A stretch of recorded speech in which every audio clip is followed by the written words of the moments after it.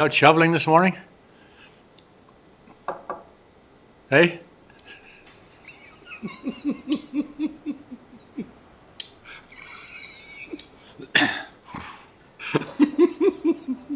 Morning, Jesse.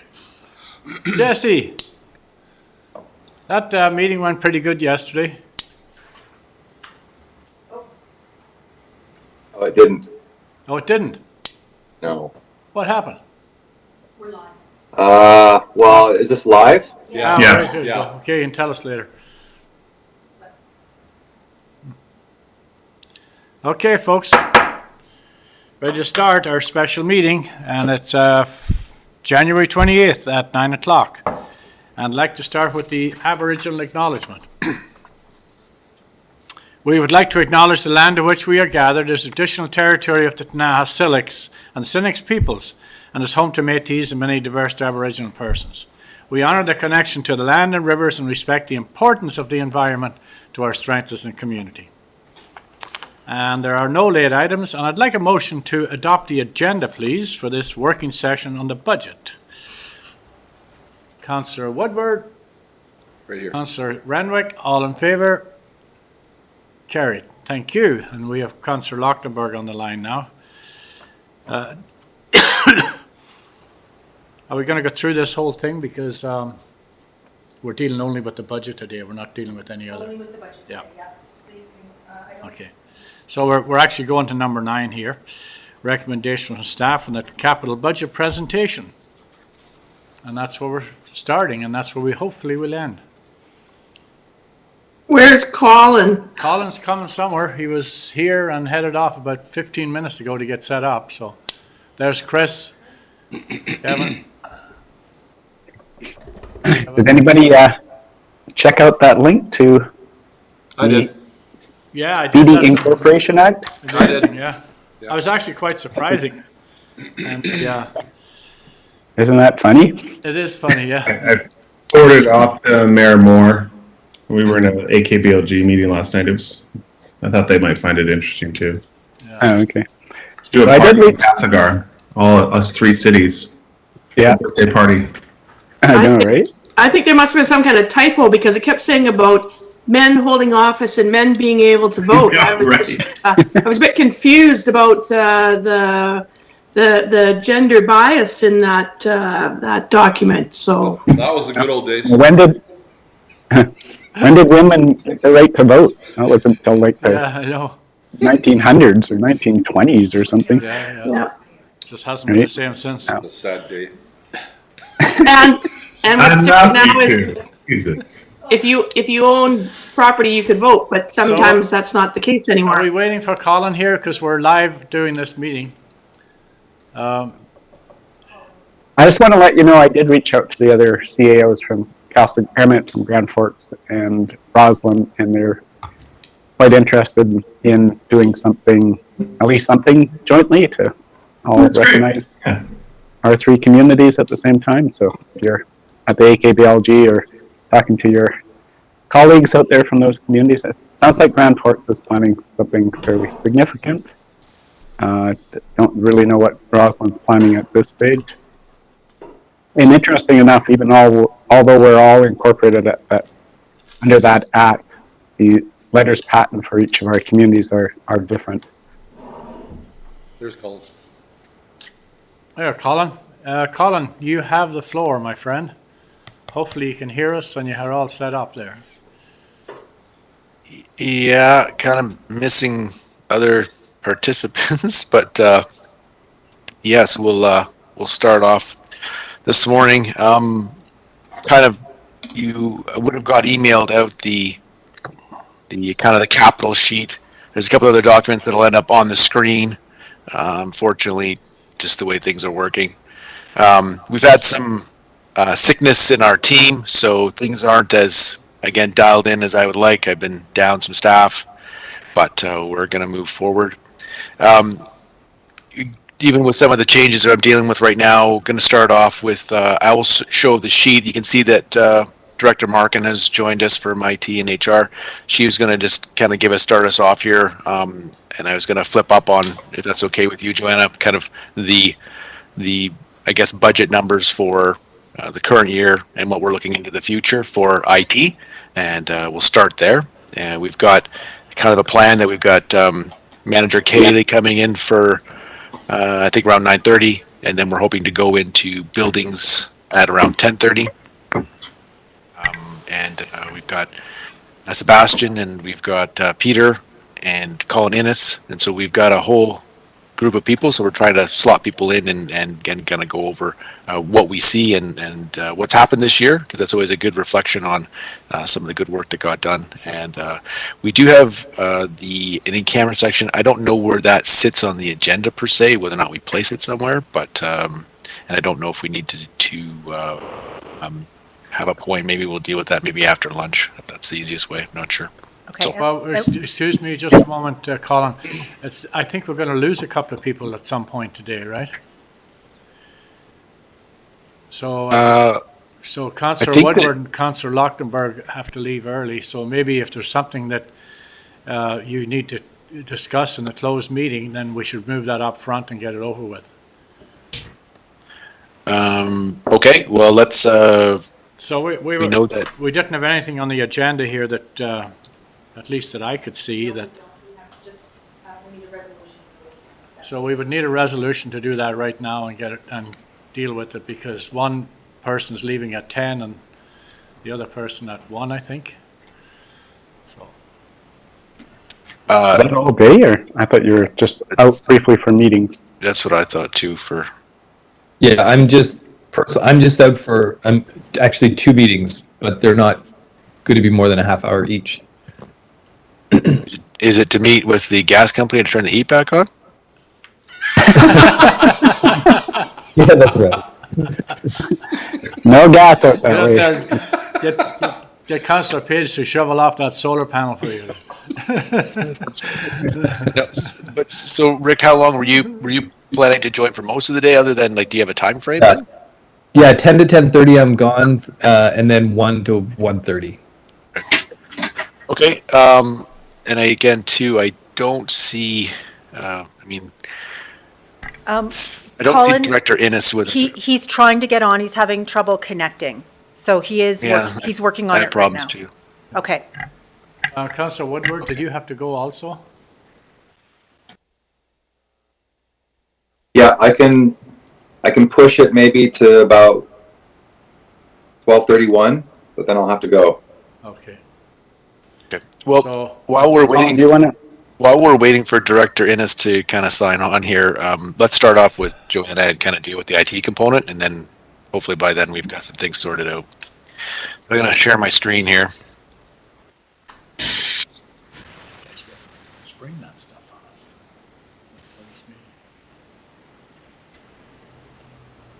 Ready to go? Yeah. Okay. I thought I would just go through some highlights of what the IT managed to get through last year. It was another extremely busy year for them. And so just a quick recap of what they did. Our computer replacement program, which we implemented, this will be year 4 going into 2022, but in year 3, they were able to replace 50 new computers, 21 desktops, 23 laptops, 2 Hydro Toughbooks, and 4 of the NPD Toughbooks.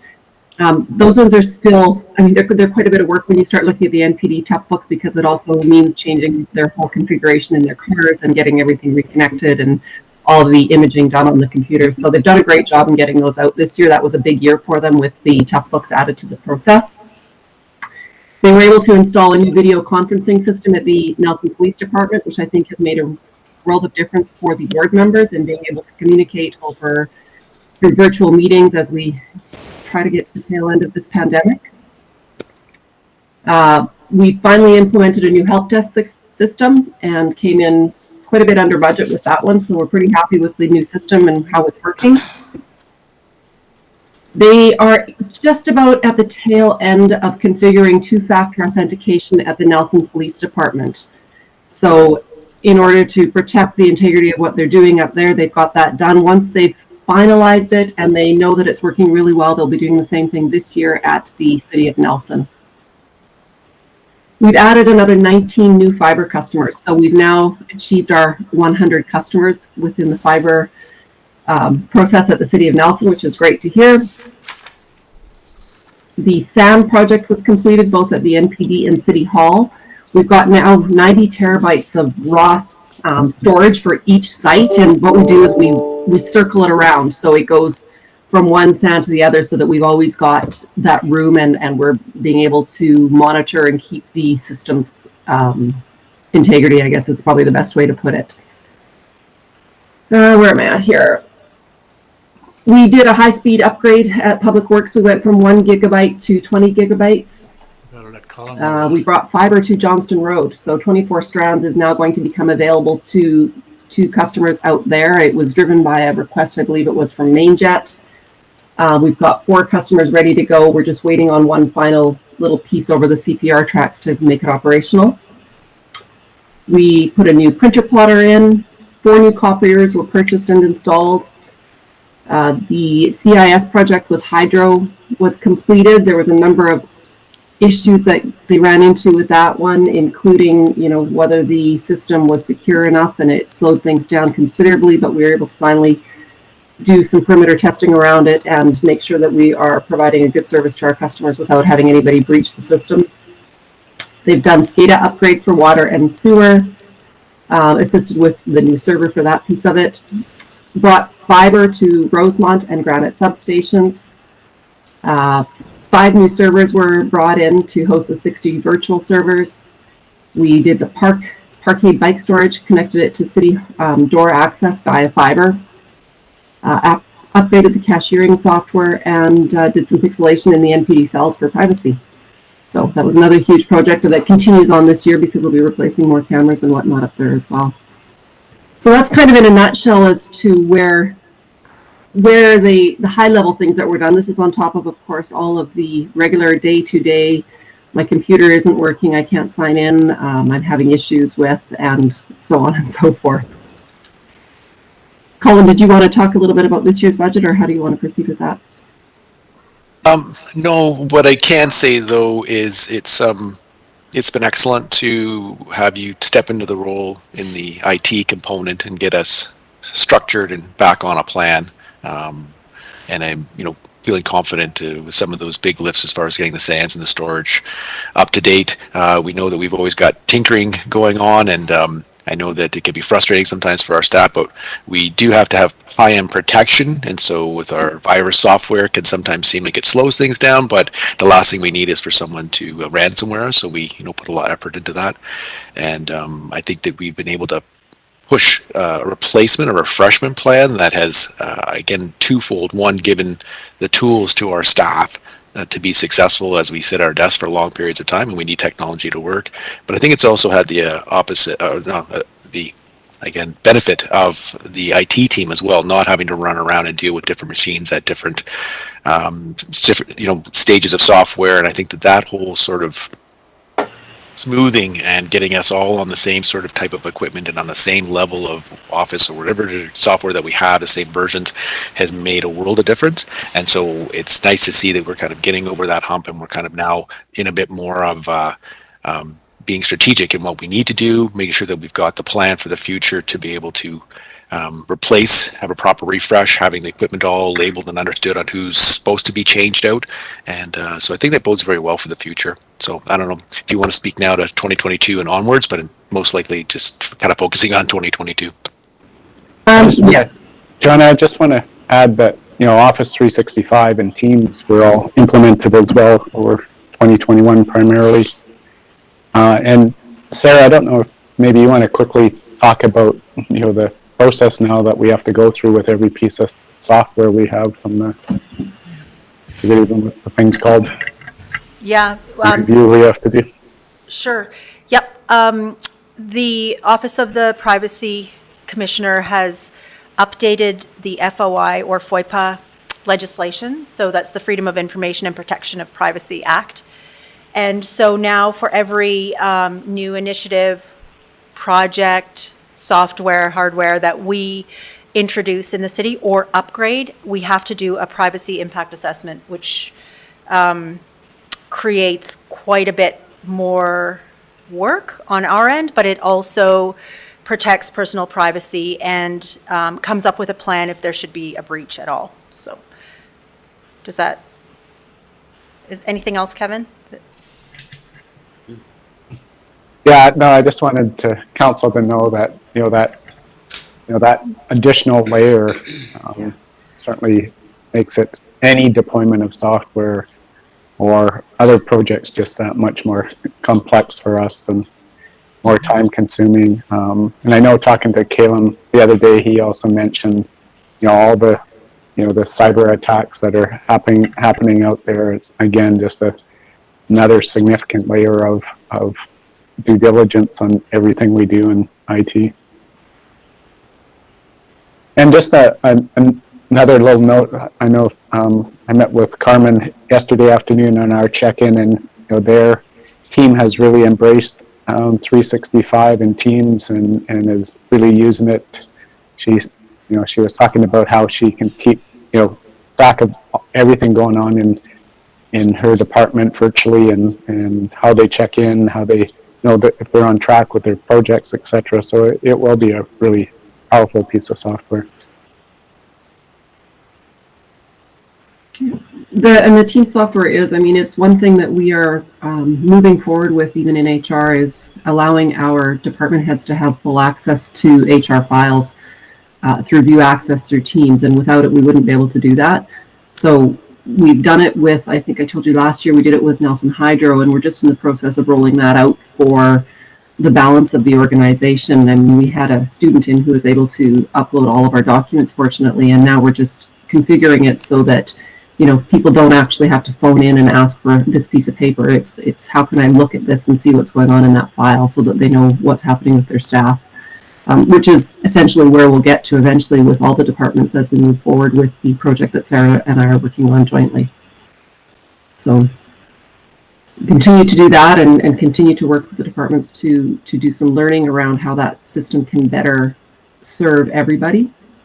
But back to the IT piece, this is our final year of the computer replacement program. So it's supposed to be a 4-year cycle.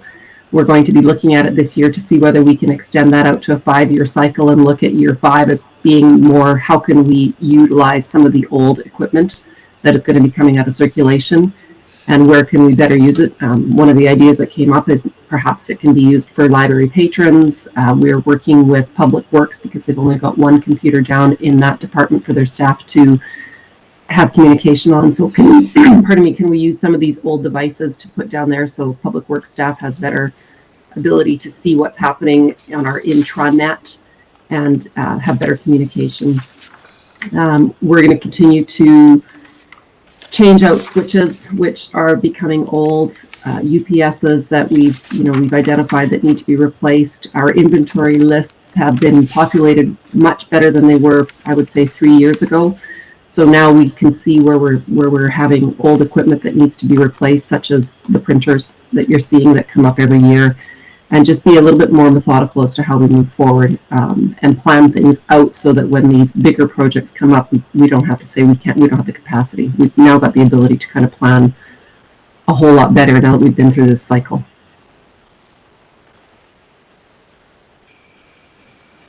Okay, so do you want to talk about anything that you've got exciting for 2022? Again, I don't have my book in front of me because I haven't been in the office. Colin, would you mind just going through that piece? Certainly. I'm feeling really, and I apologize. I don't know if council knows that I was in a car accident on the way home from vacation. And so I'm just sort of getting back up to speed and trying to work through this week as more of a full week, but I haven't been in to grab most of my material. Okay. No, for sure. Again, because we did the major core services storage network software system, we have a lower budget in 2022, and then we know that it's supposed to be from UPSs and some switches. That's kind of one of the core services. We always also, with council, we've had some money available for fiber construction. So in the same way that we spoke about getting those new clients, there could be opportunities, and so we always like to have a bit of funds available to be able to take on maybe getting to the next pole or getting across the street, which then allows us to, have availability for fiber. Or in most cases, we don't just do it lightly. There's usually a conversation that's happened with someone that wants the service, and so we kind of look at, how do we get that to them. So we have some funds available for that. We also have a bit of money this year as well in for repairs. We have a few repairs in particular down towards Public Works and some end between City Hall and Public Works, as we need to get some work on that done as well. And that again is not necessarily on our revenue generating side, but it is a savings for us, making sure that we've got a good connection between the line that is now running between City Hall, Colo, and to the Public Works, and as we get more and more people there, and again the idea of having more computers available for staff, that making sure that we've got the best fiber connection possible is what we need to do. So again, we moving on to sort of the hardware and special projects there. We do have a number of our annual, as the director spoke to, our annual kind of refresh on PCs and other equipment and desktops. So we've got that kind of going. We do have money in the budget here to deal with the cell cameras at the NPD. We've got another plan to be able to have an additional redundancy on our backup tapes, both for the NPD and for the city. We already have a good set, but there's, again, when we've reviewed where we're at for risk, we think it's a great idea to have another set, and we're going to work towards having those backup tape system, as a secondary one, put in place. In addition, we are also looking at having a perimeter security and penetration test report done. Part of that, just as we, the CAO was speaking to earlier, ongoing cyber attacks. We do not want to be in the news for something like that. So this is some of the work that IT is doing to try to keep us as safe as possible. Always remembering that the biggest challenge on this is human error. When you get that email that says, please open this attachment, and then you do. So again, that's always another educational component that we work really hard with our staff to, if it looks suspicious, give IT a call. I know how many times that's been successful for me, not opening things. I'm always surprised. They're always surprised on how many emails I get. And maybe I look gullible as far as I'll be the person to click on the button. I don't know, but so far I haven't, or at least I've called IT and they've been able to tell me, no, that's malicious. They have the ability to kind of take it outside of the system and review it. So we have that ongoing. And we also have a few copiers to replace, which is sort of an ongoing one down at Hydro and Public Works. We've got some new copiers planned to have replacement for those. Going under the software projects, we are trying to deal with some access controls, not only here at City Hall. We have a number of doors that are already wired, but we'd like to get them more on the fob side of the equation, and same for up at the Fire Hall. And we also have some short tail upgrades. Our system has been great. We are all on one line, and but their equipment does need to have some upgrades, and so we've got those in the budget for 2022. Also, we are starting here, but we've got some challenges. I guess we might classify them as dead spots for the wireless in the City Hall here and also at the library. So we've got money in the budget to be able to focus on upgrading those, or however it's extenders, or making sure that we've got proper wireless. Idea being that if I'm working with someone from the first floor and they come up and they've got their laptop and we're having a meeting, that again, there isn't this disconnect of, hey, I'm not on the LAN system or not plugged in, and I can, should be able to be as clean going with our wireless inside the building, our internal internet, and being able to plug in. So we're going to try to upgrade that as well. Those are most of the highlights for software. So that's, I don't know if you've got anything to add, Director Merkin. The only other thing that we're really trying to get out and do that we have failed to do very well in the past few years is an audit of our fiber lines. Oftentimes we will hear after the fact that we've got issues with some of our fiber on the poles. So getting out and identifying where we might have some issues with slack or downed components of it, so that if we have a hydro vehicle in the area, we can correct it at that point in time. So just trying to get Calum out to do a little bit more of that type of work.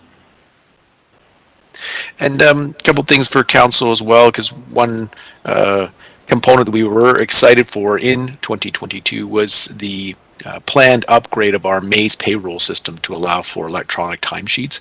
Again, we have some antiquation in how we operate that, and we were really quite looking forward to that. But the company has alerted us that although they were really pressing for having that available for 2022, from their own challenges, they pushed that out to 2023. So again, maybe not a bad thing for us to be getting prepared for that and making sure we've got a plan to be able to engage that, but that those funds have been pushed over a year, and they had previously been hoped for in 2022. Now, do councillors have any questions? Okay, Councillor Page. I can't see any hands or anything, so I'll stop sharing Page, here. I Councillor think. Page has his hand up, Colin. Yes, I see Councillor Page has his hand up. Thanks, guys. I guess I'll kick us off. I'm sure other councillors will percolate a question or two while I'm rambling on. A couple things that popped out. Sounds like great work. You know, getting all that hardware refresh is certainly probably making a noticeable impact on the responsiveness of the various applications people are using. So that's got to be exciting for everybody to, you know, be able to work effectively. Inside of the library, I'll just go through a little bit of a list I have here. So with the library upgrade and the bus exchange going in, and the fact that that wireless will be available regardless of whether or not people are inside the library, and they tend to use it outside on the streetscape already. It's kind of a social digital access piece anyway for that poverty component. I would put some thought into access on the outside of the building or near the outside of the building, because whether they're connecting well or badly or getting a good connection while sitting there, they will connect regardless, and so it'll impact the perception and their experience to function and use that. And I think just because of the mission of the library, it's a place we can put a little planning. It aligns with those values. So yeah, outside or outdoor APs or APs near the windows, so that you can get good access on that street right there. Just something to consider. The other piece, I brought it up in years past, and I'm just wondering if, or I could look to staff to be reminded, but are we considering or evaluating a ticketing system for public works for workflow tickets, ticket management? Is that a 2022, 2023 thing? I know we were doing some exploration. Yeah, great question, and that's actually I requested that we move that into 2023. We've got a number of things that we needed to figure out, and to be prepared to roll that out. So there's definitely some planning, but yes, that is something that we want to do, need to do. The right product, making sure that we've got a champion, make sure that it's resourced to get in place, because that will be a change for, again, how staff operate. And but yes, but I did ask to have that moved into 2023. Okay. Yep. That's all that's on my list. Thanks, guys. Okay. Colin, just a point here to keep in mind, and that is that, you know, we all have ideas and suggestions. Many of them are good, many of them don't work very well, and we rely on our staff to sort of filter it out. However, my individual suggestions, or Councillor Renwick or Page, or regardless of who it is, are only that, if they're not supported by council. So it's fine for myself to have an idea, but you know, when we're dealing with the budget here, if it's got a budget impact, it needs to be a council decision. Do you understand what I'm saying, Colin? Yeah, and again too, I didn't hear anything based on the conversation there that again, I think it was just an update request on where we're at with the work order system. That's something that we've wanted to plan to do, and so that's kind of been in the budget, and we're planning to do it. I think it was just a follow up there. And as far as putting in some wireless components in the library, if we're already doing the upgrade, so that it had access to the bus exchange, I thought that was some wise points to consider when we're putting in that kind of connections. So. Where I'm trying to go here, if it has financial impacts, if it's already planned and you want to move it forward, but if it has financial impacts, impact the bottom line. And that's where we kick in to decipher, okay, we only have so much money, where are we going to spend it, as an example? Yes, well, that's so true. And again, I think that that's what the next few weeks here will be about, is all of the different asks that I'm seeing council being, whether it's outside or inside, or even staff themselves, and being able to bring forward to council a comfort level that we can afford them and how they work. I mean, Yeah. that's our ongoing plan here for sure. Okay, thank you. Yeah. Okay, I'm not seeing any. Do we have another question for Colin on that particular department? One of the questions that comes to my mind, I don't see any hands up, is what happens to all this e-waste? Like, I don't know if there is any or not, but Yeah. it just Oh, no. seems to me, I'll give you an example. As an example, the recycling center can barely keep up with the e-waste volumes anymore. It used to be that one bale of e-waste going out of there, and now it's like truckloads of so every time we upgrade our systems, what happens to is there old stuff in it that is no good to anybody, or I'm just kind of shooting from the hip here, so. Oh no, I mean, those are great questions. Yeah. Is there Go any ahead. value in that material, or, and then I have one more question after that, so, but anyway. Yeah. So most cases, Mayor, just so that, again, our community knows that we don't just throw this in the back in the dumpster. We do collect, and where we can, reuse and recycle. Again, if you come into IT, you can see where they're definitely trying to, resurrect or recycle what we can. But yes, we do end up with a significant amount. And when we get to a kind of a truckload or a load, as you would kind of say, then we're able to go and take that to trail and make sure that we're disposing it of there. And then they're able to do what they can to, separate the metals that are in those and kind of deal with that over on that industrial side, the great recycling program that they have over in Trail. So that's sort of what we do. So to make sure that, no, we're not sending it to China or to India or things like that. This is what we're doing with it. Okay, thank you. And the other question, Colin, is on the fiber side, how much uptake are we getting on that now? Or if I wanted to put fiber in, how would I know it even existed, or how I'd hook up to it, et cetera? Yeah, well, we made some changes, or council, staff brought forward some changes to, how and the pricing, and we've really seen a big lift. And I want to say, since we made those changes, we must be up 50 new users, and I know that there's more coming. But I also know that the internet providers in our city are also full on busy with all kinds of other requests, and I think that the uptake will also improve with so many wanting to work from home, and being able to want to have that connectivity at a higher rate than maybe your TELUS or your Shaw, which again, for your kids gaming and you wanting to watch Netflix or do different things, that's probably just fine. But if you're an engineer or doing other filming or whatever it is, then that's where our product comes in to be beneficial. And we've had some really good success with our local internet providers, because that's really who drives that, Mayor, as you know.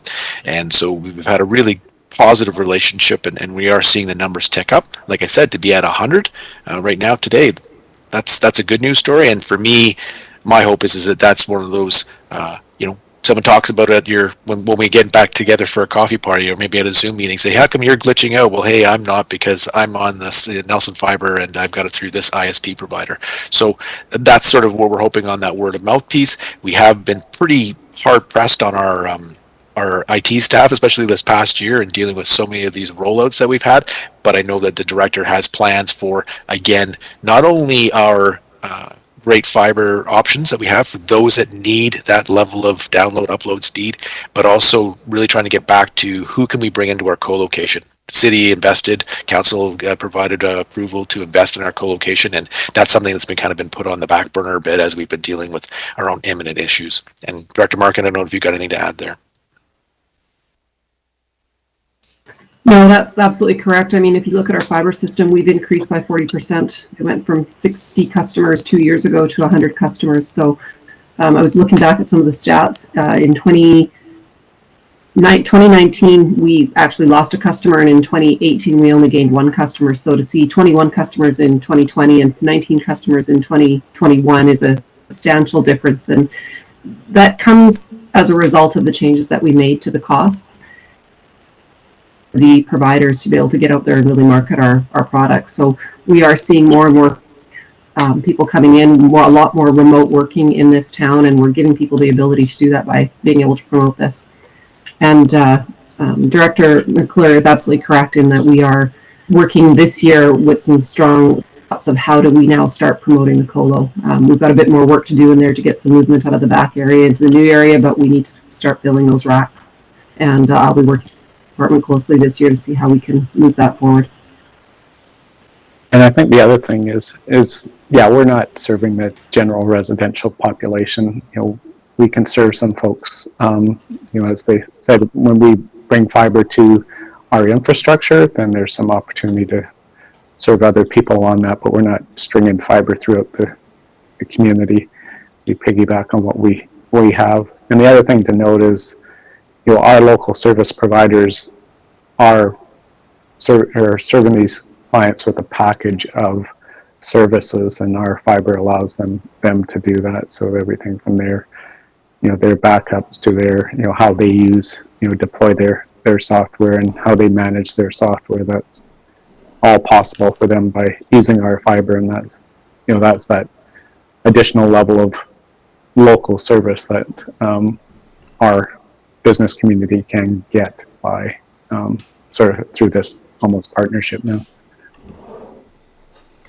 Councillor Page. Mayor, I do see Councillor Page had his hand up. Not his, okay, sorry. Okay. Go ahead. Just kind of listening, I just want to tack on to some of this conversation if I could, and come up with crazy ideas that are going to kill the budget.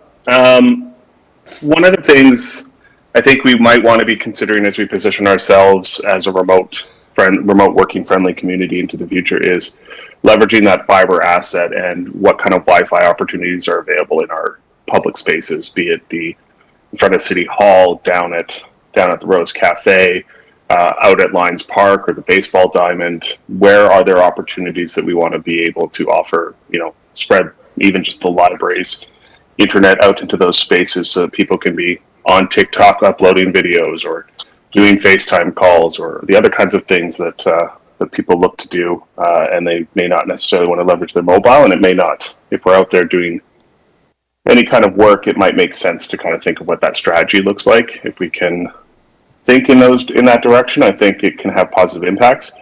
On the co-location piece, so that's just, you know, broad sense. But on the co-location piece, that disaster recovery, specifically to local government, to partners in those spaces, to the business community in general, be it in Castlegar or Trail, it's like, how can you bring some of your assets into the cloud, but into the cloud in Nelson so that it's easy to service, it's just down the road, but if there's ever anything that goes on in your community, you know your assets are in another community. I think that's really a benefit that we can reach out to places like Grand Forks. It's like you might be flooding, but you know your servers are running in Nelson. And inversely, you know, you would discuss that with their operations people and say, you know, this is something you guys could be doing too, because there's obviously benefits to the people of Nelson to do the same thing. You know, whether or not they're positioned to deliver those kinds of services today, they may not be, but we are positioned today to offer them the same kind of service. So that disaster recovery piece really feels like a place to sell the colos. Totally agree. And those conversations have been ongoing and yet kind of stalled in the last little while with just with everything else that people have been stick handling. But yeah, thank you, Councillor Page. So we can let Director Markin off the hook here, I think, and we will move on to, I think I did see Director Innes. Yes, he's now in the Witness Protection Program, but I did see him there. So Corporate Officer Winton, the in-camera portion, I think you said that we need a resolution to do that. Yes, please. Okay. You want to do that now, Colin? Yeah, I think so. Again, I know that Manager Cayley is with us, but he's a pretty patient guy. At least he can't get me from here. But if he gives us a few more minutes of his time, I'd be grateful. Okay, so we need to make a change to the agenda, folks. So on that note, I'd like to add at this time, what time is it now anyway, that we close the meeting to the public, and I need a motion to do so. Right here. Councillor Renwick and Councillor Charlwood, second. All in favour? Carried. Thank you very much. Just wait for one moment, please, till Sarah gives us the go-ahead.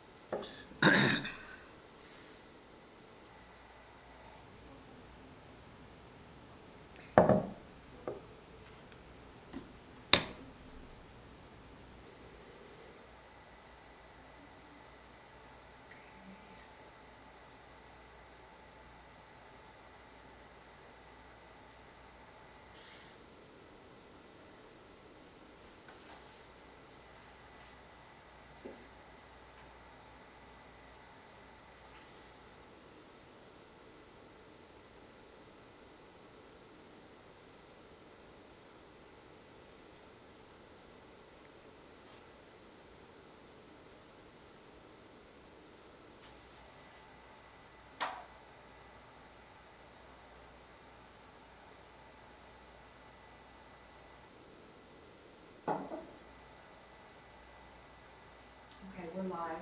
I don't know if everyone's on or.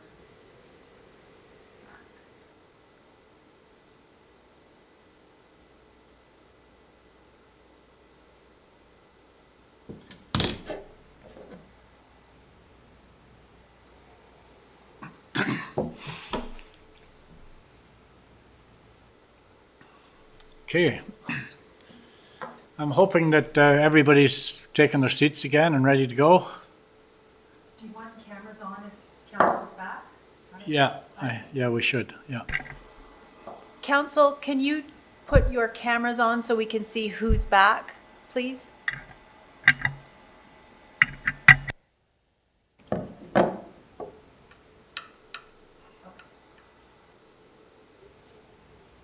So what view are they getting of this chair here? They're getting the council chamber view? Of you, they are getting that one. Yeah, because. From here. From, it's, yeah. Yeah, From this guy. Oh, because they, Yeah. see, they don't know if they know that I see them put their hand up.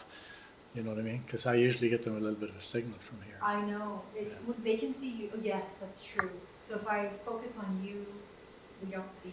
Then That's would, fine. would Cal come on when you he okay? But, speaks? well, yeah, because I can, When you speak, you would come on, Yeah. right? So Mayor Dooley. Yeah, that's better, yeah. And I can even go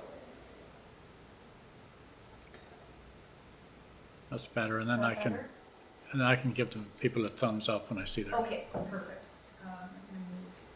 if you don't mind. I don't mind at all. It's hard because. All right, we got a few people back. So, yeah, we got Rick and Janice and Nicole. Thank you. Waiting for Jesse, and I don't see any sign of Keith. Give them another moment or two if you don't mind.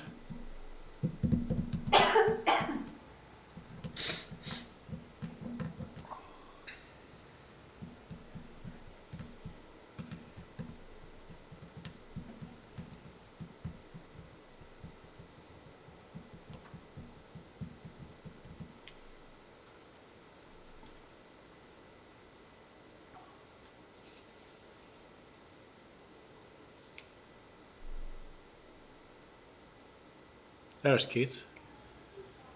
Okay, I think we have enough people to get started, if that's okay. All right, folks, we're reconvened in the open meeting, and I guess Jody and Colin Innes and Colin McClure are carrying this portion of the meeting. I'm assuming. Do you want a motion to reconvene? Yes. So I need a motion to reconvene. Councillor Charlwood and Councillor Lochtenberg. All in favour? Carried. Thank you. Thanks, Councillor Renwick. Okay, we have liftoff. Colin, do you want to start us off? I Colin, do. Thank you, Mayor, yeah. and welcome back to council and public if you're joining us. So we're going to step in now into the fleet management. We are going to have our manager, Kaylee, speak to kind of what we saw the current year, some of the challenges he's been facing, which again, none of us would be surprised with supply chain, etc., and kind of talk about what's happening over the next couple of years. And I know that Councillor Page was being, he's getting his questions in on electrification. I just want to kind of front end load that. Manager Cayley really takes this seriously, and he does his homework, and he has gone out and looked, and people say you can get X, Y, or Z, and it's like, you can't really. You can't go and get a line truck. Someone says, yes, you can, but we're taking orders, and then once we get 100 orders, then we'll look at maybe putting them into, production, and that'll be 5 years kind of thing from now. So I want just to get in front of people, kind of bombarding him on, what have you checked on? What are you looking at? What are you doing? He's got his finger on the pulse on our fleet, and there's two pieces to it. One is that we need ongoing equipment replacement, and we have a plan for that, and we've had some success with this new RMA program, which allows where a supplier, so for example, John Deere or Cat, they've already gone through the major procurement policies with the provinces, and so then they've kind of put their best equipment forward at their best price, and because they've gone through that public procurement to do that allows basically the manager to go in if he finds the equipment that he likes and go and purchase that. Now again, we always want to try to keep local where we have a couple of dealerships obviously locally here, and we want to make sure that we're doing that with our trucks, but certainly some of this equipment is not locally sourced, and so just so the council's not afraid that we're just not going here or there for the equipment. And usually we have in our Kootenay region people that will be selling John Deere or Cat and that sort of thing. So it's usually those who we're dealing with, but just letting you know that it's not you don't have one in each town that we're pitting them against. And that John Deere as a whole has come in and kind of here's what our equipment priced at. So it makes the purchasing of some of these larger pieces of equipment easier, because that front end work has been done on the procurement side. And so I know Councillor Page said, just if we could keep electricity, it's in our focus. We want to do it. It's just not as available. So we just want to kind of eliminate some of those questions and be kind of succinct with the manager's time. And the other part too is that we had commented in a couple of our quarterly updates that we are working with the I guess I don't know if it's a ministry or a sub kind of component on the electrification so again, great that you want to get electric vehicles, but what does that look like for you, and which equipment should you get and at what time, and again, what is the infrastructure you're going to need, because those are all big important factors in us moving forward to electrification. So I'm going to be quiet. I will. I'm going to share my screen so you can kind of see the listing. So you're just going to hear Manager Cayley kind of speaking to you on kind of some of the line items and what he sees. So I'll pass it over to you. Okay, thank you, Colin. And welcome everybody. Thank you for attending this meeting. It's always good to bring everybody up to the forefront on what's happening and give you a good understanding on where I'm positioned, and obviously on everybody else in all the departments down here. I think it's a great thing that we do here. Colin did allude on the electric vehicles, and I wouldn't mind touching a little bit on that myself. It has been a lot of investigation this year on my part on trying to resource something for us. I was forwarded some information that I believe it was Kimberly or Cranbrook, I think it was Cranbrook, that brought on their first electric vehicle, and I contacted the manager that was involved in bringing that vehicle onto their department and into their city. And he gave me some good information that, when they went out resourcing that vehicle, they wanted to keep it local because they needed the service ability to be local in case they had issues. So I thought that was a great comment from him. And I know the struggles we have even with equipment that isn't necessarily sold here locally or serviced locally. It is a very it's a hard thing to deal with in our garage, and be able to get the vehicle back on the road if we don't have the resources to service those units here, at least close to Nelson. So those investigations that I did this year, especially on the heavier pieces of equipment, everything is either overseas or just making their way into North America. And currently, we have nothing here anywhere near Nelson that if we brought on a heavy piece of equipment, that we'd be able to service it here locally. There would be nothing, no resource for us. So if we had, Kenworth was one that brought on that they were possibly going to bring on an electric vehicle, and that was a year and a half ago. And still to this day, they have not brought us a demo because they're just not set up. Some of these companies will not even, Nelson Ford, for instance, they weren't able to bring on electric vehicles as far as pricing goes, anything until their garage was certified to service those vehicles. So they just became certified this year, and they are starting to provide me with pricing. But again, talking about the Ford Lightning, the 150, the owner of Nelson Ford has had a truck on order for over 2 years and still has not received that 150 Lightning in his, and that's the owner of Nelson Ford. So those are the challenges I think that we need to realize that are out there, and the realistic value that, you know, we can't resource something that we're not going to be able to work on here locally. And that's kind of the bottom line is, and that's me, I guess, looking after the taxpayer and ourselves, that we wouldn't look like we had mud on our face if we went and bought something and all of a sudden that very expensive piece of equipment, just because it's electric, is sitting in our yard and we're not able to get it back up and running because of some technical issue that we weren't able to get fixed. So, on another note, I tried to get a smaller vehicle, such as Cranbrook did, into our fleet. So you'll see line item 806, 808, and 831. Those are small pickups. I thought those were areas that we could possibly put in an electric vehicle into. They do carry tools in these vehicles that those are used for in those departments. So I was planning on trying to get an SUV into one of those spots, at least one of them. I did all the investigation. We had 3 local dealers in Castlegar that had electric vehicles in an SUV version. I came up with the challenges then once I approached the departments that the electric vehicles aren't 4-wheel drive, they're not even all-wheel drive. So I was stuck with a 2-wheel drive vehicle that the departments didn't want to entertain because they needed a 4-wheel drive vehicle.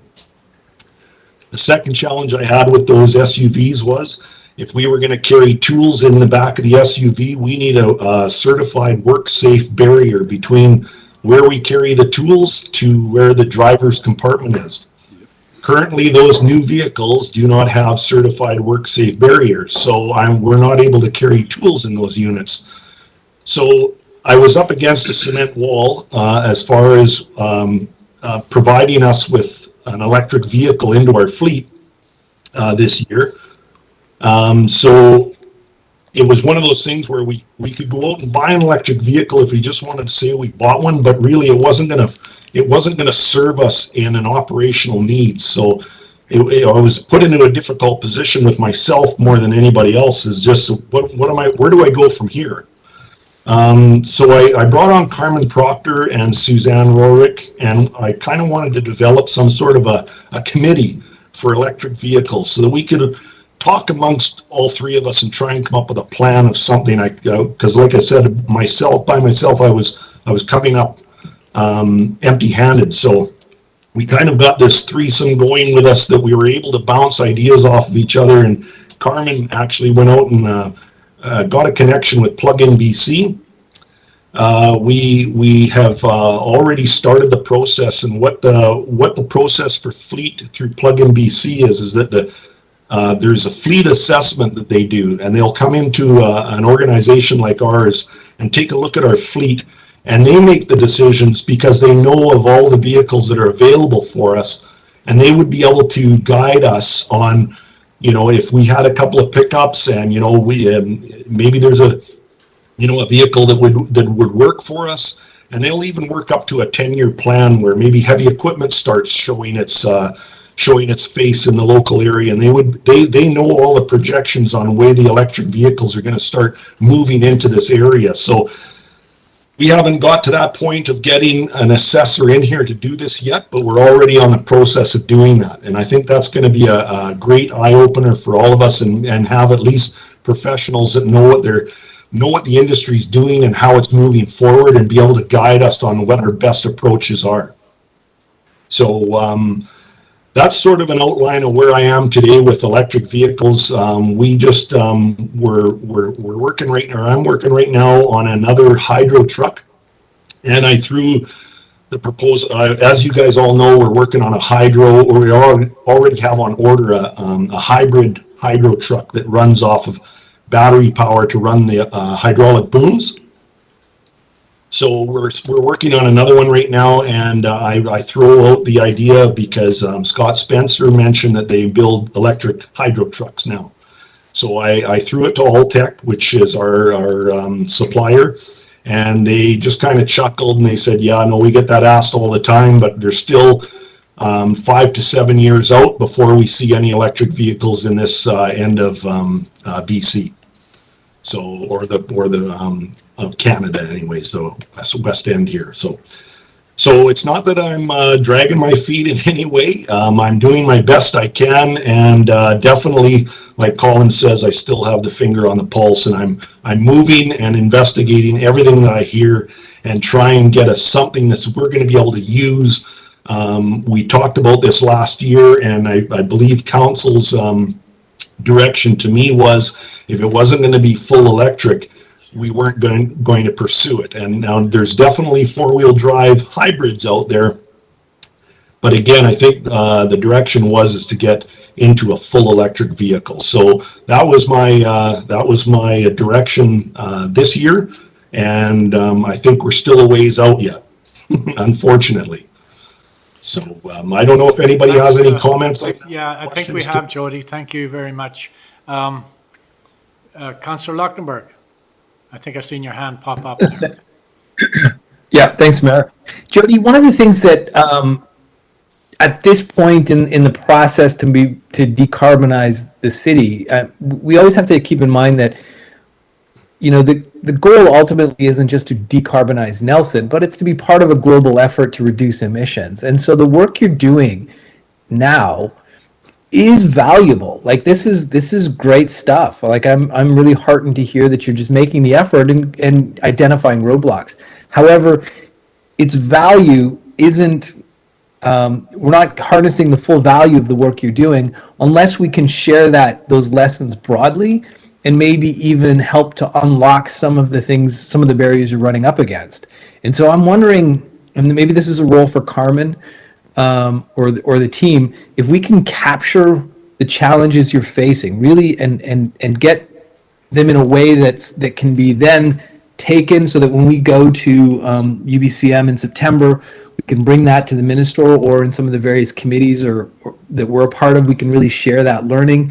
And then I think if we get that sort of same learning kind of echoed, then you might see, say, the federal government or the private sector really step in and see a market opportunity to unlock, you know, these challenges. So I think I'm very heartened to hear that we're having trouble getting electric vehicle, because it means that you're doing the work, the good important work to sort of, you know, figure out how this is going to happen. So is that something that you could commit to, or maybe Kevin, that you could sort of harness or capture, so that we could then take it and share it, you know, the challenges we're facing? No, I think for sure. I think you heard from, Carmen, when she was on the department head meeting the other day, shared with the department head she's committed to, you know, their team sitting down with each department and understanding where they're at and what their challenges are. So that is definitely part of the program. How, you know, one of her core responsibilities is working with departments to address these type of things where we get stuck, and whether, as you say, we bring that to a provincial, federal level of where that's happening, or sharing with other people doing similar work as she is. 'Cause I agree 100%. Her, like I said, one of her core things, you know, I mentioned this to council, that, you know, don't view sort of the climate team as that's it. That's the only one working on climate initiatives. Jody's is a really good example of his department working on that fleet side of it, and her role is to how do I work with Jody to help that. And I think she connected Jody with the organization that was doing that fleet planning of electrification, and I think Jody, you're plugged into that group now, and that's part of, I think, some of the things that they can be tasked with. How do we get over these hurdles? Because we don't, you don't need 150 Jodies across our local governments all doing that same work and coming into the same problems. We need to share that and start solving those things. So no, right on. That's exactly the work we'll be doing.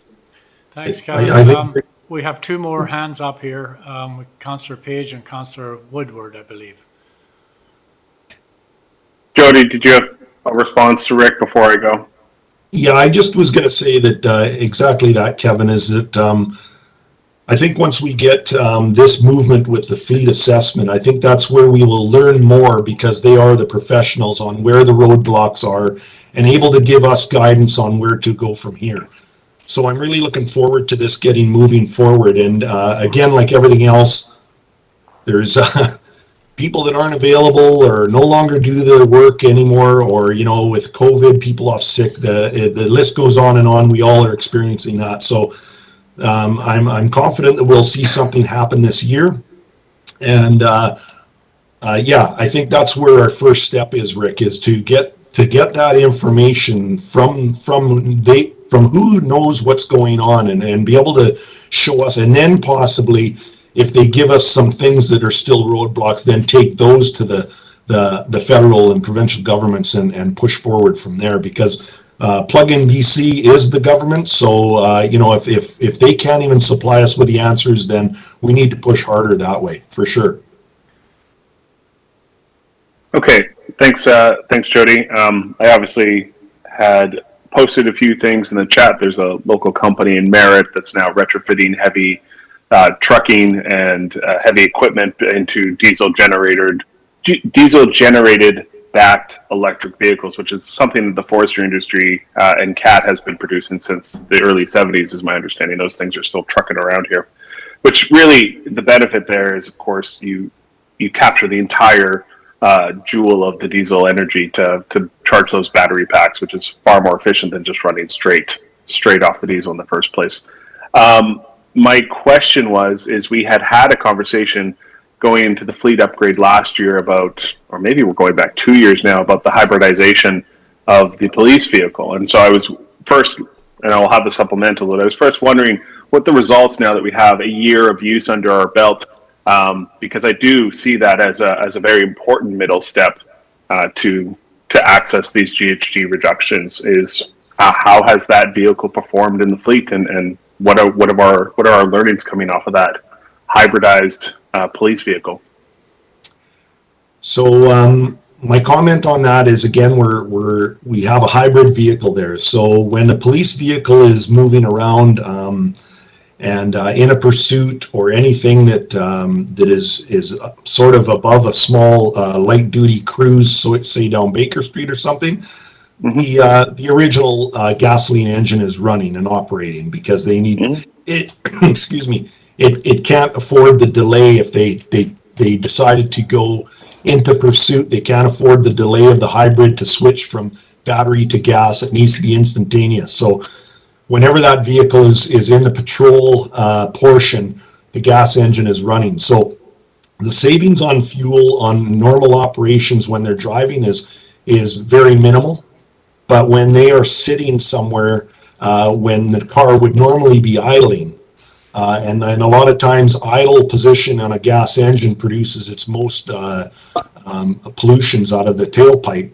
That is where the hybrid is shining very, very brightly, is that they're able to sit there in stealth mode and still be able to run all of their equipment at 100%. So that is where they're finding a huge benefit, is that they're not having to have the car running while they're doing their investigations or or whatever they're doing as they're sitting there running their computers and things like that at a stationary position. I love that they're sneaking up silently. They like that They term. find the perps. Okay, so I think Council. So, sorry, I just have a supplemental there, Mayor. Just picking up, I think Lonberg has it correct in the sense that we need to make sure that the information we are generating has that public impact. And I'm sure this is already on your radar, but how we work with our partners regionally to share information back and forth and look for those opportunities to crack some of these nuts on a larger scale. But I would be really appreciative if we could take whatever this assessment is going to be and come forward with an electrification plan of some sort that can be presented to council, be a report to council for the next 10 years to map out that transition and what it's going to look like. So those other fleets on the business side in our community and regionally, and for those other partners like Castlegar and Cranbrook and Creston can see that, we can share that, the public can understand what the challenges are before us, and then we have a bit of a roadmap that we put some rigor to, because I think it is going to be incredibly important that we understand where those barriers are and that gets laid down into a plan that we can keep executing on, and not just something that sits on your desk, because I know it's going to be good work, Jody, and I hope we can make that and broadcast that a lot more publicly, and hopefully before we get to the end of this year. Yeah, for sure, Councillor Page, and that's exactly what I'm looking forward to too, is have some sort of a document that we can now review, all of us can review and put a plan together. That's the goal for sure with this assessment. And along with this assessment too, which I didn't include too, was an infrastructure assessment. So they will also build us a document that will progressively show us what kind of infrastructure we will need for charging stations, etc., and outfitting our garage to be able to work on these vehicles as they get put into our system. So like I said, I haven't seen any of these assessments, but that's what I'm hoping that we are able to get from this, is a full 10-year plan with all of that information for all of us to review and get into into a plan that we can move forward with for sure. Yeah, and again, that's part of Carmen's role will be to have a robust reporting back to council and community on where we're at with various of our climate initiatives, and fleet obviously is, it's fleet and buildings pretty well for our own operations, and pretty well for our community as a whole. So those are definitely key pieces, and that is definitely part of their work plan if they can get past this granting writing stage of their work. So, Councillor Woodward. Thank you, Mayor. Jody, I wanted to communicate to you that some of the readings I've done around climate change talk specifically about the work you're doing, the planning work you're doing, and the planning work the city is doing is climate work. Right. So I feel like to turn the page and realize that it's not futile, because the work you're doing is setting us up for the next 5 or 10 years, and you're also putting pressure on manufacturers because other municipalities are doing the same thing. And the manufacturers are hearing that and ramping up their productions. And I feel like it's really important for you to know you're doing the work, and it's great. And it's not going to happen in a year or two. This is a long-term process. I just really wanted to thank you and kind of see any work that works towards climate mitigation and adaptation is part of the whole. So thank you very much for that. Yeah, no, thank you, Councillor Woodward. I appreciate that. As sometimes a person's efforts go unnoticed, so I appreciate that, and definitely true that we can't get to the goal without doing all of this investigation. So it is all good work from all of us. So thank you. You're welcome. Thank you very much. At this point, I don't see any more hands up. Jody, good job. There's a couple of things you did touch on there, Jody, that I think they're important for us to keep in mind as well. And that is, there's a fine line between being a guinea pig and actually being successful. And being a guinea pig could be quite costly to us if we're not careful. And I think the work that you're doing is sort of getting us past that guinea pig sort of stage so that we're not, without flailing too much on the pig here, not buying a pig in a poke kind of thing and having it sitting in the yard where we're not using it.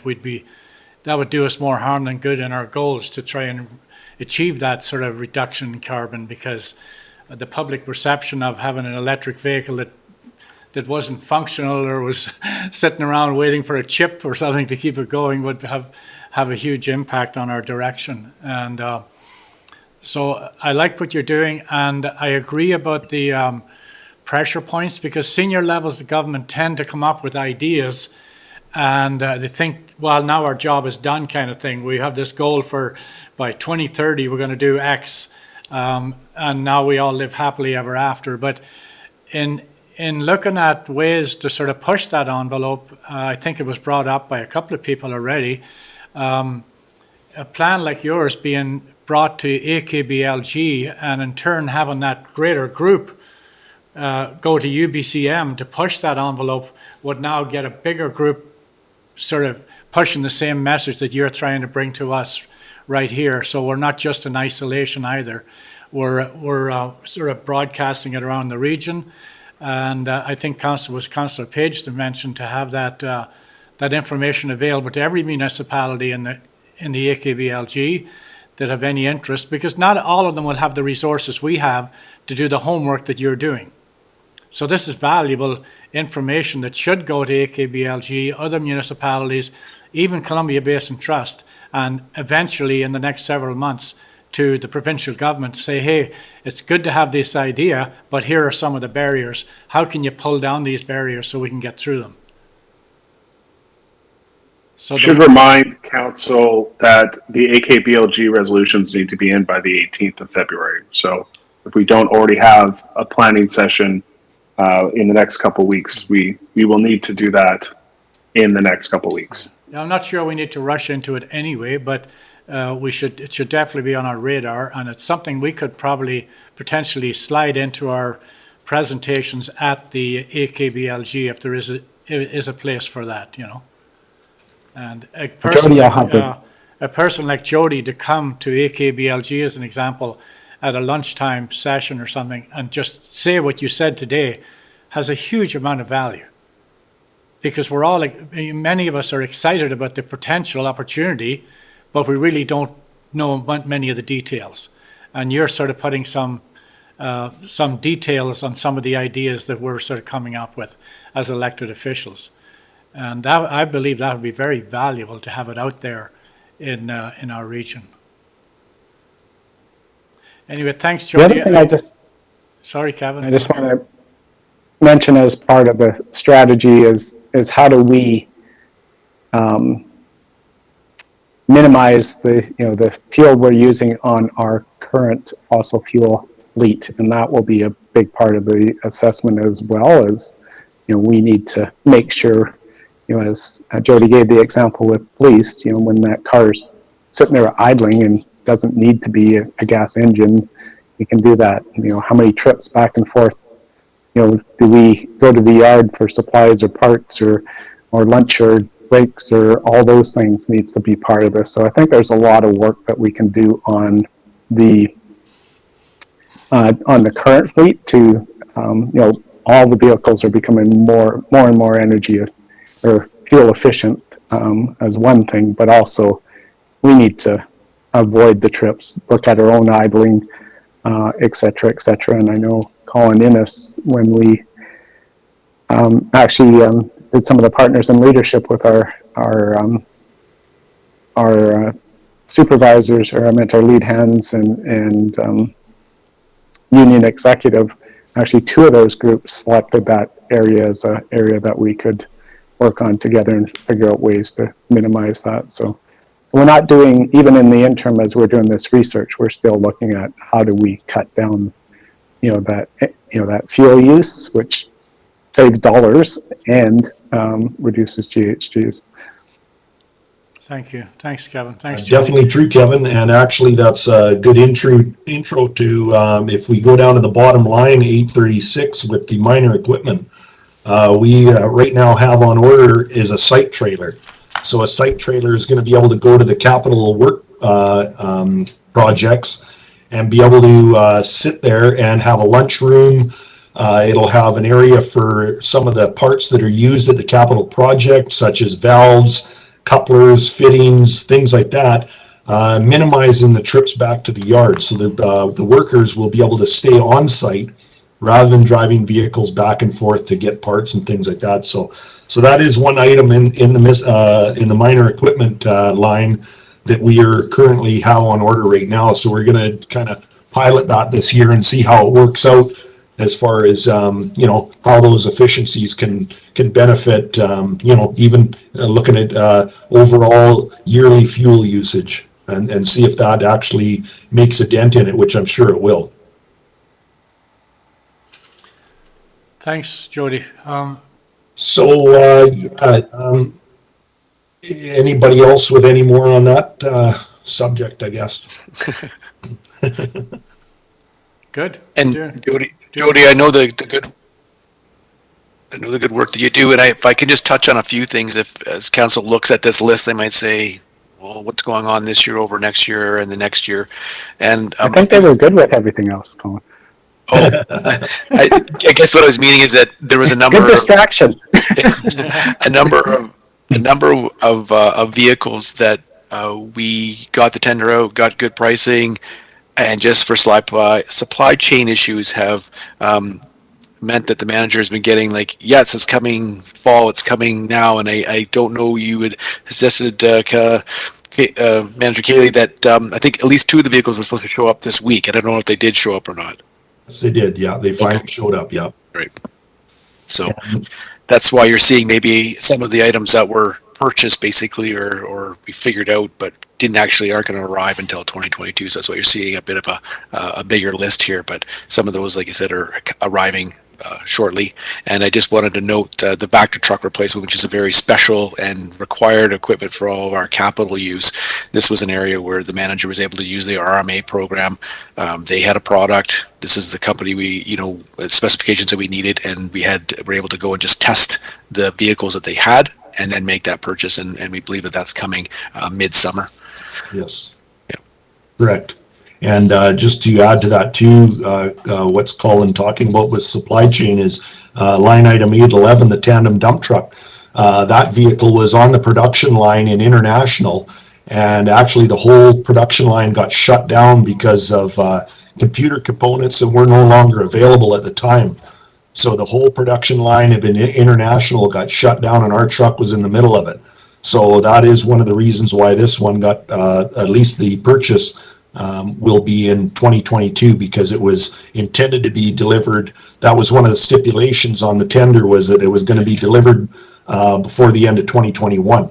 And they ended up getting stalled on the production line. So we are expected to see that probably in the next couple of weeks. They said mid-February. So hopefully we'll see that truck here arrive shortly as well.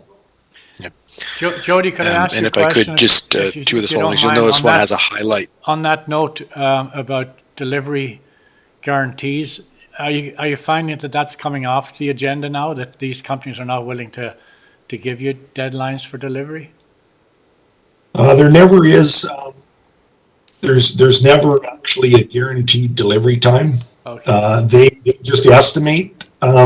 Mayor John there, they just estimate on when they can deliver. So we were hoping to see that truck delivered by the end of the year. So it's definitely not in writing. We're not able to penalize companies for not delivering on time. It's not in part of the tender process. We're not able to do that.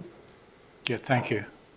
And then if I could, the one big jump in 2023 is the fact that we were successful just before the end of the year on getting the new fire truck, the new pumper, and got that locked in on a price, and we had to have some American dollars put aside, so I think we're in a good shape for that. However, it does take at least 18 months to have these trucks outfitted. So that's why, again, this has been moved along, and now we know we've ordered it. It's in, I don't know if it's on assembly line yet, but it's in the queue there, but they're expecting that in 2023. Thank you. So I don't know if there's more questions for Manager Cayley, or if we're comfortable with the program here, and maybe you've got some other comments. I don't know. I did send you an email just before we started, Jody. I don't know if you got a chance to look at it, but I can recall back in the day when money wasn't as available as it is now, and we didn't have an equipment pool as well funded as it is now. We were looking at leasing of product, and the reason I sent you that was because I was thinking about the electrification going forward. Sometimes a leasing model might work better than a purchase, because the leaser would be somewhat responsible for the overall, could be responsible for the overall maintenance and having that vehicle sent back to them. I don't know if they,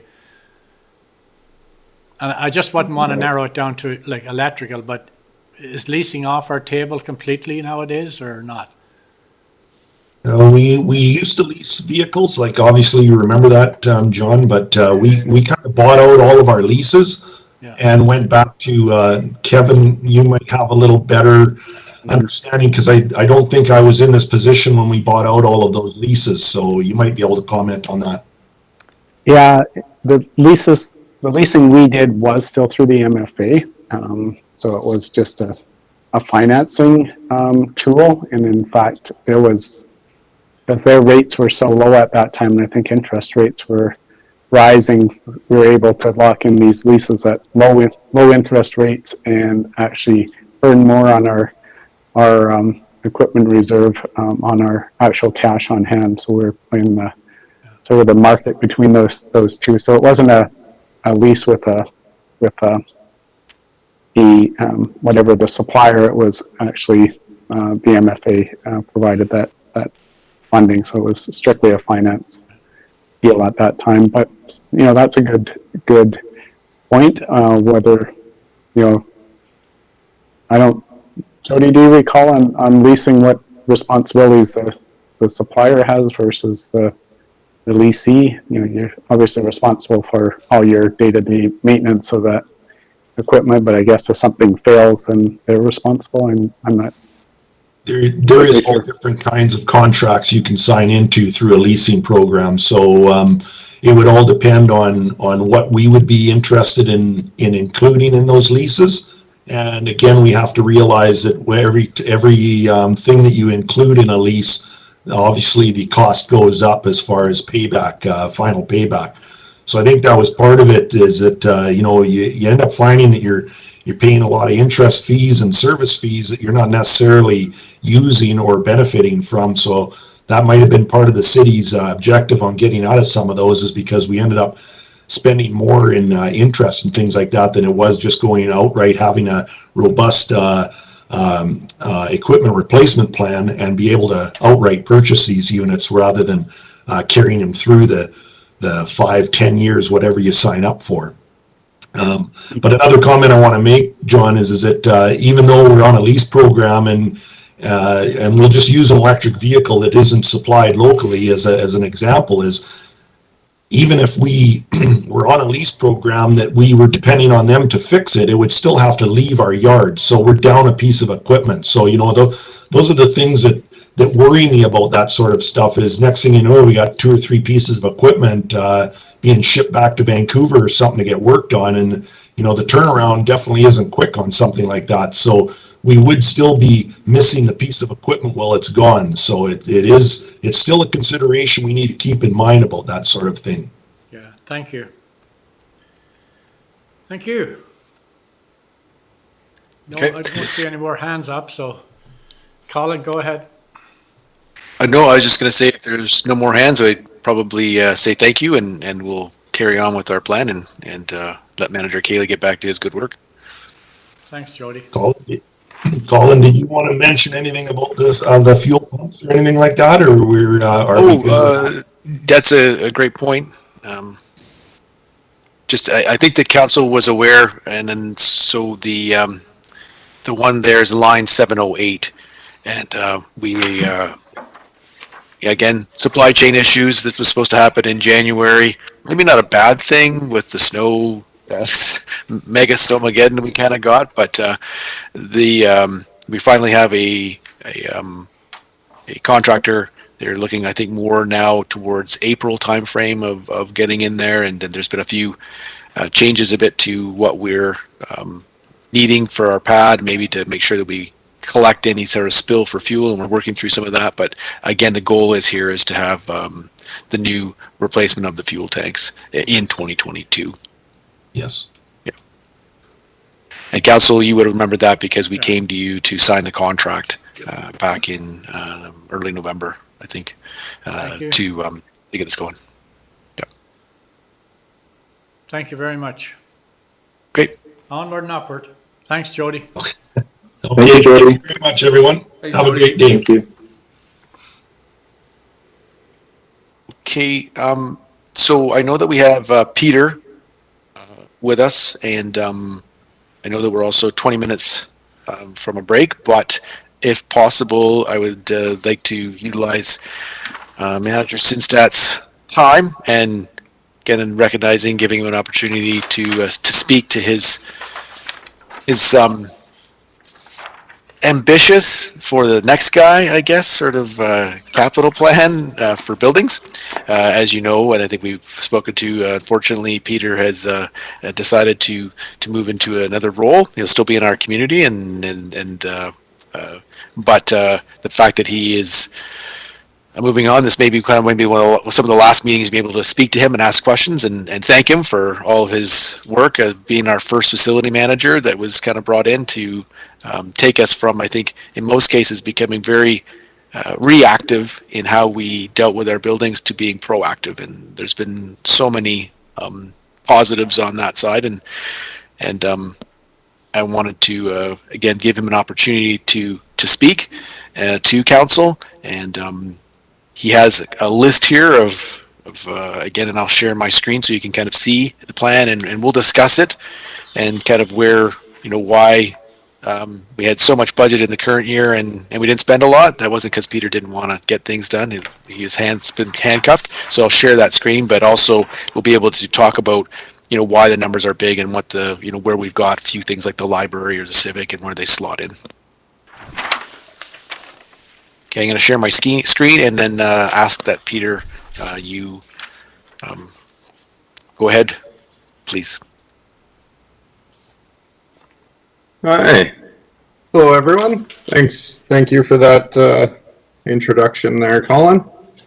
It's just gotta switch my screens around here.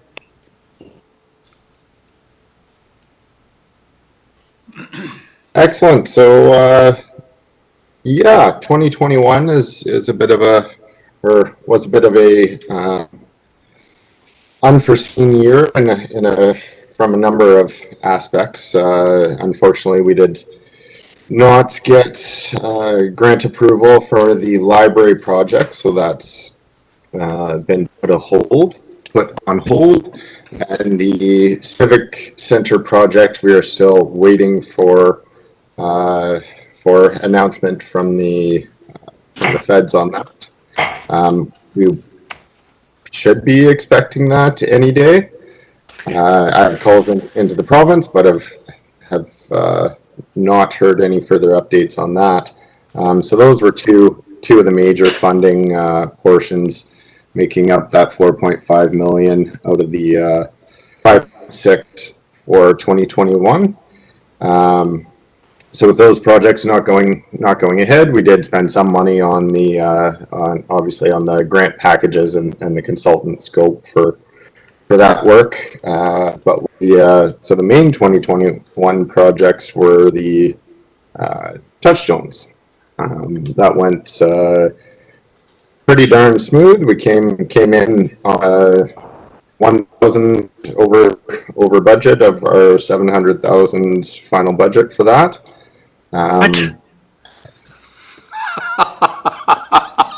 Sorry?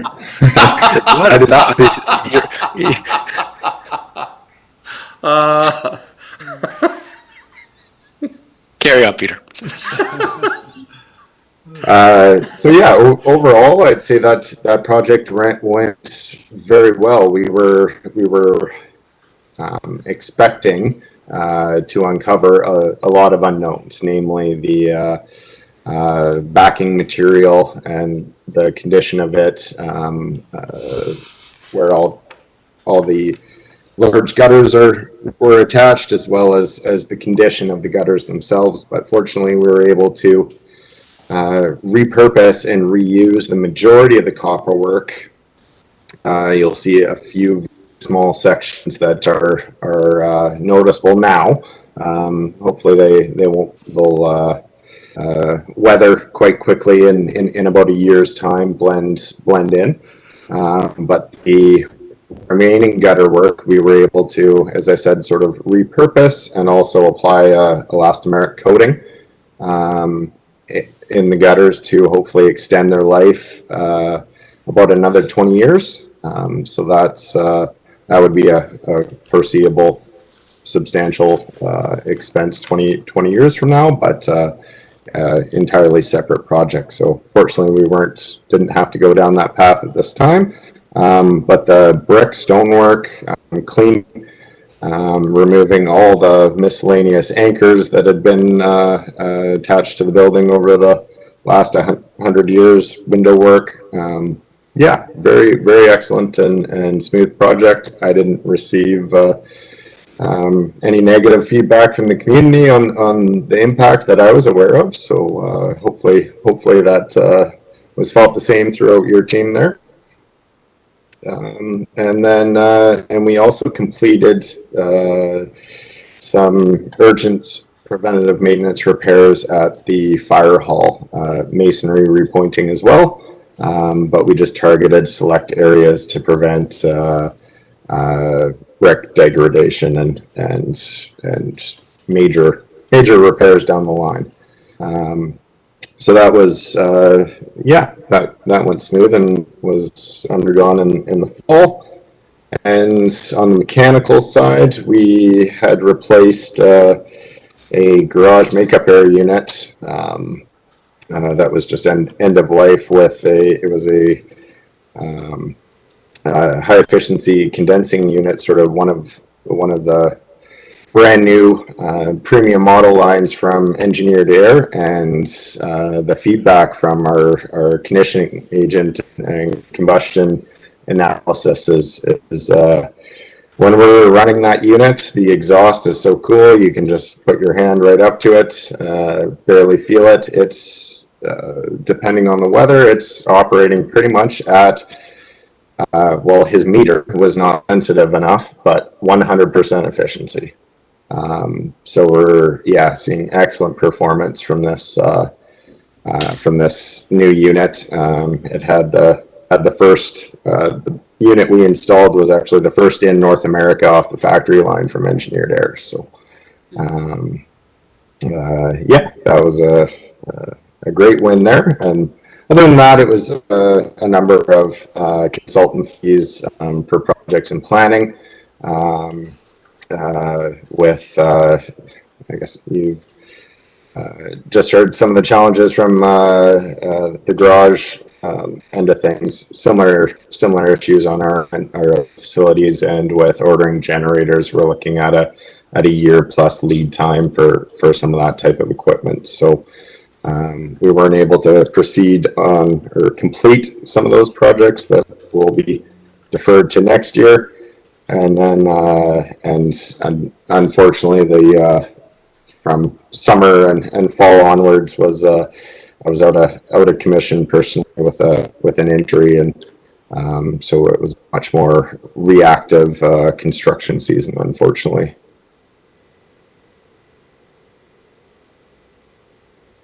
Any questions about 2021 and underwent capital works?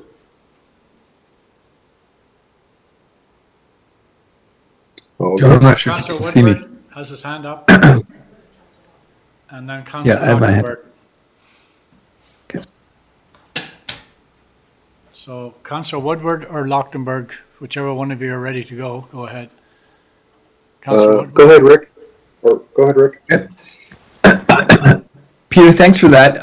Just a quick question about something that I've recently become informed about, which is this building intelligence. I'm not sure if you've heard of this. I mean, it seems like a pretty obvious notion, but apparently there's quite a bit of new thinking around intelligent buildings. So rather than sort of doing that sort of heavy retrofitting, you can combine using some smart technologies, everything I guess from smart thermostats to other integrated technologies to develop a smart or an intelligent building that is probably, from the sounds of it, the most cost-effective way to get, early stage or sort of the first steps of a, the big wins, early big wins on building efficiency.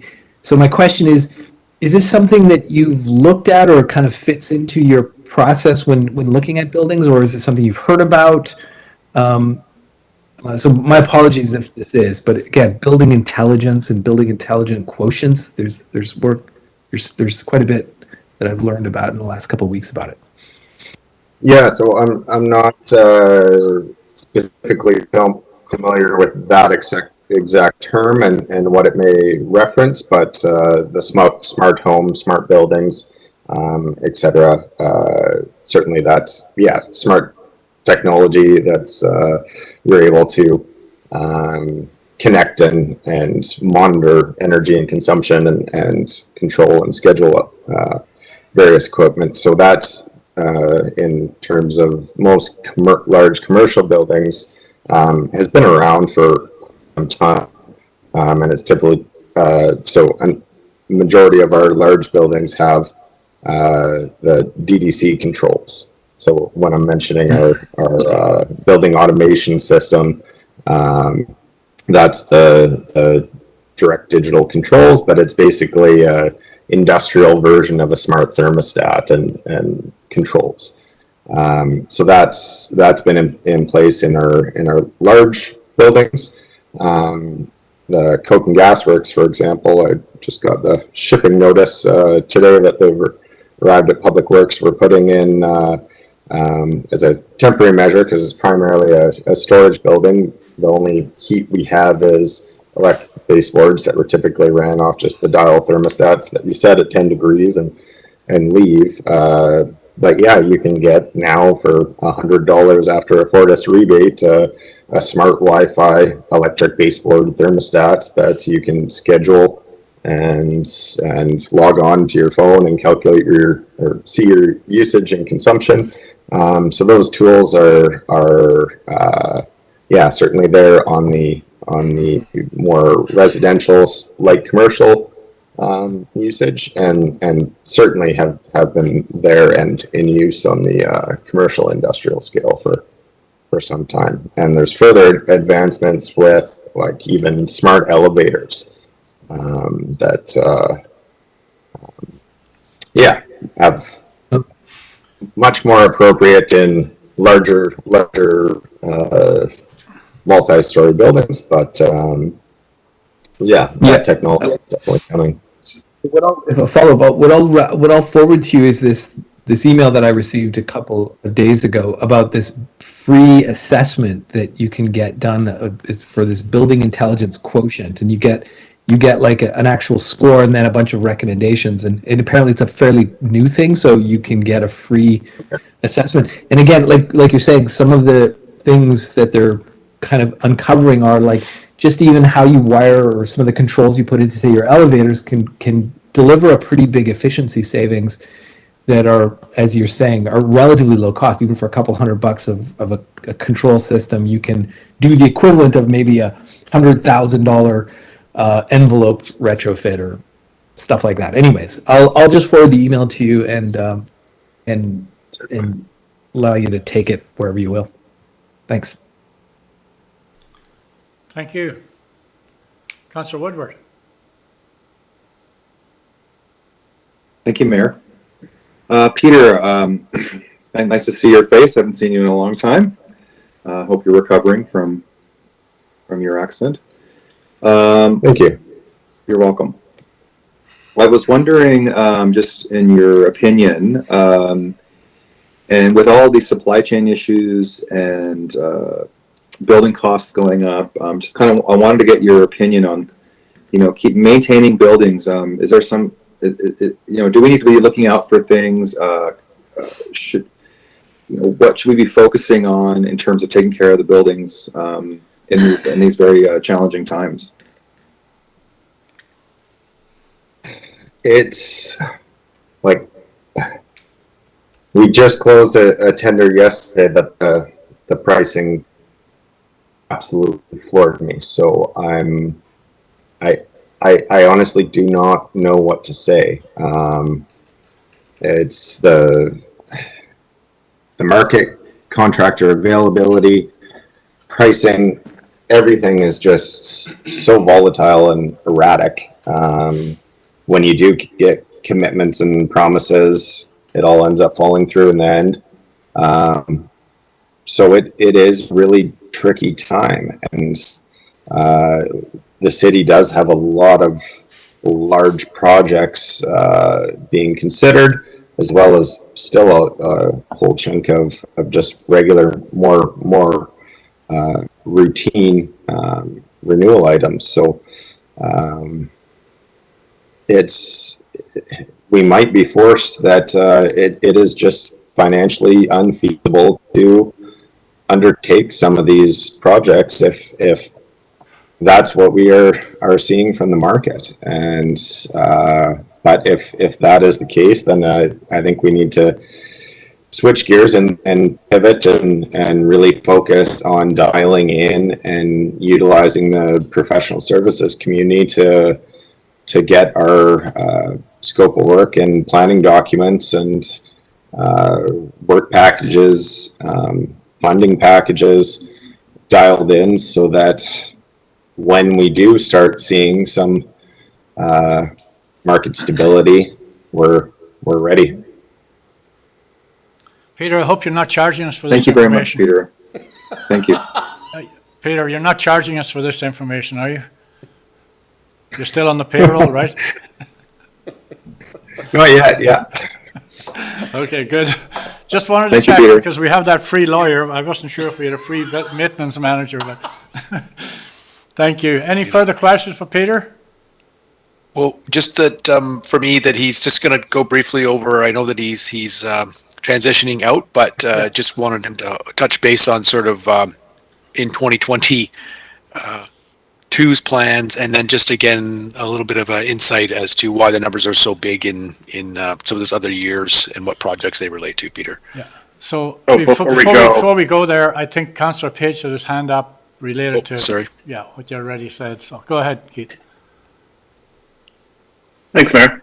And thank you, Peter, for this update. I have a question about it's a two-sided question, as always, but in previous years, when we have had these discussions, we've received a facilities report on the health with the bubble graphs. And when will we be seeing another version of that before too long here? Because I always find it to be very useful to understand where our infrastructure is aging as a complete picture, and what the current status of everything is outside of just the prioritized projects for last year and the year coming up. Yes, well, so two-pronged answer. In the current capital plan for 2022, I've allotted a small chunk of money there for renewal of those FCI building condition assessments. So that's and we have a current contract with the provider that provided the service last time, so we're able to renew and action that. That would be a really great experience for my replacement to really spend that, get his feet on the ground and walk through those buildings at that time. In terms of a quick update, I can use the current capital plan or capital plans to approximate what we've done. It is a high level estimate, but yeah, I would be able to provide an updated ballpark bubble graph. Thank you. But if your managers see that as, I would find that valuable. I think that's a good touch in to keep us anchored as to where these buildings are going every couple of years at least. And I think we've seen it once. If I'm not correct, we saw it near the beginning. It'd be good to see it again. The second set of questions, so picking up on the business intelligence or the smart homes or just understanding the performance of our buildings overall. I always appreciate when there are tools that allow us to get on our smartphones to kind of be at the front end what our buildings are doing in the moment. But do you have a SCADA system, and are you happy with the state of your centralized control panel and how you bring all of that data together, track performance over time, and have historical records to refer back to? Are all of these systems, as they are popping up, coming from multiple vendors, and they're producing data points, is that data being collected and agitated and put into, a central location where we can see what the performance of the entire stock is over time and start to tease out some important signals overall? I would say not in the way you're probably picturing or hoping. The DDC software and system we use is pretty darn antiquated. Our main computers are isolated in the Civic Center room and the library boiler room, and so it's locations that Wi-Fi connections are not ideal. The Delta control software with the DDC that's used is very similar to using almost a MS-DOS or / Windows 95 hybrid. So it is not a modern, friendly dashboard system where it is easy to tease out modern metrics. That's getting more into a energy monitoring software, which is a additional resource that would have to be tied in. That's been previously looked at for some of our larger accounts, but was discarded, I'd say, a number of years ago. Okay, so, and sorry, Councillor Page, can we tighten up a little bit, please? We're at 12 o'clock. We have, fair enough. I think that's going to be something that, aside from doing ongoing manual assessments of these buildings over time, if we're really going to track the footprint and the reduction of that energy output, I would imagine we need to evaluate how we're bringing all that data together as we exist in the 21st century. And I don't know what solutions are appropriately sized for the organization as you sit in that seat and manage it, but I would hope we would be exploring bringing the new guy or gal, the new person, tools that are going to give them situational awareness of what these building performances are doing. okay, so on that note, it's worth keeping in mind that many of the buildings we have are 100 years old. And more modern buildings, it's easier to monitor them than it is some of the stuff we have. I had a quick question for you before we go for lunch. We talked earlier about the pier project as an example with, the cost and supplies, et cetera, and Peter, you touched on the pricing that you're getting on some projects. What about the Civic Center? What happens to that? Should it come in like 2 million over, which is highly likely based on what we're hearing today, over our original estimates? We're still waiting on potential grants on that building, so until we know if we get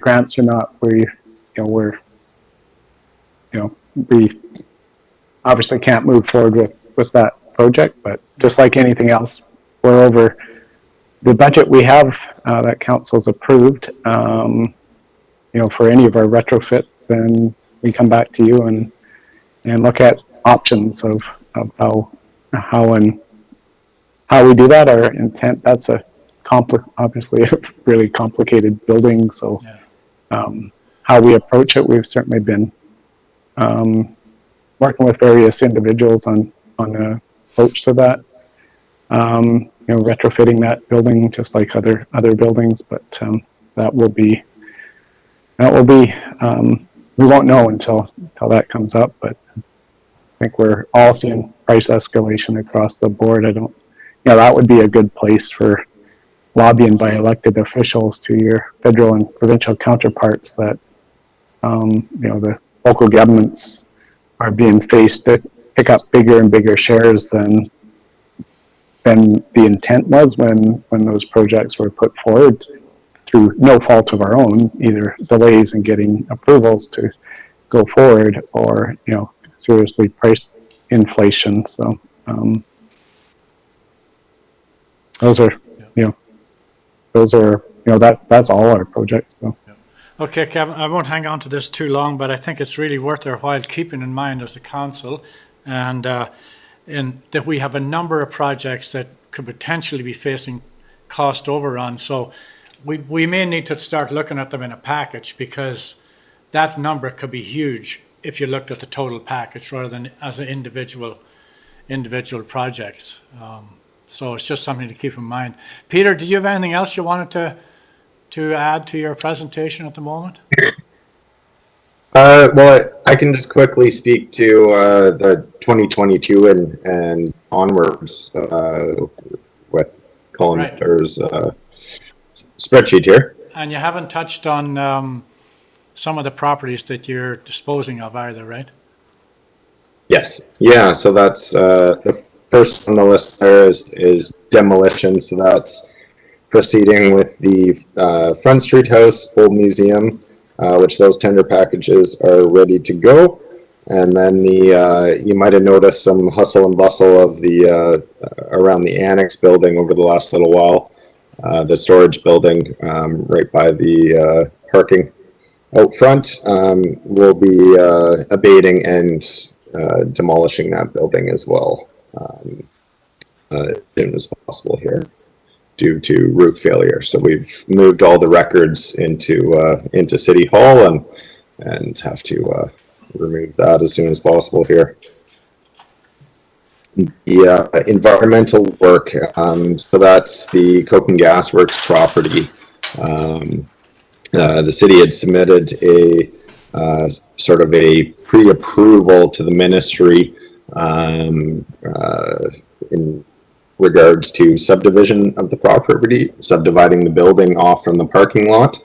And we received a rather unexpected response from the ministry on that. So we're working with our consultant team and the province to really understand what the required next steps are and the magnitude of the environmental situation there. So that's the a placeholder for that component. Exterior work is some work at City Hall, and as well as looking at or backup funds, I guess, for the youth center roof if the BC housing project does not go ahead. On the interior side, we're looking at some security improvements to a few facilities, as well as minor renos to accommodate changing operations, as well as the Capitol Theater has a request for the artist washroom, shower, kitchenette build that they've that project should be nearing completion any day now, and that was fully done and managed by by Stephanie at the Capitol Theater with a bunch of funding from others as well. And on the one looking quick one. side, we're yes. One Juan? quick one there too, Peter, is that we will be using some funding. You'll notice under the equipment under row 321, 150,000 that we are looking at because the funding was provided to us to do touchless. So touchless in our urinals, washrooms, soap dispensers, sinks, and those sorts of things. And so that's sort of a large number, but it's for all the buildings that we are currently occupying. And so that's one of the funding uses that we are planning to do to get that project underway. Sorry, Peter, continue. Yeah, thank you. On the lighting side, we still have the police library is one of our main outstanding buildings for LED conversion. So that's a project for 2022. And then the exterior lighting at Touchstones, we're pretty close to getting a PO in place for that work. So that's included in the lighting budget. On the mechanical side, yes, Colin mentioned the COVID funds for the touchless solutions throughout city-operated facilities, as well as I've included money for replacement of the remaining 2012 original airco boiler at City Hall. After we replace this boiler, we'll have two. If you recall, I believe 2 years ago, around Christmas time, we had emergency replacement of one of the boilers. So that was to replace an Airco boiler with a Cleaver Brooks, a higher quality unit. That unit has been fantastic. We're still having continuous issues with the Aircos because we have one at City Hall and two at the Civic Center. We've been able to repurpose a number of the parts from the boiler, the Airco that we replaced, and we've already used those or salvaged those for to keep the remaining ones running. So we'll do that plan again with replacing this next one. So we'll have City Hall up to snuff with reliable, and then reliable boilers, and then the Civic Center will have the additional spare parts, and hopefully that will be able to keep us going until we're reliably proceeding forward with the large upgrade there. And then our contingencies is contingency funding for these projects and additional minor projects, and then obviously the large special projects component at the bottom, and going forward a number of years. So those are our main key projects that we've spoken about: the library, the Civic Center, the facility condition inspections. That's about a $50,000 budget item. And renewal of City Hall, that's one of the larger expenses going out to 2026 as well. So that would be the elevator, roof, windows, a look at the envelope and the stucco and the cracking that's present, mechanical and plant modification, electrification, washrooms, additional lighting, etc. So a number of renewal pieces to City Hall that are included in there, as well as 200,000. I'd allocated 100 each, or in 2022 and 2023 for the FCM has a GHG reduction pathway study grant that they provide 80% funding for.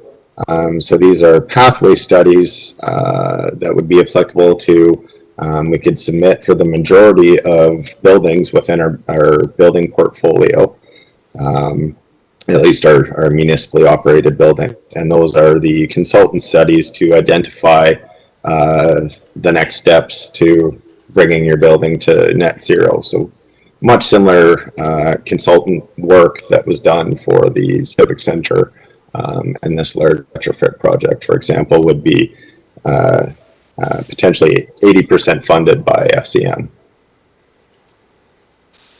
Thanks, Peter. One more just before we take any questions, but just a quick one too, because I know we have an avid follower about the Civic, and we know Mr. McDonnell.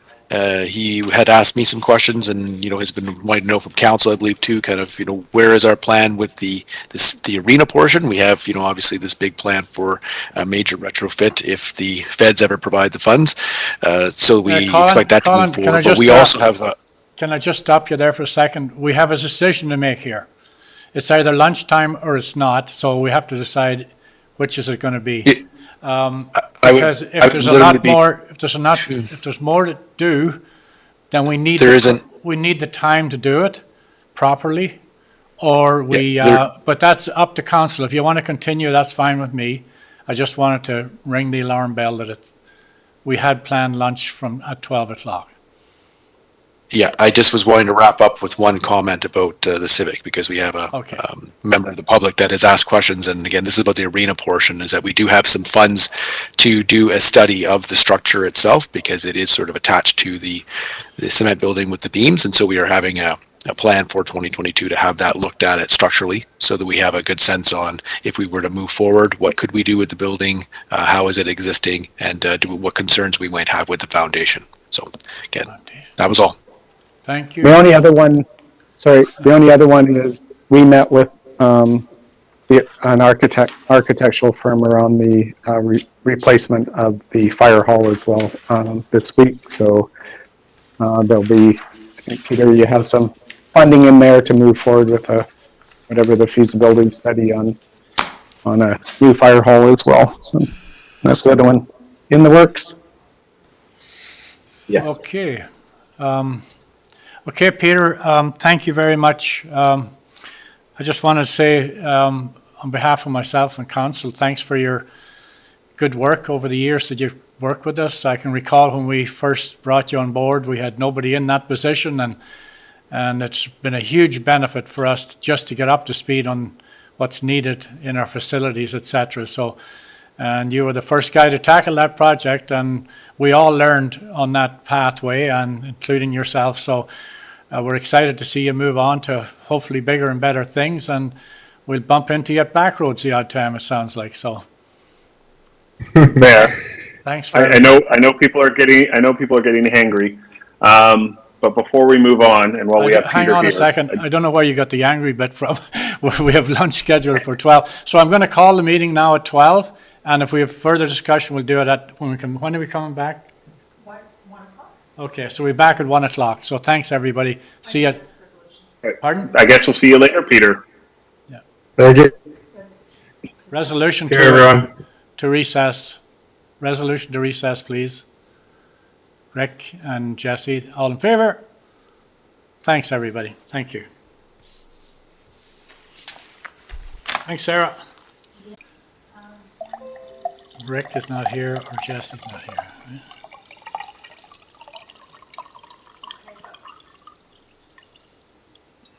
It's full.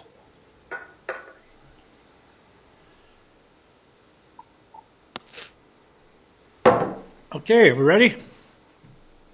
Sarah? Yes, sir. Okay, folks, I'd like a motion to reconvene the meeting. Councillor Page and Councillor Charlwood, all in favor? Carried. Thanks very much. Okay, who's up next? Colin? I did try to snag Peter back just to get a wrap, put a bow, as Keith Page wanted to say, but he has disappeared. All communications have been cut off, so I'm hoping he's gone for the day. I don't know. I'm just wondering, Colin, since Peter is leaving anyway, is it a question we can... We'll address it here. I think so, and part of it too is just I had mentioned to Councillor Page that I don't know how difficult it is to update the bubble graph, but we will be meeting again next Friday, and just thought that would be something if we needed him to show the bubble graph and show up for any kind of, this isn't just the last time we see these budgets or things. Yeah. And so that was all. Or send us the question and we can get it answered. Okay. Thank Chair, if I may. Sounds good, Colin.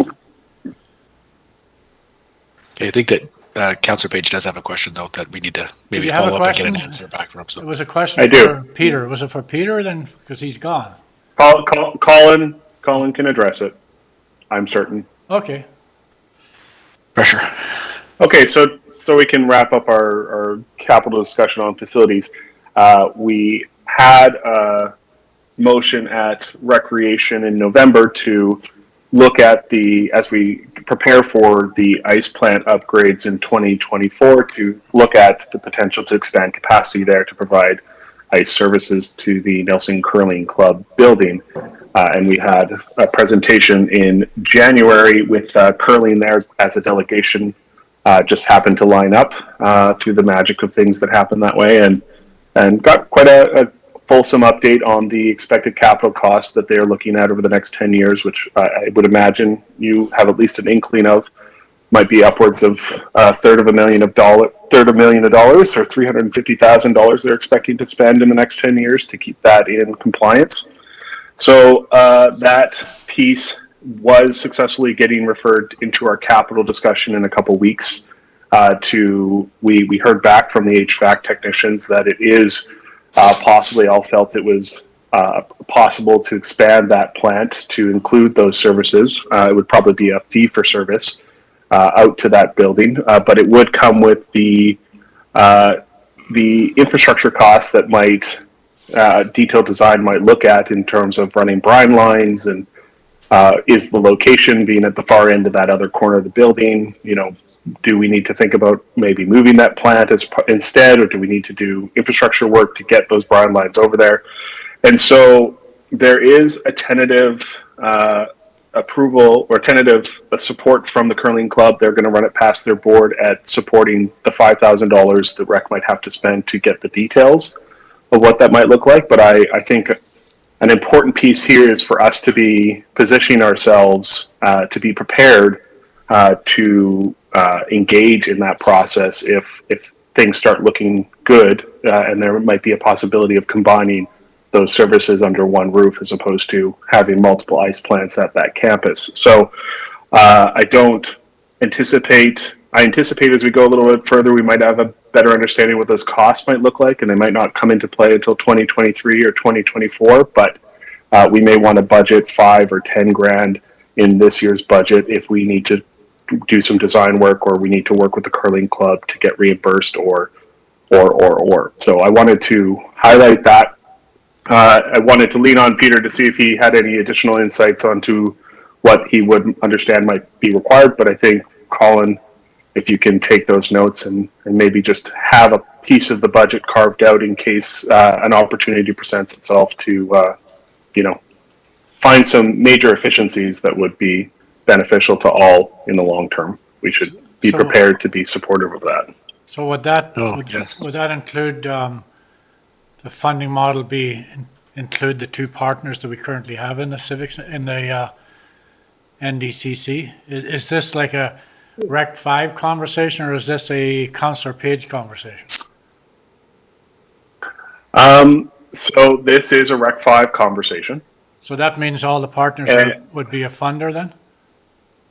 This is not taking on the curling rink. This would be, if we're going to, since Rec 5 will be replacing the chillers in 2024 at the NDCC, and there is a potential capacity to increase the amount of cooling facilities at that location, and we would do a fee for service. We would bill out that service to curling, and they would remain as an independent entity, but there's infrastructure on our roadways, there's infrastructure in our building.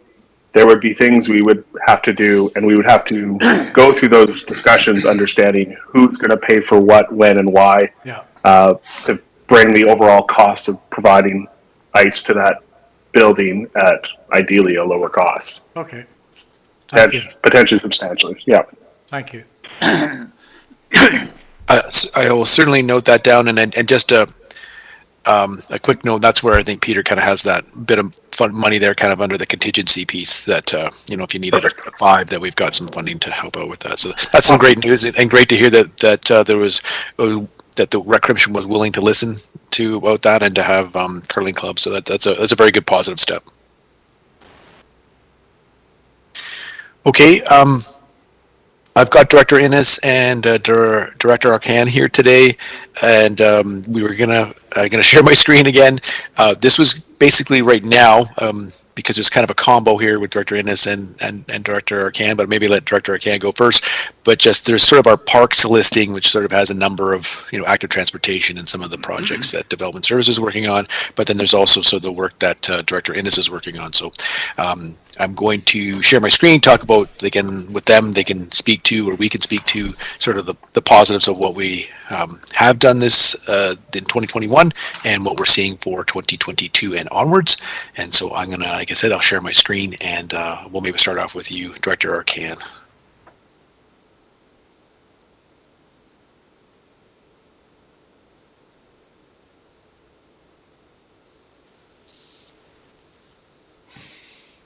And so when I say that, not all of yours are down under the active transportation strategy, but maybe start there, and then we can have a quick chat about the Cottonwood Park and wayfinding signage.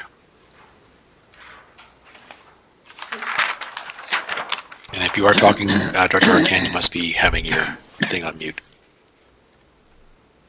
Yeah, no, I wasn't talking yet. Okay, sorry. So do you want me to?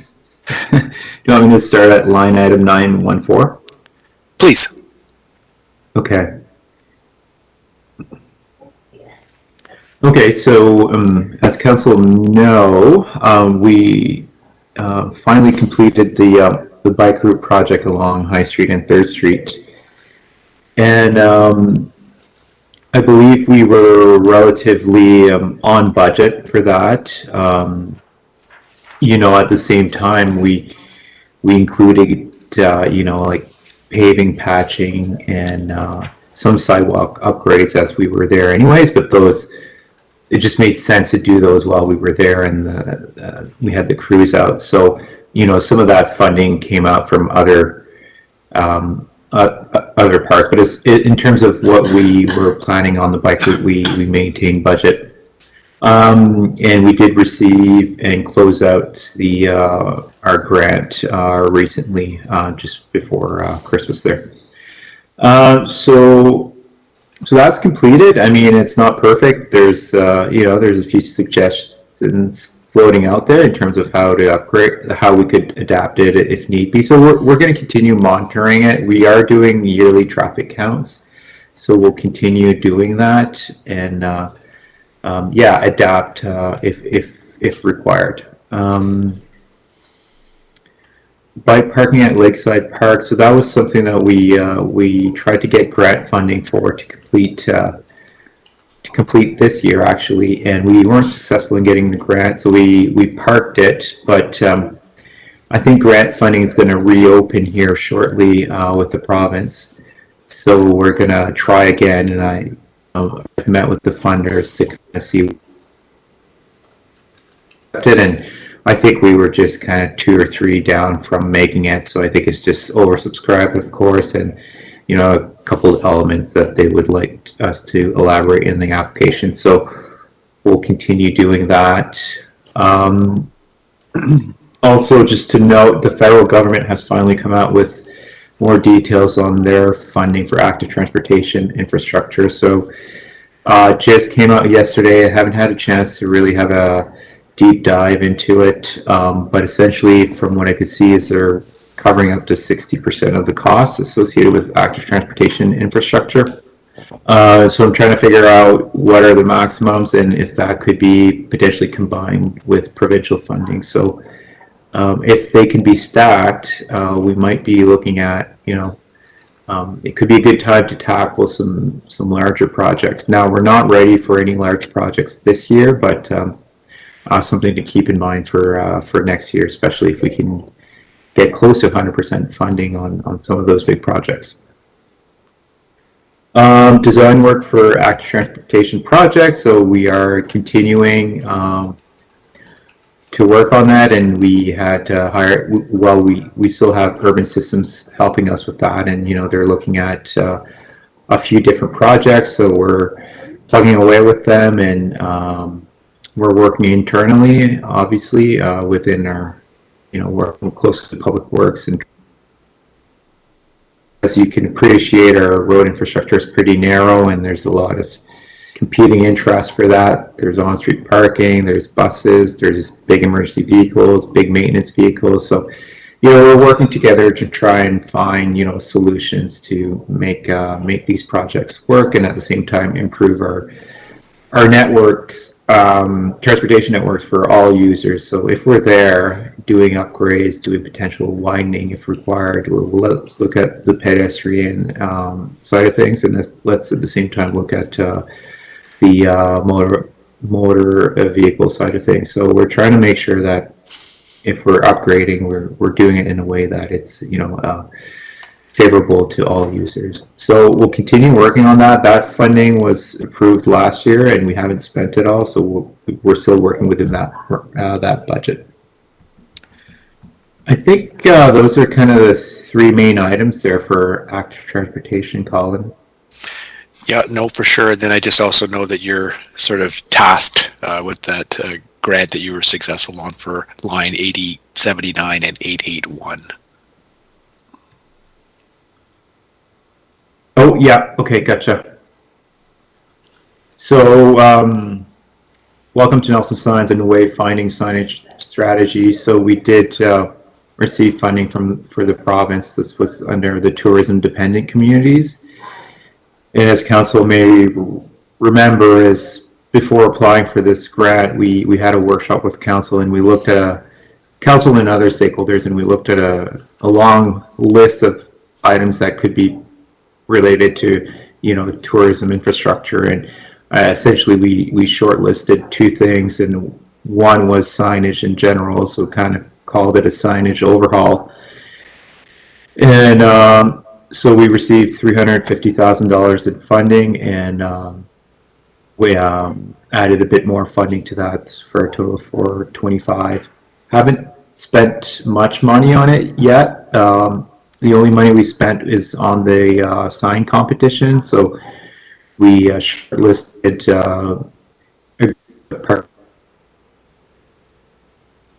designs and cost estimates, and we gave them a stipend of $1,000, and there were five groups that submitted, so there was $5,000 used up there.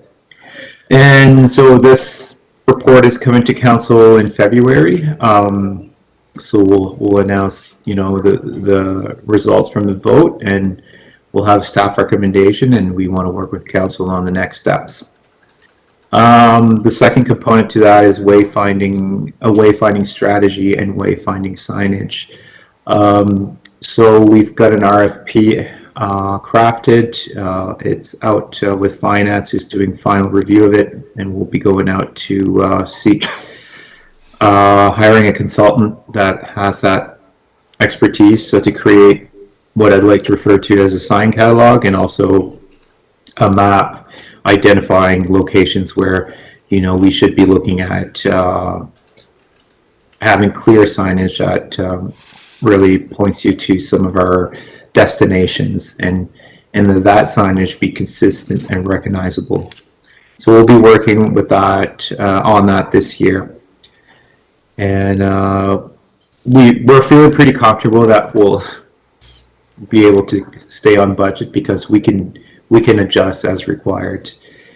And so that's for item 879. Item 881, Cottonwood Park enhancement. So that it's the same thing. That was identified by council as something that we wanted to move forward for this grant, and we received $350,000, and we added a bit more to top it up. And the two major components is that Cottonwood parking plaza that was identified in Railtown, and the Cottonwood washroom. Smaller items such as including electricity to the stage, and working with the Izushi Friendship Society to kind of complete that portion where that viewpoint is on the Rod and Gun Club side of things. And we painted a couple of murals. So the murals are are now in place. So that was kind of one of the first easy one to figure out. So at this point in time, we're kind of going through the motions. Obviously, there's some bit of setback in terms of what we're getting for consultant fees and also construction or construction fees. So we might need to go back to we'll need to go back to the drawing board on some of those projects, and but we're trying to do as much as we can internally and avoid having to go to consultants as much as possible to try and cut the costs. So we were hoping to, get some of this work going in next year or this construction season. But yeah, we need to adjust a few things, and as you know, the construction industry, everyone's quite busy, and it's going to be a bit challenging. So the funding's available. We have the funding until March 2023. So for a total of $700,000, and I think on the signage side of things, we'll be able to move forward. On the other side of things, we may need to adjust, and we may need to consult with the province to see if there's any flexibility in terms of end dates. Yeah, I mean those funds were really to encourage economic development in tourism-dependent communities, but some of the projects we're working on is a bit challenging because that industry is already thriving. So it creates a bit of challenge on that end. I think that's it for those two items, Colin. That's correct. Yes. No, thank you. And I'll just, through the chair, through Mayor Dooley, I'll just see if there's any questions that are coming up. Any questions? Councillor Page? Sorry.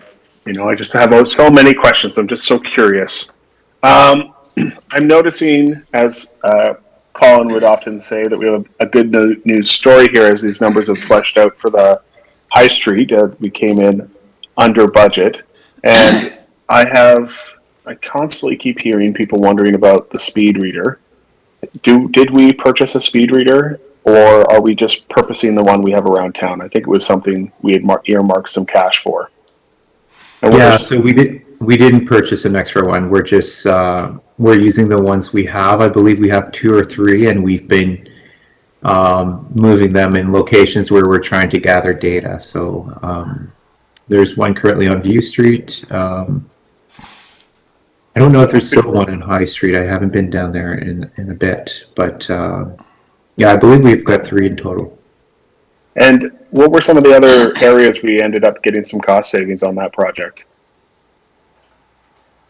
Well, I think if you're asking Councillor Page on line 914, you would kind of be looking at it saying, actually, it's over budget because the actuals have come in more than what the budget was. But this is where we were talking about there was other funding sources that came in that maybe this category got the expense for some patching other work that was done on there, and it'll be funded from another place. So if I'm you're right, I'm looking at the wrong line. Yeah, my apologies, everyone. No, not at all. So maybe to provide a bit of information on that is that the grant didn't end up covering detailed design from an engineering perspective, so we had to take on that cost, but we had a bit of extra, paving required as part of, some of the patchwork that, are, needed as part of these projects. So we were able to kind of recoup the engineering side of things, but yeah, I guess it's looking like we were slightly over budget on it. Thank you. Councillor Renwick or Councillor Morrison, any questions from either of you? No. Sebastian, I just had a question about the sign. Well, a couple actually, but I'll stick with the signage one for now. When you talk about wayfinding signage, I noticed in the last number of years that we seem to have more signs. And I remember about 15 or 20 years ago, we had a person come through town here to talk to us about our sign bylaws, etc., and how our signs should look and be uniform and no clutter, etc., etc. Is part of this signage project going to take that into account? Or are we just going to stick another sign below the one that's already there that says something different? Or because it's starting to look quite cluttered out there right now, with between stop signs, yield signs, don't walk, this way to the waterfront, that way to downtown. You know, you get what I'm saying? Yeah, yeah, no, absolutely. It's a good point. You know, as part of the sign strategy, we're not going to be looking at traffic control signage, but I know there's some existing signs that were, you know, installed, I believe, by the chamber quite a number of years ago. So part of this inventory and kind of this mapping analysis of what we want to achieve, I mean, part of it will need to be looking at what's there and what needs to be removed, because I agree, too many signs just creates the opposite of what we're trying to achieve. So I think, you know, what could maintain and makes sense to keep, we'll keep, but if it needs to go and be replaced with something more consistent, we'll definitely be looking at that. So that's a great point. Thank you.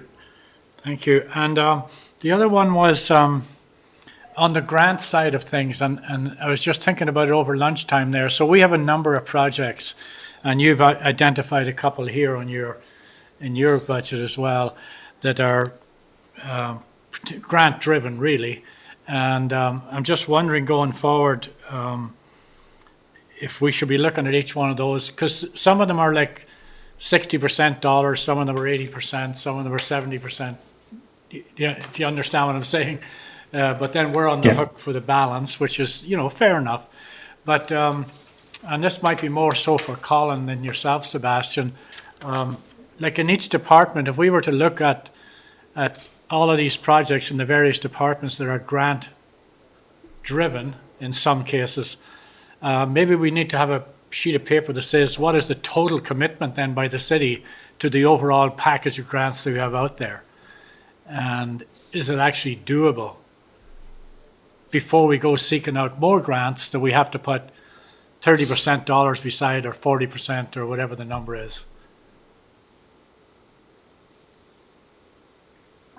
Yeah, I don't know some if great you questions there, understood what I Mayor. was saying, Colin, or not, but. Oh, no, I do. And again, obviously with some of the results that we're seeing on projects, and not just us, but others, and some big ones sort of in the pipeline, there is risk there for sure.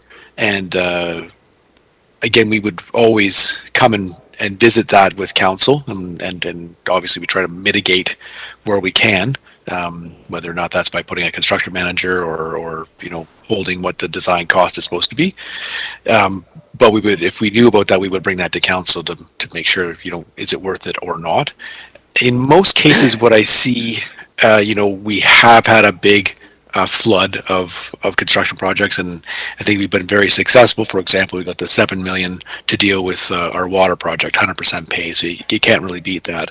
Even some of these other ones that Sebastian is talking about, we're feeling that you know, at least half of this project is going to be in line with budget, so we're confident with that. Again, could that change? Sure. If it does, we will let you know. But that's also where those conversations need to happen, and I think that the CAO Cormac was speaking it too about it as well, as saying like, hey, based on your funding, is there more grant funding available? Because you know, maybe others that said we can't do this, and the funding, you know, envelope might increase, or you know, we have to think about if there is, and Councillor Lautenberg talked a bit about this. Is there if there's something that's so transformative and that's going to be there for another 30, 50 or longer, is it worth borrowing to be able to get that project completed? So those are all conversations we will have. And again, yes, I think that overall I know on our summary page that you guys don't see on this, it kind of talks about what grant funding, and through that I'm sure I could kind of pick out, you know, the grant funding versus the city's portion. We'll be talking a bit about that further on here with council, but with Director Innes, just about what he's seeing on storm and the grant that they have. And again, there we're back to looking at, 33 cent dollars on buying that. So again, as long as you can kind of maintain that grant ratio, and even if it goes up to 40, you're still getting 60% of it being funded by, a grant. And So Colin, if I could just ask you on that point there, and this is where I'm kind of trying to go here, is as an example, if you were to get a grant for a project, let's say it was 1 million. yes, And it takes you a year to get to that project, and in the meantime, that project's gone up to 1.5 million. Your dollars are not 80-cent dollars anymore. exactly. So that's what I'm concerned about is, don't get me wrong, I believe we should be looking at all opportunities, but maybe with the way inflation's going at the moment, costs and construction and materials, supply chains, etc., if the window is more than 3 months to get something done, maybe we're better off not even doing it. Or, we decide, we're going to do it. Do you understand what I'm saying? Because Absolutely. like an 80-cent dollar in 2020 today is like a 50-cent dollar. Yes. So And this is exactly why we, go over this. We go and look first for mitigation strategies. Is someone bidding on this because they feel there's too much risk? We've done that with other projects where we can come alongside and try to take that risk element out of it and get it back in line. Sometimes there's the ability, with these grants, you see what makes it hard is that they tend to want to put it to stimulate the economy or stimulate the construction. So it's not that you can just say, well, we'll take the grant and we'll use our own forces, because that doesn't work. So that's why, again, you've got myself and finance, and it's, as a team, you've got the different directors that are looking at these and getting the tenders back from our procurement people and going, okay, is this on side? And some are coming in and some are not. And again, going back maybe and saying, maybe we need a larger extension if we're going to keep this going, because right now, in particular, Nelson is a real hotbed. I know that it's happening in other communities, but I really struggle that it's as not dire here. I mean, it's great news, but that there's just as much construction happening in a community of 10,000 people as what is happening in Nelson. So, but again, Mayor, take that into consideration, absolutely. And I do not want to be the person that brings it to council saying we've got a project that's, now at 30 or 40 cent dollars, and the taxpayer needs to pick up that gap. That's not where I want to be. So I'm very cognizant of it. Yeah, and that's the concern I have, that going forward, we get commit to a project. Maybe we need to have the strength and courage in some cases to say, hold it, maybe this is not the time. Or, as was mentioned earlier in the conversation today, maybe we phase projects in, etc. But I think we're at a stage right now where we might want to start thinking about, do we continue applying for grants in the current environment? If we can't get them delivered in a reasonable length of time, just because of the cost pressures and the labor shortages and supply chain shortages that we're facing.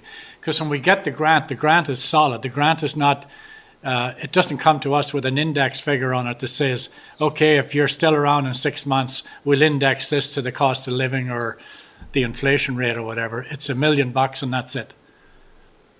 Yeah, Mayor, I absolutely agree, but there's a couple of things too. We've got a community, we've got a council, we have staff that champion wanting to make Nelson even better. So sometimes it's hard to kind of get the pens down and go, okay, we got to take a break from what we want to improve our city on. And so, but again, just remember, there's always that kind of check and balances that, yes, we got the grant, we go out, we get the numbers, we come back to council and say, if this isn't working, and then that's where together, based on, that's where you guys are in the seat sometimes to say, I'm sorry, yes, we're going to have to say, government, we're going to return this grant. We haven't had that issue, but you're not wrong that what we're seeing that there could be a situation here in the near future that we have to say that. Yeah, because some of this money that's been rolled out was rolled out because there was a perception that COVID would create a downturn in the economy, and which actually didn't happen. So the private sector has actually picked up the economy by the back of the neck and basically ran with it. So, we were looking at some of these projects as a stimulus, as part of our stimulus and 25-point action plan that we laid out. And maybe it's entirely up to council, but I'm just thinking maybe we need to hit the refresh button and just sit down as a group and talk this over. Otherwise, we could be leaving a debt load to the community that is going to create a further burden on the taxpayer going forward. Yes, and that's my role to make sure that we have that discussion with council, that we wouldn't move forward with your permission, without your permission, if we didn't think things were in line with what was expected. Thank you. Thank you very much. Okay, Sebastian. Can I just add, sorry, Mayor, just add, we hear you and we'll bring sort of that whole package back together.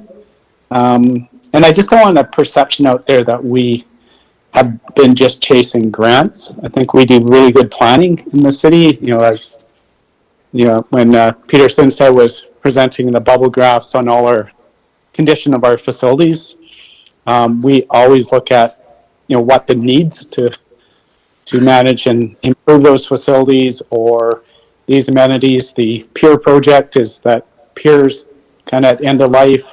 So we look at both the opportunity to improve when we do these projects, but we don't just go out without those already in our planning. So the storm that you'll see this afternoon, we went out and did, that flood study. I just had an email from Blair Weston.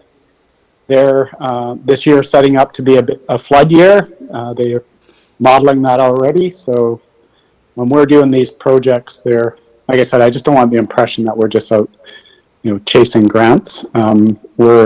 We do chase grants for projects that we know need to get done at some point.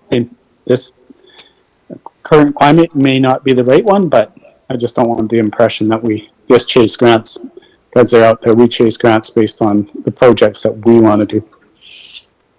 Points. Yeah, Great I points. agree, Kevin. I'm sorry if I give that impression. That's not what I was trying to do by any means. I know, and one of the reasons we're successful at getting our grants is because we have done that planning up front. So we're in some cases we're our own worst enemy.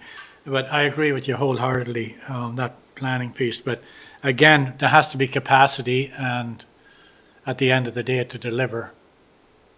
And when the costs are exceeding the value of the grant, then in some cases it becomes a bit of a challenge. So it's just a flag. John, Yeah. So thank you, John, can I quickly say something on that? Councillor Lochtenberg. Yeah, I just wanted to say something on that, kind of reflective back to this idea of having a dedicated meeting with maybe an expert or maybe not, just us to look at some of the macroeconomic forces and the regional forces that are at play that may affect our planning. Part of that should involve like a look at the workforce that we've got. I think there's a misapprehension potentially that we're saying that we've got a workforce shortage. That may or may not be the case across the board. It might be that the workforce is really moving into a different area, like say out of the trades as we know that into other areas.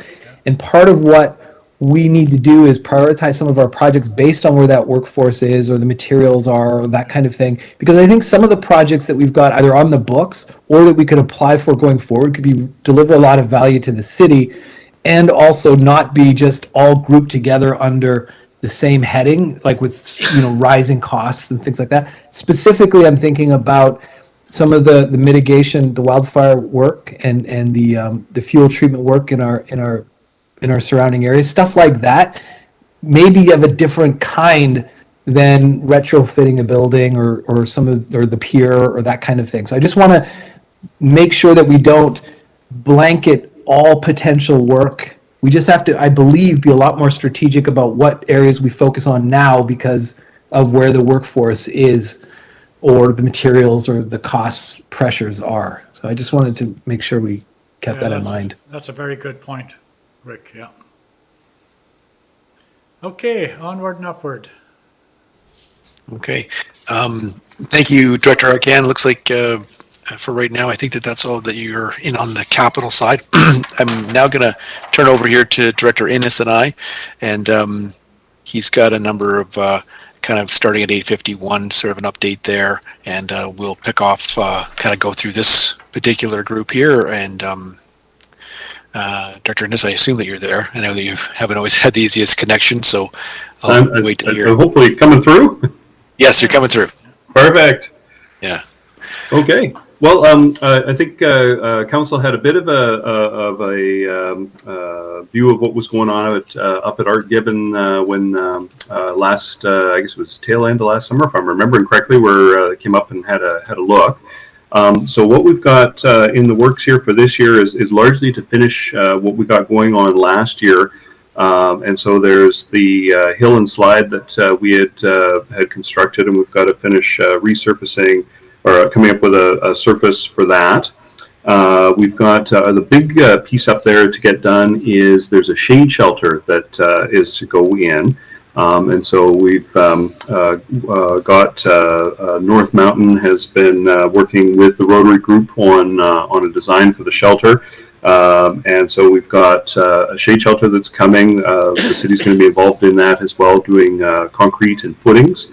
We also have, there's the wood product, the 5-bar wood product that goes down in the playground areas. We need to top up more of that. And so we've got that coming here for next year. I've got some benches and a table that we had gotten earlier, but then because we were waiting to get the pathway done up there, it's all nicely in now. And in the meantime, the benches and things that I had got, some of them got poached out of the yard on me here by the staff who put them into service. So I'm getting a couple replaced just so I can put them where I had intended for them to go. They've all been used for good things, but we just need them here for this as well. One of the things I did want to let council know is when I was speaking with Rotary, they've indicated that they'd like us to do our tidy up and finish up what we've been doing there, and then they're really looking to come to council again. They've got some more ideas that they've been working at as a group and are interested in doing some further work and are hoping to do some more phases in the future. But in our discussions, we've decided that we're going to corral and get everything done that we started, and then they'll come forward later on in the year and present some new ideas of things that they're interested in doing with the park. So that's the Art Gibbon.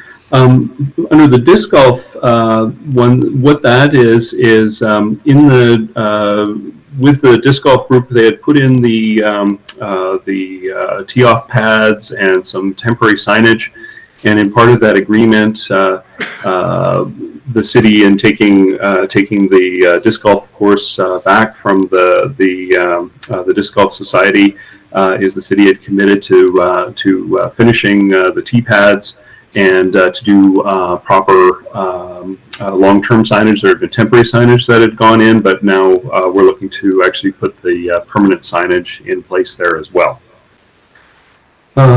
For the bike park signage and safety improvements, we did have a budget that was there in 2021. Unfortunately, the farthest I was able to get with it was I was able to get our insurance company, the MIABC, to come in and to audit our park and do a big walkthrough with me and staff and take a look at everything that's happened up there over time, and then present us with things that they feel that we should do in order to improve things up there and make it safer. And so there's a bunch of signage that they feel is appropriate, and then there's a couple of other smaller things, whether there was a trip edge or where there was conflicts where you're accessing the bike park and just how that flows with things. And so they had identified a number of initiatives and put together a nice little report for us, highlighting these things that they were recommending that we proceed with. And if I remember correctly, I might have to double check this with Mr. McClure, but I believe that there was some funding that the MIA was providing us to do this, if I remember correctly.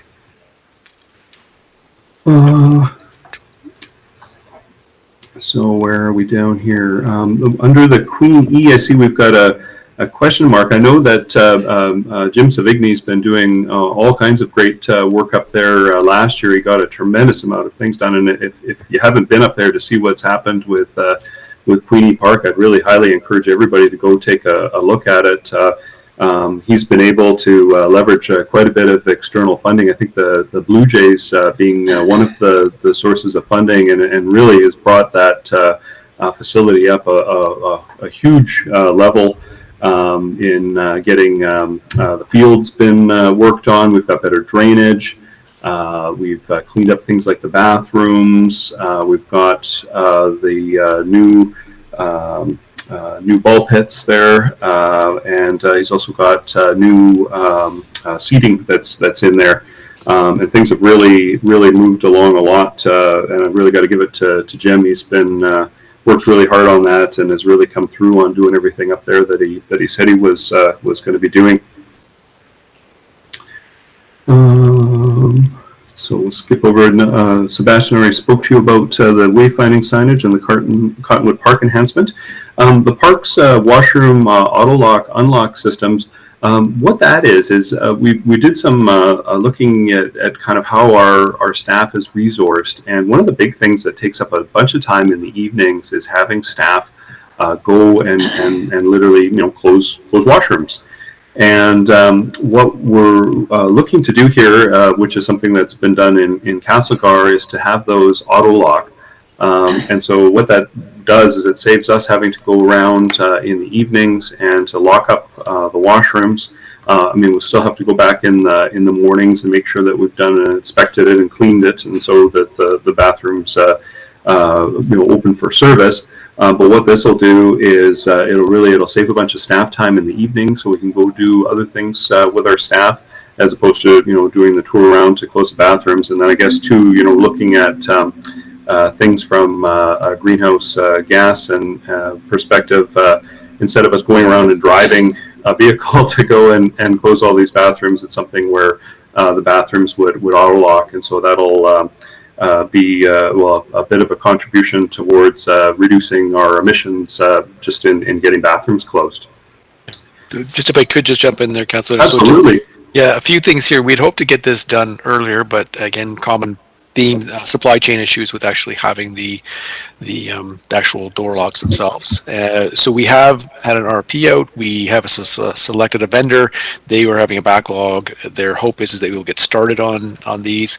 A couple things too, just to be clear.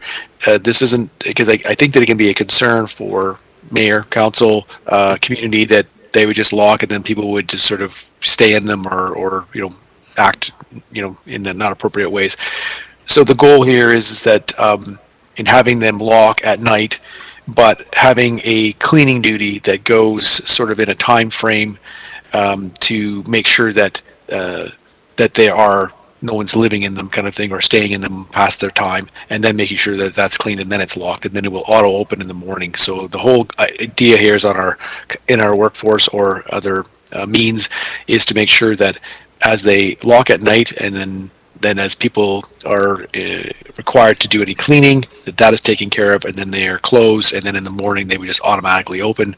So on the time set that we have, because I think that's been some of the concerns we've had from some of our residents, is that, hey, it says it's supposed to open at this time or close at that time, and we're not fitting those just because we have individuals that are responsible to try to do those openings and closings, and yet maybe it's a big snowstorm, or maybe there was something else that came along and they weren't able to get there. And so this is I think a safety thing for us, and also hopefully a ability to reallocate our staff resources to be more effective.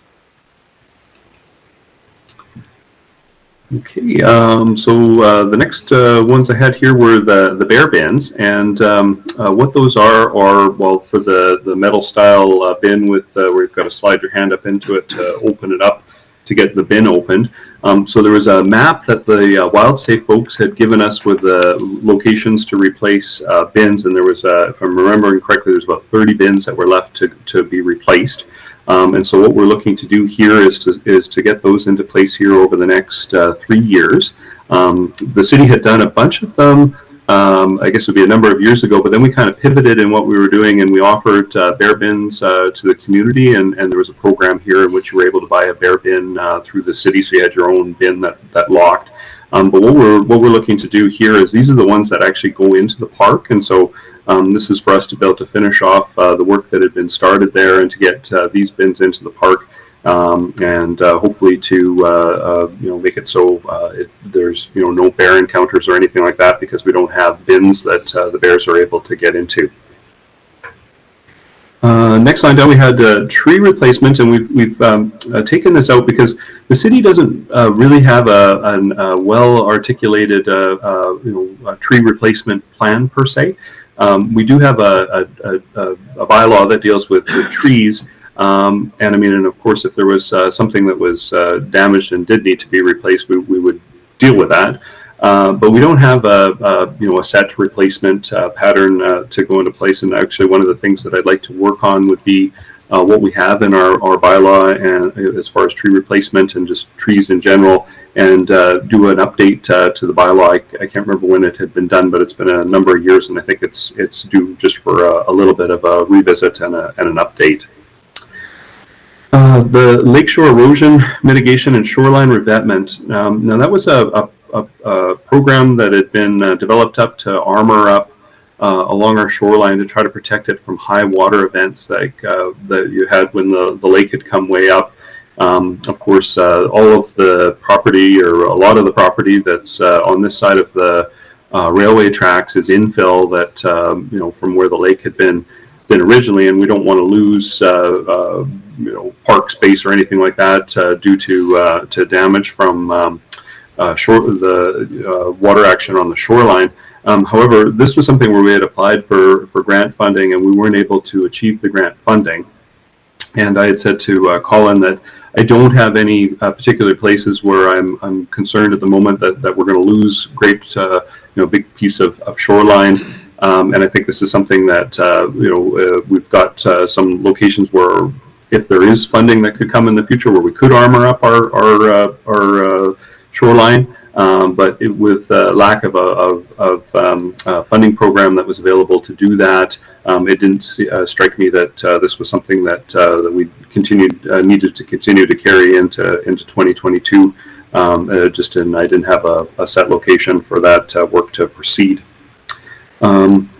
With the NDCC lighting upgrade, I might have to lean on Colin a little bit there. I didn't have as much going there. It looks like they've been at it last year as well. There, are you able to help me with that one there, Colin? Yes, and there's a few here that maybe I might be able to pick up. And just to also, I think that Director Innes was looking at his own staffing commitments and his own timing, and as much as this is something, if it came with a grant, that yes, it would be great to do, and it would be phased out, and it's still there. And again, when I hear CAO Cormac tell me that Fortis is already thinking about flooding, might be a place where the province comes forward with, they kind of tend to maybe be quieter in our areas if there isn't flooding, in which we haven't had for a few years, and then when it does, it maybe kind of rises back up. So that might be a place where we've got the plan, and if we need to do some work, that we're able to put it into place. But we just is looking at workload and grant writing, as we've talked about earlier. This was one that we didn't think was something we put aside for now, but doesn't mean that it's gone forever. The NDCC lighting upgrade, this is where we work with our partners at Rec 5. We use some of our gas tax, which was applicable to them, changing out the lighting fixtures into more high efficiency electrical savings for either the rink and or the pool. And so this project has been over a couple of years, and as we've been waiting to find out where the invoice is, but they had a kind of a plan. And so this is where this funding that council committed to be able to assist with that project. Of course, we see the benefit when we've got energy savings, as our taxpayers pay 67% of the tax requisition at the NDCC. The next line down there, we were successful on getting the paving done on the lakeside pathway, and it looks good. I know that the team has been working hard on trying to get it sanded, and with some of the warm weather back and forth, and trying to push and get it into a place where we can get our machines and keep it going. I think it's going to be positive. It's stayed pretty cold here for a longer period of time, and not real cold, but just cold enough that we haven't been able to get that real warm, sunny day that allows us then to have the sidewalk plow kind of push all the slushy stuff off before it freezes again. But I know that the team's been out there sanding it and trying to make it as safe as possible. I think it'll bode well for us, especially as we get into spring, because that was certainly more of the time complaints that we got from our residents that we would get quite muddy and wet and soppy in certain areas. And so I'm looking forward to how that looks come spring. We've got the funds in here just because as a donated asset, as much as the city would be donating the land committed to the Nelson Hoops basketball court, they had estimated it would be about $180,000 that they would expect the cost of building that. And of course, we've got the donations because they were working on getting their own granting and vendor funding for that. I'm going to just miss one line 900 and just talk a bit about the wharf. Council will see that we have a number in there. We are about to go out for some RFPs on the project, and as discussed, we will see the results of that and be back to council. But we had left the funding that had been in place. Obviously, we had 1.6 in 2021. Mostly what we got was tendering and engineering, and those sorts of costs is what you're seeing in 2021 as actuals, as we weren't able to get some of the permits to get the piles dealt with, and so we've kind of moved that all into 2022. But again, that will be something that will be talked about with council as we move forward. And this one last one, Director Innes, before I get you to talk about the ISA, is the transit exchange. So province is the application has gone in to the feds of the province, and they're wanting to have a bit of a discussion with me next week that it's in and kind of what next steps would be. When we were looking at anything, the detailed design would be something in 2022, and if we were to move forward, you're looking at a 2023, likely late spring, early before it gets too busy in the summer for the rest of that work of that project. And I know maybe some other questions, but I'm just going to ask maybe we get this last line, line 900, which again may just be at this point have an information item, but I thought it was important. I had never heard of this before, Director Innes, and you being in this field, I thought it was quite interesting to know about, and maybe you could just give council and the community a little update on what this means. Sure, absolutely. So what this is about is there's a number of what are called integrated survey monuments that exist around town. And they're largely something that you're not going to see. It's a large concrete cylinder that's under the ground, and there's a little brass cap that's on the top of it. And my assumption would be that people have probably been near one, around one, maybe even looked at one, just had no idea what it was, just figured it was another valve or something in the sidewalk, and didn't realize what its function was. But what this is it's the kind of highest tier of survey that the province has. And everything that's done from a construction standpoint is all work that's tied back into these monuments. And so the monuments provide a set place in space that has an absolute measurement to it that you're able to use and rely upon in order to do a layout of survey. And so what came, we got a letter earlier in the year that was asking us to say whether we were going to commit to maintaining these survey monuments, and we knew that there was a number of them that in time had come out. There was about 9 in Nelson that had come out over time, and putting these back in place can be quite expensive, because of the level of survey that's involved. Like to restore one of these monuments can cost you about $10,000. So in dialogue with the ISA, I was able to get feedback from them here, and what they've indicated is that they very much want us to sign in and up with them and say that we will protect these and make sure that we don't, or if they are to be damaged because there's some kind of construction that is done, that they're replaced. But with the 9 that had come out, because of the density that they had been put in originally when everything had to be a line of sight survey, that we still have a satisfactory density to not have to replace the one. So basically what this is looking for a commitment from the city just to make sure that these aren't damaged. And so what that'll mean is that as capital works go forward, we just need to be very cognizant of where these are and to ensure that we're protecting them.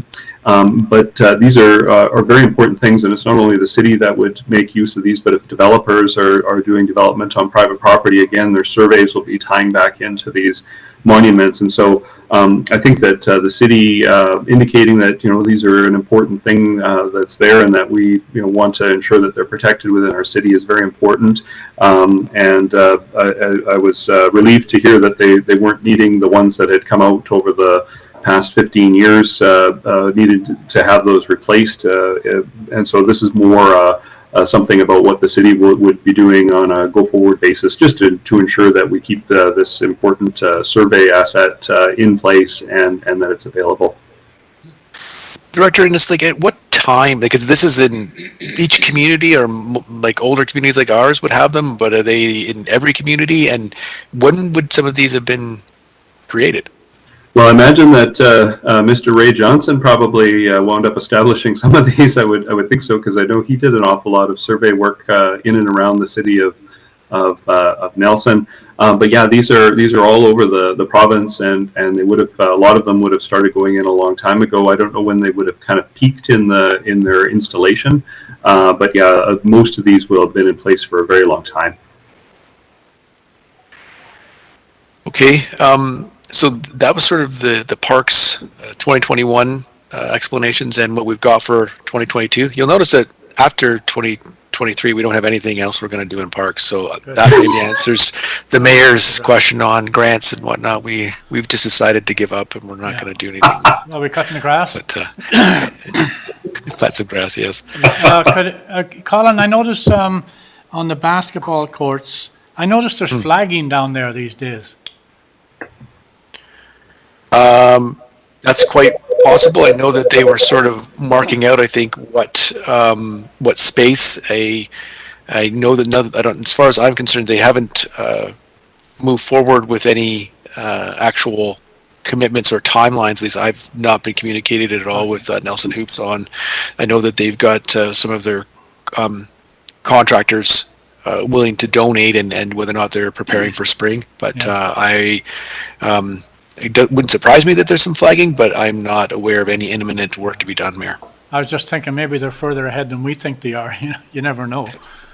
Well, I mean, they've been a really respectful group, and I would certainly I can follow up, but I know that they would not be moving forward unless they'd been in contact with the city. Okay, thank you very much. Any further questions of Colin or Colin? Oh, Councillor Charlwood. Thanks, Mayor, and thanks for the presentation, gentlemen. I have some smaller questions, but I think they're still important to ask. The first one's around the tree replacement. Director Innes, you mentioned the need for review of the bylaw, and I wonder if I could just get a little more information on that, because we've got a 2-for-1 replacement bylaw. It's pretty simple as far as I recall when I looked at it. Why do you see it being a bylaw change versus putting a plan in place? Well, good question, Councillor Charwood. I guess my take on it is that we've got a whole lot of trees in the city, which is an absolutely fantastic asset, and I think that's really important for the city of Nelson. But it's really only been in the last couple of years here where we've actually started to maintain the asset that we have. We finally have been able to get some arborists on staff, and that we're starting to work our way through the system in order to maintain those trees. And so we're kind of just getting ourselves caught up with maintaining what we have. I'm concerned that if we do a 2-for-1, that's going to then just expand the amount of asset that we need to maintain. And I don't know if that's truly a sustainable thing. And in some locations where the bylaw would indicate that we should put 2 trees back there, I would actually argue that it's not actually an appropriate place for a tree to go, and that what may be better is for us to be planting a tree elsewhere. I don't want to lose the number of trees in the city, and I totally can very much respect how for folks that if we come and say, hey, we're going to take down this tree, that that's a big deal. It's not only an aesthetic thing, but it can also change the amount of sunlight that's coming through your windows in the summertime, and really change your experience that you're having with your property. But in some cases, we've got trees that have been planted underneath power lines that it's just they're not appropriate to be there. And so I think that there's some more work that we should do with that, just to come up with a smarter plan. in how we could do it. Now, whether council still would like to have 2 trees put back for everyone that comes out, that still may be the case in the end. But I guess what I'm just putting forward is my feeling that at this point, I don't think that we would be able to maintain that asset as effectively as we should. And we also, too, Councillor Charwood did discuss the fact that we see homeowners also wanting to plant their trees. So when you've got one on one side of the sidewalk and then the city's got another one on the other side of the sidewalk, do you now plant 2 trees there where maybe a homeowner's also planted trees on the other side? So now all of a sudden you've got a bit of a conflict. And like, again, as Director Ennis spoke to, I think that one of the things that people love about Nelson is our tree canopy and what it does for our community. I think it's just an overall review and survey of our tree assets, but not in isolation, as Director Ennis was saying. If you looked at the maybe a radius around the tree, if you took that tree out, does that allow some of the other trees on someone else's property to grow better? And are we better served doing that and finding an area where, there isn't enough tree density here and doing some planting? So being a bit more strategic rather than just this, you shall, replace 2 to 1. Yeah, and I think you might have noticed. Follow-up, Mayor? Might have noticed in our MIA file the other night that a number of claims were because of trees plugging up our sewer lines, etc. as well. So go ahead, Yes. Councillor Charwood. Yeah, go ahead. So it points to our need to do that sort of natural asset. It's a bigger project, and I don't think anybody here would disagree with that. So there would be funding needed to do that review. Is that showing up somewhere in our budget? It is not in our budget currently. And as Director Ennis had just noted, we had a very successful year and really far greater in success than even I could have hoped, especially with the particular utility arborists that we hired and all of the work that they did for Nelson Hydro, as far as, again, fire mitigation, but we really are seeing the benefit with some of the snow and storms that we've had, that we have had very low results of outage. But the hope is that with 2 arborists now on staff, that we can again start to use their expertise to kind of work on that plan. And when we talk about that natural asset, again, certainly in the accounting world, I've just started to see some seminars start to pop up about that, because there's a real question on how does one account for it, because that's obviously one of the things that if you're not accounting for it, then you maybe aren't aware of it. And so I've noticed that, but at this stage in time, we have not put something forward to other than sort of natural curiosity, and like I said, when I start seeing those things coming out, that speaks to there being either communities or interest in creating these. And I know that some have, but a lot of times too, same some of this ESG reporting and or natural assets, you start getting things all over the map. And for me, I guess old school and letting some people kind of get a structure going as to what's the best practices, and then kind of moving forward once that gets to be a bit more of a template would be more of my thinking, without kind of jumping in. But some investigation for sure. Thank you. Okay, Councillor Charwood? Yes, I have a completely separate question, so maybe we'll see how our timing's going after. Thanks. Yeah. Okay. So we have Councillor Page and Councillor Lochtenberg now. Okay, I have a couple questions, and one of them was about whether we wanted to, I'll just touch on the trees for one more second. I know the urban forest plan, through the chair to Councillor Charwood, is there's a line at the very top that says this plan applies to parks, and I think it kind of, Kevin has touched on that in the past. So that 2 to 1 has a bit of a container around it, which I would hope, as Colin, you go through your look, you'll look at the entire. You will be looking, I'm assuming, at the entire urban forest. One of the other pieces I want to touch on is the diseased trees on private property, of which there are a number of examples of, and whether or not some additional language needs to be added to that bylaw on whether that is an appropriate thing to allow to persist within the urban forest and its impact on the other the other trees in the area if they're not removed in a somewhat timely fashion for the health of the overall urban forest. So excuse me, Councillor Page, I if there's a review of the bylaw, just if you could stack those questions about what should be in it or out of it, we should have that conversation as a council, because that will be brought to us it'll be brought to council, the bylaw will be brought to council, so. And just so we can get through some of this today, stuff related to the bylaw, we can deal with when the bylaw comes. Okay, yep. And so on the budget side, as we look at the permeable look at the concrete services for the improvements on the asphalt and the pathways, can we look at budgeting for permeable concrete and asphalt in the future? It looks like we made quite a bit of savings, but I know there's quite a lot of product out there that allows the water to move through the product as opposed to on the product. And so I think that's something we need to incorporate in our planning for these capital projects going forward.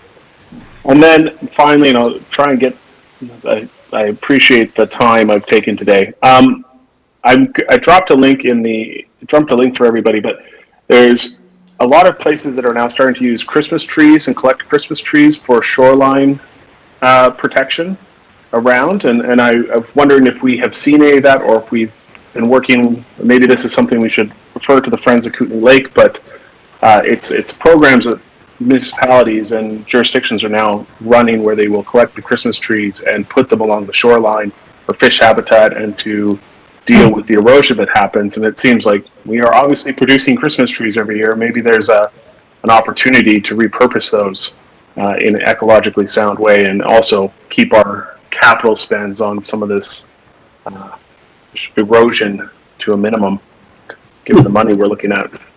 Thank you. Councillor Luchtenberg. Thanks, Mayor. I'm getting an echo. Just here. Okay, so thanks. Colin McClure. I mentioned this before about the Municipal Natural Asset Inventory program, and Colin Innes, I think, mentioned it too as well. In the couple of years that their pilots have been running, they have run into various challenges about operationalizing what an ecological inventory would do or how it even works. So there's been quite a bit of good learning in the last couple of years since we started talking about it. And I'll forward you right now an email I received about something that's been happening in the Comox Valley, a project in which they're trying to operationalize this ecological inventory that, from the feedback that I've heard, has been really quite successful at creating something that, you know, you can put onto the books and do something with. I'll share it with council as well. But yeah, I think we're kind of have been in the early days of this kind of thinking, but it sounds like, from what I'm hearing, that some municipalities are really getting their heads around it in a way that's not onerous, but also can deliver some returns. So I'll share that with you all. Please do that. And if I could, Mayor, just a couple of things. Councillor Page, I don't know where you find the stuff about Christmas trees and shoreline protection, but I am fascinated to see kind of, again, what that involves and what that means, because then I have to, if you get it, why not? We use them every year, and to think that we could recycle them in a way that helps our shoreline sounds great. I did just want to note there, you're maybe seeing, and I apologize because this is my lack of communication, is that under line 897, when we talk about lake park enhancements, and we did put in brackets paving, but if council remember, we'd actually went forward for a grant to do art and paving. And so because we weren't successful on that, we had come back to council and said, hey, we want to get the paving part done. So that's why you're seeing it being under budget. So I apologize if you were wondering about the permeable concrete or pavement or whatnot, that we had savings, but that's not why. Basically we're on budget for the paving. It was just the reason that we're under is that the art component of the grant was not successful. Thank you. Okay, onward and upward. Okay, I'm gonna scroll here a bit, so hopefully I don't make you guys go.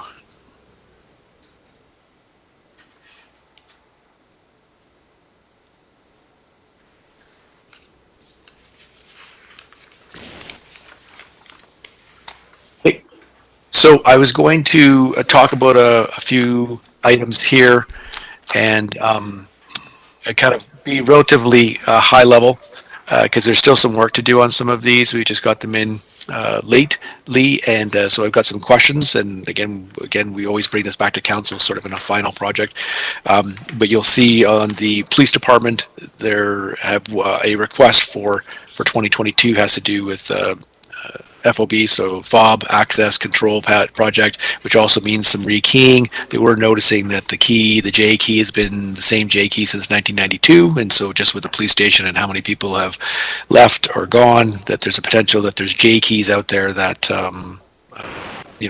that aren't accounted for, and so there's just an overall security and upgrade to the system of improving locks. We did that at here at the city a while ago too, and I could see, I think Peter had some plans for public works as well, because just with the keys and control, and looking at some fob access where we can, which can be in some of those tight areas and where they've already wired the doors when they were doing the work for the HVAC upgrade, I guess, a couple of years ago.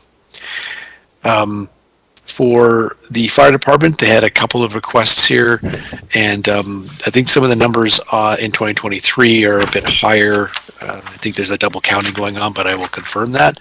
But one is that we have the new fire truck coming in 2023, and so there was a hope to get some the tools that would be coming along with that, upgrading those.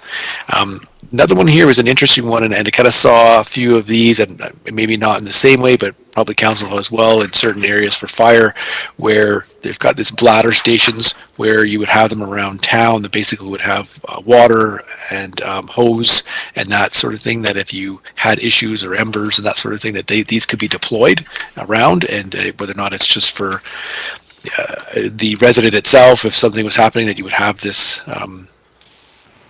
ability to have some protection, as limited as it may seem at certain times, but if there was an ember showers, that would be something that would be deployed throughout the city.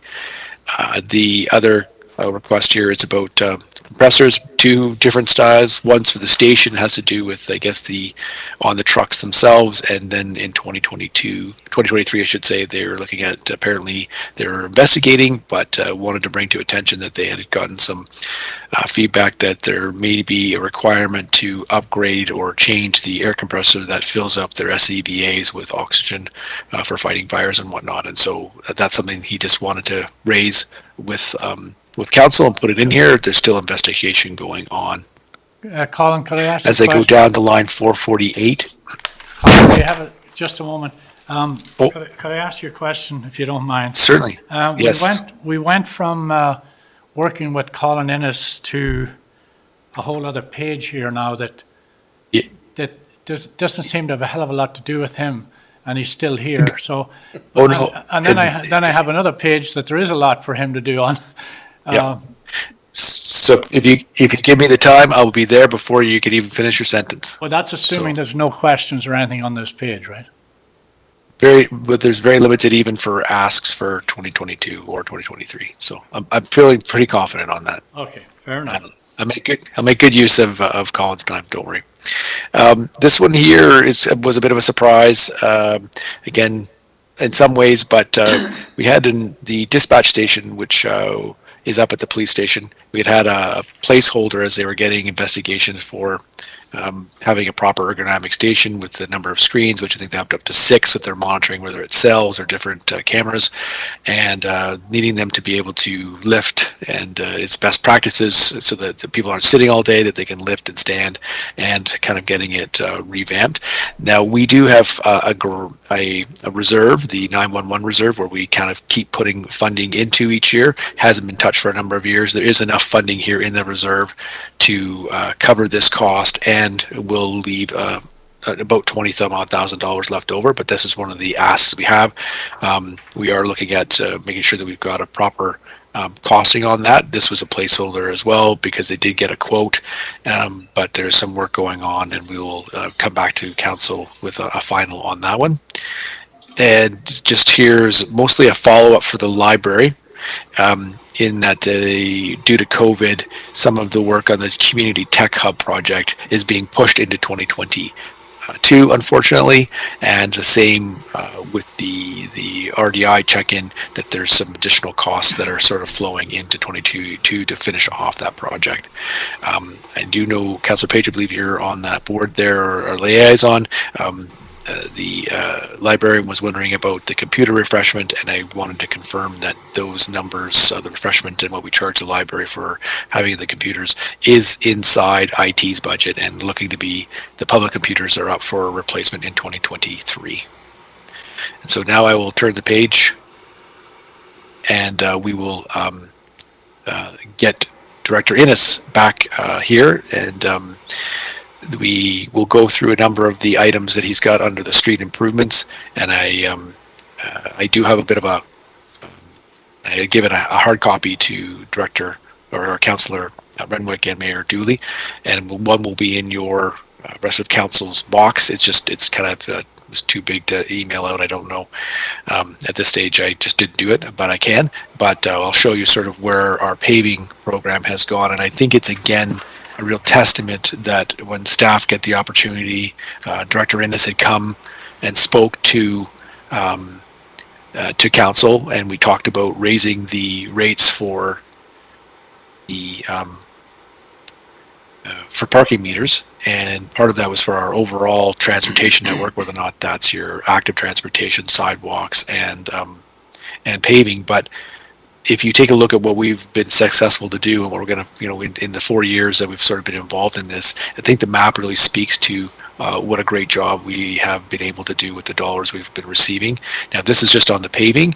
I mean, active transportation, we know we've got that new route going through. We've got plans for more.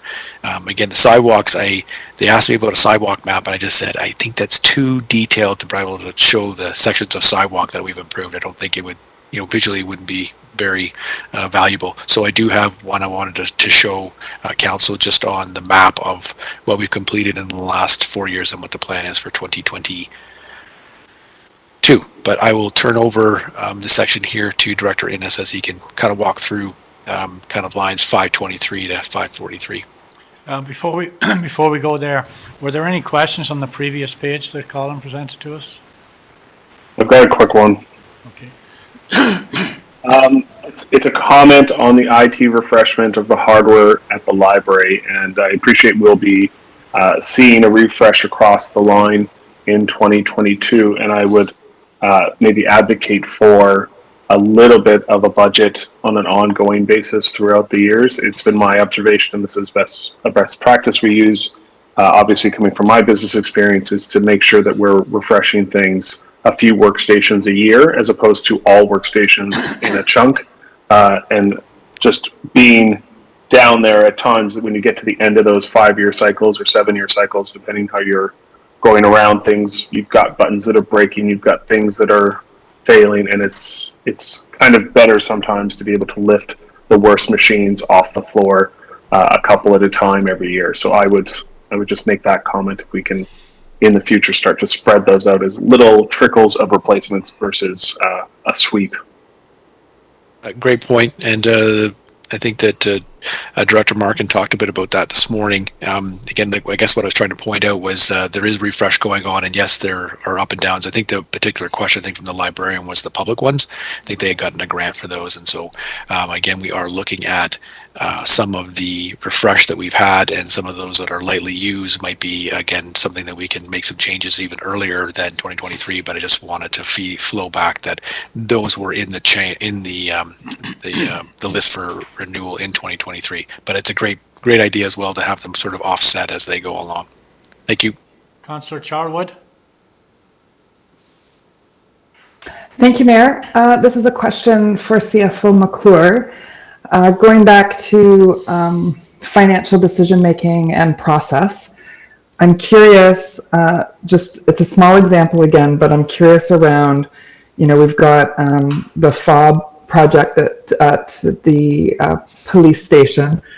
Why is that funded from water license reserve versus 911 reserve or some other place? How do we decide how to spend those reserves when, for example, we might want to be using you know, we've got lots of work coming up in the water realm. So I see in a lot of the items on this budget today are financed from that water reserve, and I'd like to hear a bit more about that, please. Yeah, no, that's a very good question, and I think sometimes it can be deceiving.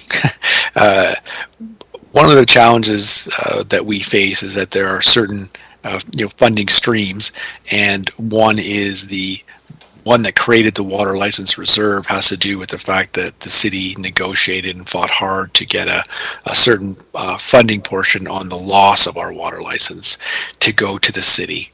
Now, that's been an ongoing payment that we get each year. And then this council a number of years ago also topped that up with just some overall allocation into that reserve itself just from our own operations. And it kind of has that title water license reserve because the majority of the funding comes from that. And you will notice that there will be a number of places that does get heavily used because a place like the police station doesn't really have a funding source. So you'll see all kinds of different asks, whether it's in IT or here in the police and fire, where there isn't sort of that revenue generator of if we need to do something. Yes, in the equipment capital where we're charging out for the equipment and we're putting that transfer into a reserve so that we can replace a fire truck or a police truck or a public works truck. That's all sort of taken care of. But when we have some of these kind of one-off projects, the water license reserve tends to be that place where we've got an ongoing funding source, not only from the water license reserve payment that we the council of the day fought for, but also that previous councils have put additional funding out of operations to go in there each year to be able to fund capital for those that don't necessarily have the ability to raise funds themselves. So it does tend to be a bit of a catch-all. Again, when you've got a community works fund, it usually has stipulations that it needs to be done, something that's, there's certain parameters around it. So something like doing the FOB project or, an infrared camera for fire doesn't fit the qualifications of, say, the gas tax funding that comes in. And other than that, we don't really have a lot of reserves. I mean, over the last number of years, we have been beefing up and putting in about $400,000 a year into the building reserve, but it always tends to be topped up with, if we're doing lighting, we can use community works fund. So you'll see it kind of an offsetting way of trying to balance getting capital projects completed and or upgrades that are required, and having limited sources for our own funds or our own ability to support. And that's where you will, on a consistent basis, kind of see the water license reserve sort of being the one that tends to be the go-to to fund these. Again, we always bring to council sort of what's in the balance of that, because we're always very cognizant that if we get too many people taking from that, then it won't have any funds in it. But it is an ongoing funding source, and that's sort of, again, if we didn't, and it tends to kind of pick up a lot of the smaller items. And when I know when you say 50,000, it's not small, but compared to some of the other millions of dollars, it is a bit small. So you kind of see these collection of smaller items that kind of get funded through that. But that's sort of that allocation. That's the reason for it, and that's why we could maybe just, instead of calling it water license reserve, which I think we just sort of tagged because it ties into why the funding is coming to the city, it's from that water license reserve. We maybe could have called it general operations capital kind of reserve, maybe have been a more appropriate name. And again, when you're talking about other water items, that would not be a place, again, so you've got your water infrastructure reserve and your sewer infrastructure reserve, which are completely separate from this particular reserve. So yes, I can see the confusion in the name of it, but hopefully that explanation provides some clarity. Thank you. Colin, Councillor Charlwood, I just put in the chat, we'll send you the bylaws for those reserves. All of them are reserves created by council for certain purposes, and that's the important thing. As Colin said, that's the source, not the use of that reserve. Yeah, I understand, and I can look those up myself, and I have historically. Thanks. Okay. Okay, and Mayor, I don't know, sure if anyone else has their hands up. I don't want to move forward if I'm... I didn't see anybody, so Okay. we'll move on, please. Okay. So Director Innes, I assume that you're still with us? Still here.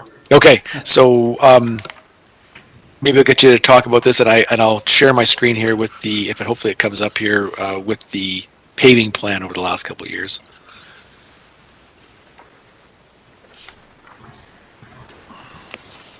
Perfect. Hopefully everybody can see that. I can see it here.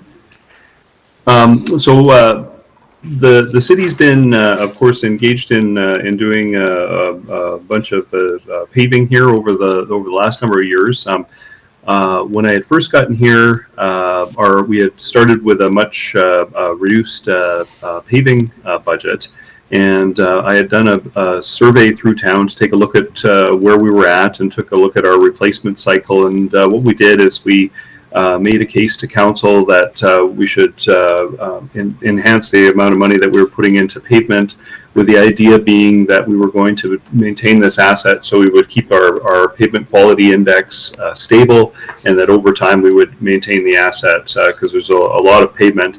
One of the things that can happen, of course, with pavement is it can last for a long time in the right setting, and it can look like you're doing very well for a long time, and then all of a sudden all the cracks and other things start catching up with you, and you start your pavement quality can decline pretty quickly because you've put off doing your annualized work at maintaining this large asset. And so thankfully we made a case to council, and council has provided us with funding, and I think we've actually been quite successful at doing the work that we have over the last number of years here. Now everything in red on there should be what we've got up for 2022, and everything that is in green will be things that you'll have seen us do over the last I think it's the preceding 2 years, if I'm remembering correctly here. And so we've got a number of segments there.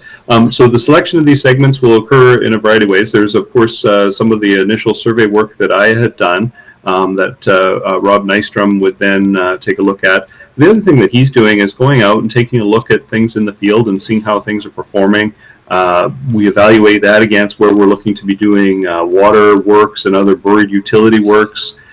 With the idea, of course, being that we don't want to go and be replacing paving in a location where we, have a pretty good sense that, in another 2 years, we're going to have to be in there replacing a water line or a sewer line.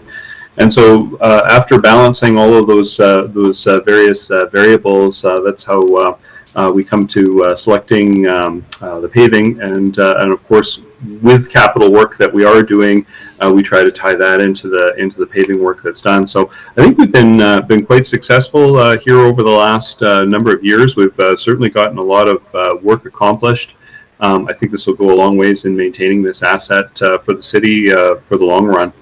One of the other line items that is related to this is the 533, the additional sidewalk stair improvements.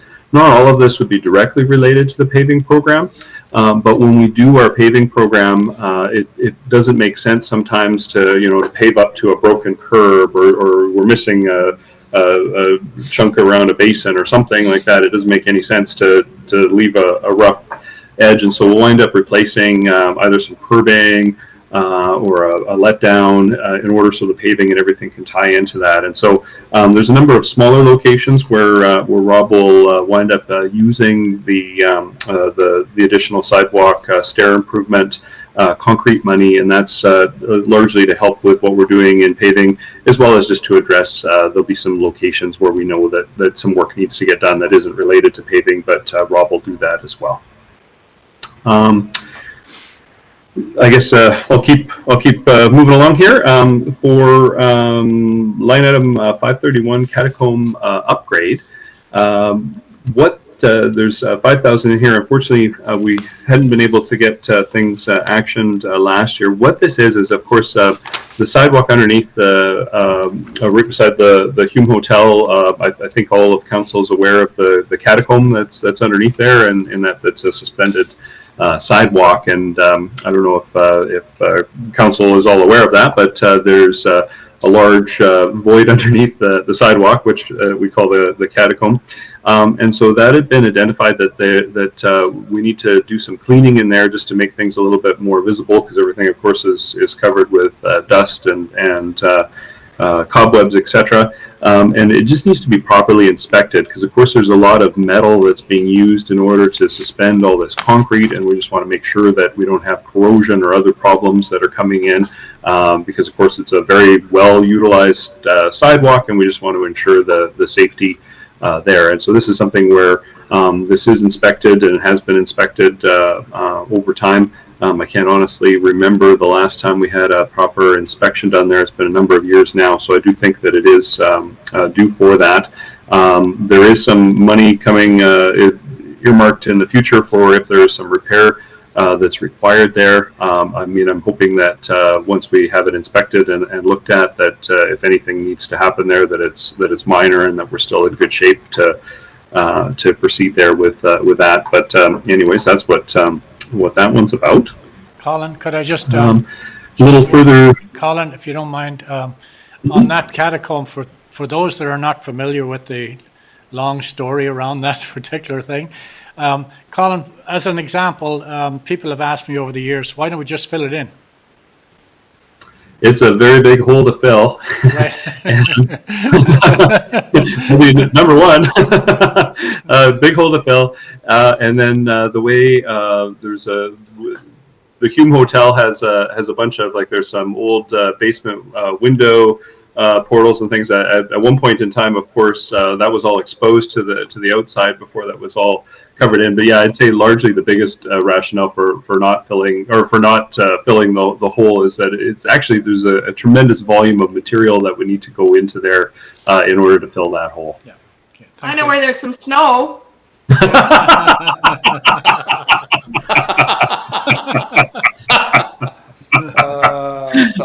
not a bad idea. I just wish it wouldn't melt then.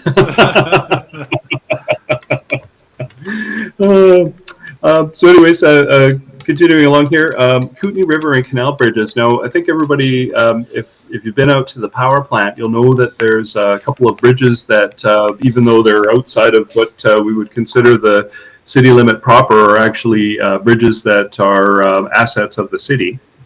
And so I had gotten some inspection reports done, but unfortunately last year I had been unable to get the repair work actioned. There's some issues, if I'm remembering correctly here, we had, I think it was finger joints that we had some broken anchors on finger joints. There was some armor at control joints that needed to be replaced. And on one of the bridges, we had sliding plate bearings that needed to get fixed, as well as there was a delamination occurring on the running deck. And so we hadn't been able to get that action last year, but we do have the reports and the repairs that are required. And so what we intend to do is to go in and get the repair work underway here in 2022. And I think that we'll have a little bit of it, just because there's a little bit of a different style of work that needs to occur, that we would actually do in 2023 and focus most of the work in 2022. So that would be to address those defects that have been identified in those inspection reports. The Silica Lane bridge replacement, I think everybody is aware of the little bridge right off Cottonwood Park in the lane there. And of course that had gotten damaged last year, and when we inspected it, we had to close it. So it's been closed off since then. And so this is money to put back a like-for-like structure back into the lane. And so I've got, there's a drawing set and things that have been produced for this already. And so this is something that we wanted to tender and get that replaced. I think for Jordan and the market and everything that she was doing there last year, it was, I think it was probably a little bit of an inconvenience that they didn't have the access there. But anyways, that's something that we really wanted to get fixed here this year. Lake Street sidewalk and curb.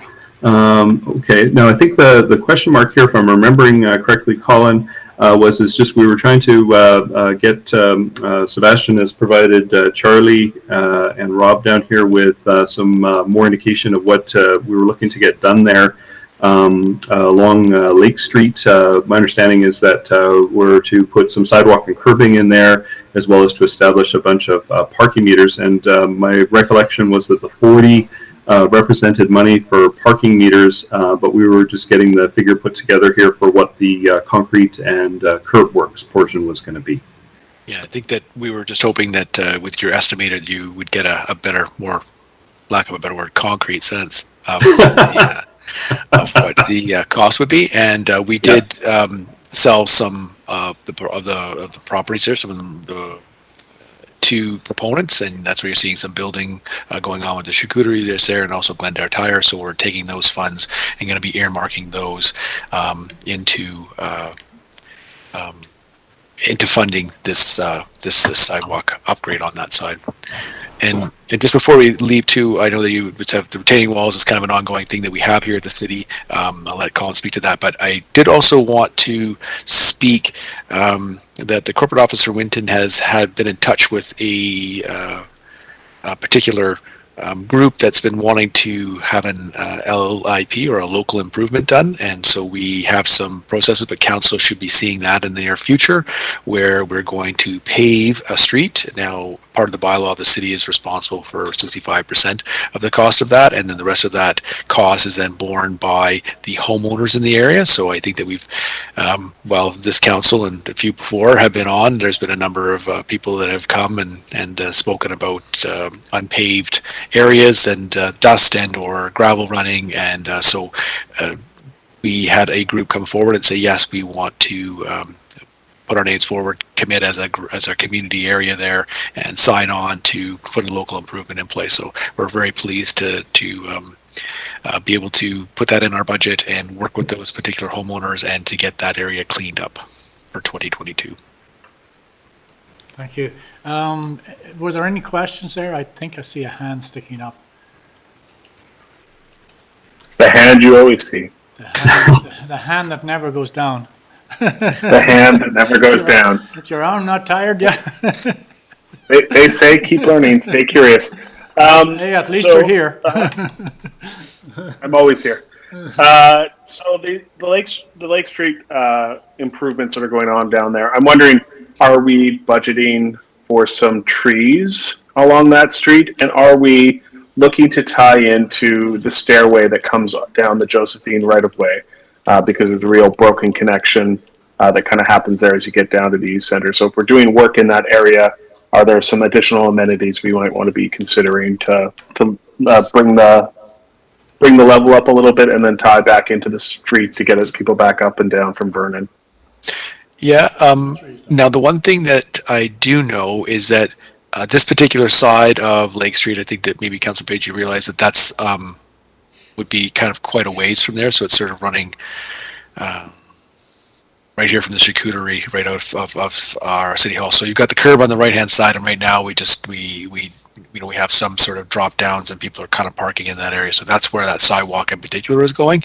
I know that there certainly have been some conversation about, it's a great point on how do we tie, now again, is that gonna, is it, I want to say Josephine that kind of cuts through there? Yeah, it's Josephine. Yes, Josephine. Now, with the new potential development going on in that Vernon Street location, that once the dust settles on that one, and again, understanding what sort of changes that makes for a pattern of traffic, and whether it's vehicle or otherwise, and would that be then the time once the construction is finished to be able to go in and look at, whether it's sidewalk, paving, all the connections that you're talking about on that block that's in between, because remembering that as far as we know, the proponent is planning on having that kind of under the building parking going there beside the Salvation Army building. So once that all sort of is figured out, that I think that's where we were looking at, rather than kind of building that all out right now with construction and not knowing what all is going to happen there. That's sort of where our thoughts are at this time. Okay, thanks.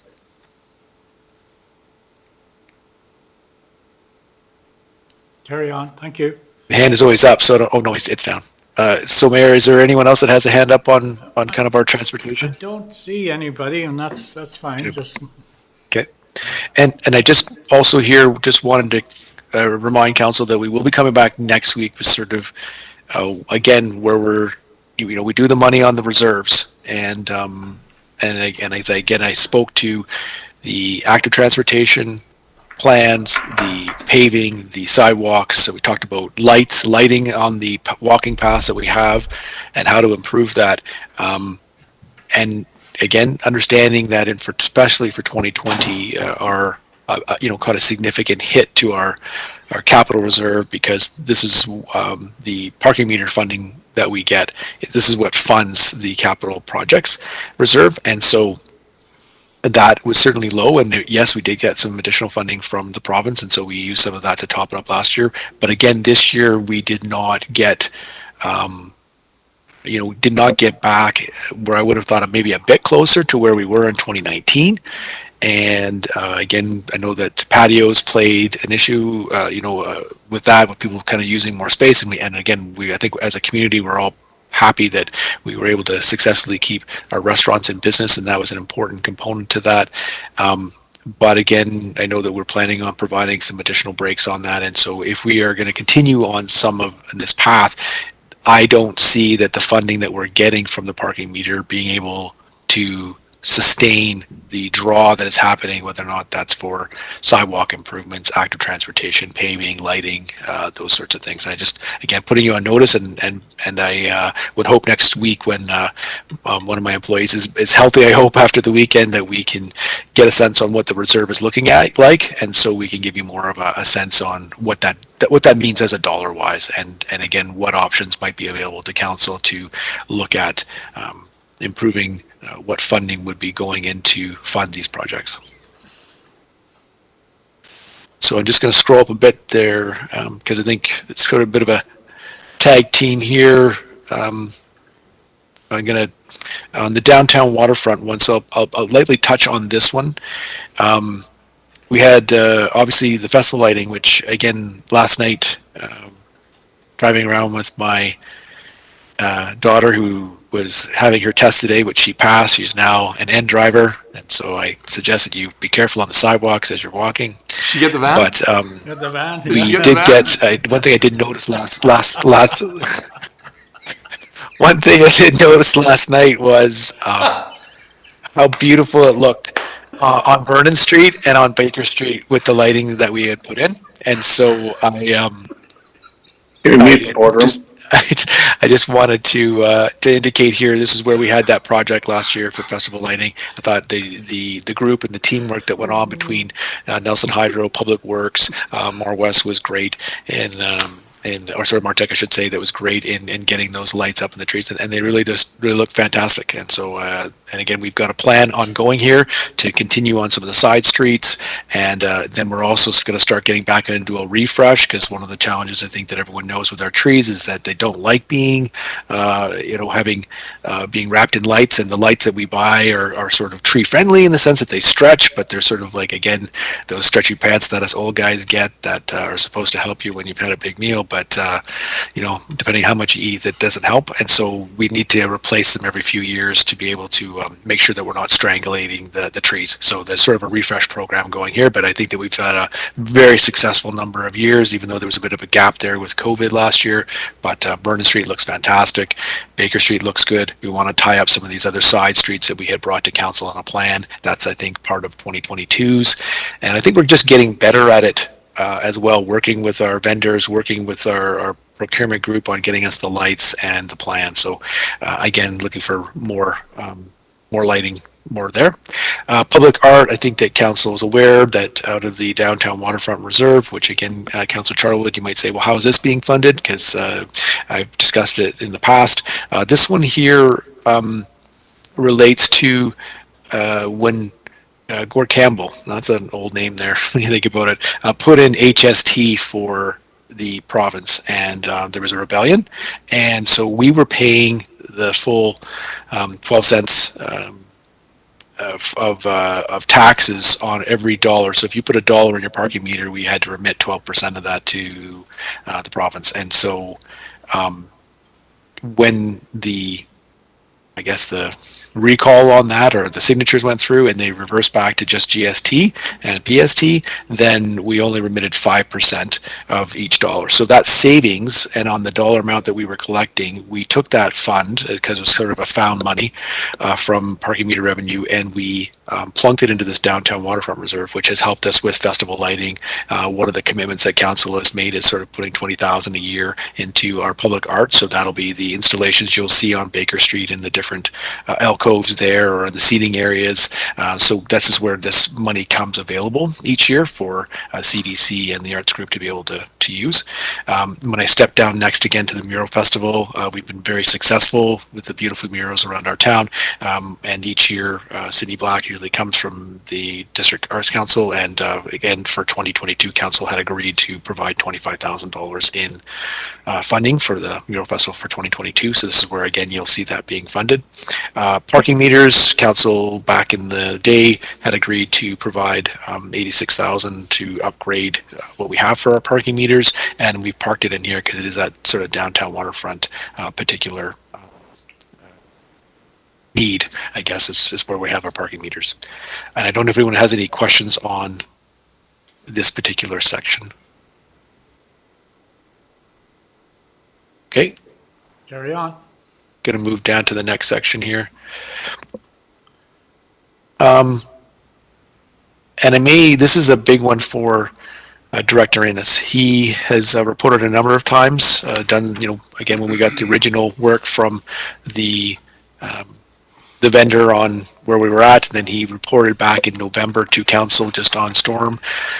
And just so happens that I guess about a month later, we got a note that there was a grant available. And so Colin has worked with a vendor to get our application in place. You will, I think, see sort of the RFD for that in a bit more detail, but I just thought as an opportunity for Director Innes to speak about the opportunities we have here on our storm system. Sure. Thanks, Colin.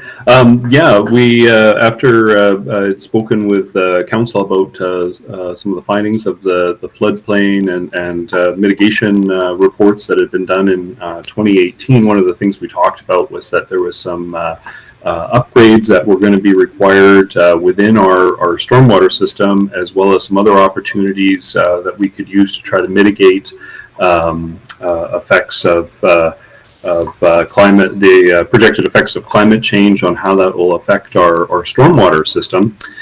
So what I did was there's a grant that's available. I'm intending to apply for it. It's got to be submitted by February the 23rd, and there will be an RFD that's going to council as part of the application process. We have to have a council resolution indicating that you're endorsing the project, and that you're going to guarantee that you'll pay the city portion of it. But like Colin said, basically it turns into 33-cent dollars for us. What I did is I went through this with the folks that produced the report. And what we looked at was we wanted to look at all of the areas where we felt that we needed to make physical structural upgrades to the system, and locations where we weren't going to be successful with an LID approach. Now, the reason why we decided that we wanted to focus in on these is that these are areas where we feel that we need to do an actual physical infrastructure upgrade, and that we don't really have a lot of opportunity to use other levers like the low impact design or various other strategies to try to rain gardens, things like that, in order to try to deal with the projected effects of how climate change will affect precipitation. And so we focused in on the ones because we felt that these are going to be the most expensive segments for us to work on, and we thought that that this would be a good place for us to apply for funding. So what's outlined here is the application's got to be in February 23rd of this year.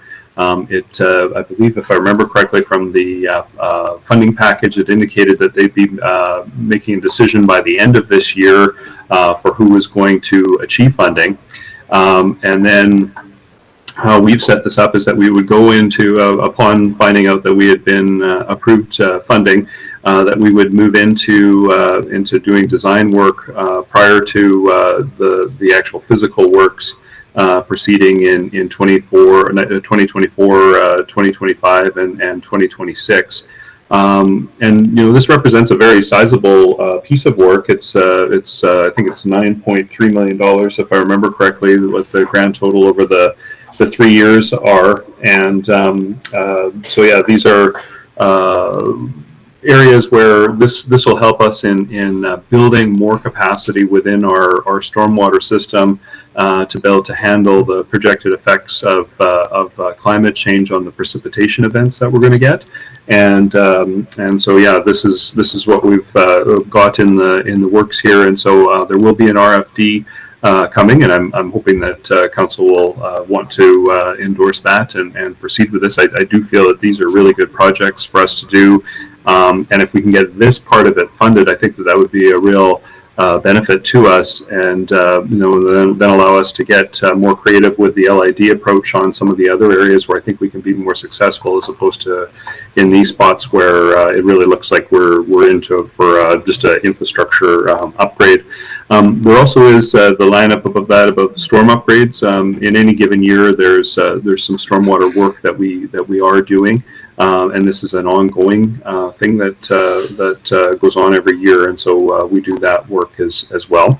We also, you'll notice here it says catch basin redirect, and the city's been engaged in doing catch basin redirects, and what that is that there's catch basins that are catching storm water, but they're not putting it into the stormwater system. It's actually putting it into the sanitary system, and that causes us problems when it gets down to our sewage treatment plant, because all of a sudden you're going to get this huge influx of water because of a rain event, and really sewage treatment facilities work best on a more of a steady state. It's a biological process, so you don't want to have these huge ramp ups and ramp downs of volumes and nutrient loads and things like that. You're looking for a more steady state, and then that's allowing your biology to do its job very effectively. And so we do catch basin redirects. One of the things that we've done here is we really wanted to take that and really identify it within the budget. One of the things that in dealing with our regulators, they're looking for that, what are you doing to try to improve things in your with your sanitary facility. And then, I mean, of course, we got our master plan work, and that's part of another budget, and so I won't review all that here. But one of the items that is something that they are looking for is for us to show that we're doing what we can to get all that water that doesn't really belong in the sanitary system back into the appropriate system. And so that's what that funding there is for.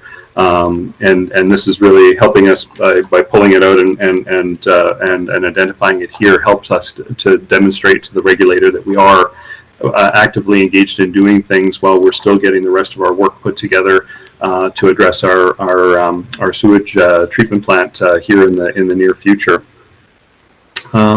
Also got there's this what's called CP storm work that's on the budget, and so there's two locations here.